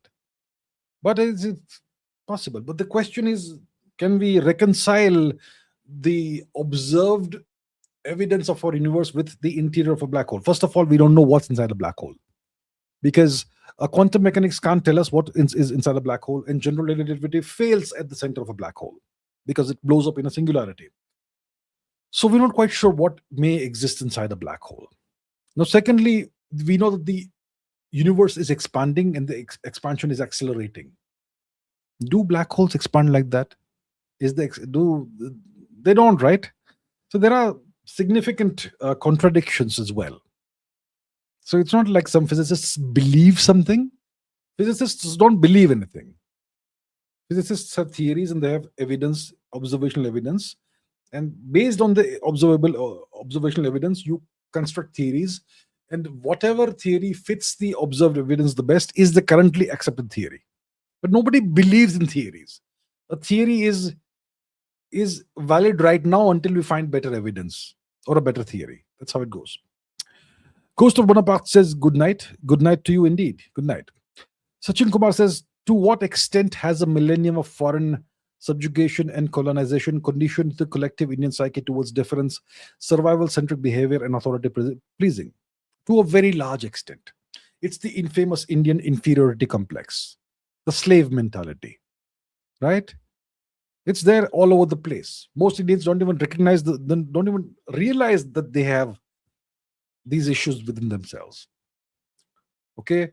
Most Indians become super differential the moment they see a European person, a white person. Super differential automatically.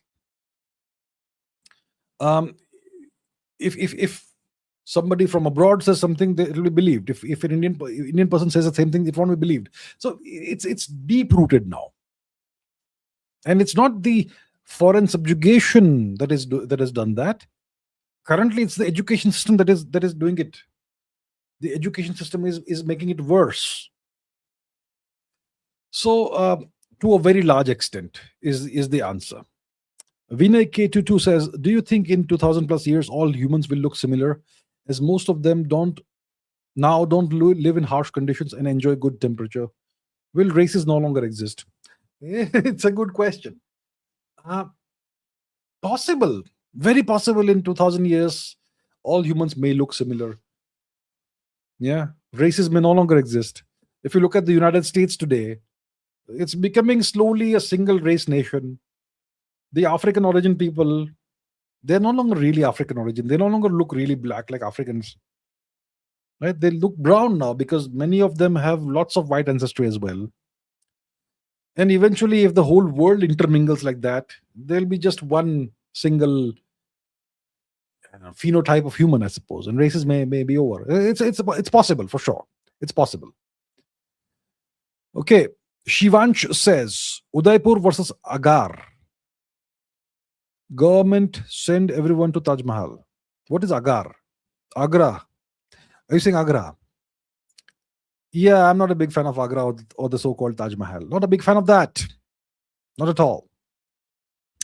All right, people. Thank you so much. I'm going to end this now. I have answered most of the super chats as far as I could find. So thank you so much, everybody, for all the questions. It was great for us, almost 20 minutes. I look forward to seeing you tomorrow in tomorrow's live stream, in which I will take questions only from the super chat, as many as you want. And so, yeah, until then, take care. Keep learning, keep asking questions, keep raising your standards, and I will see you very soon in tomorrow's live stream. Until then, take care.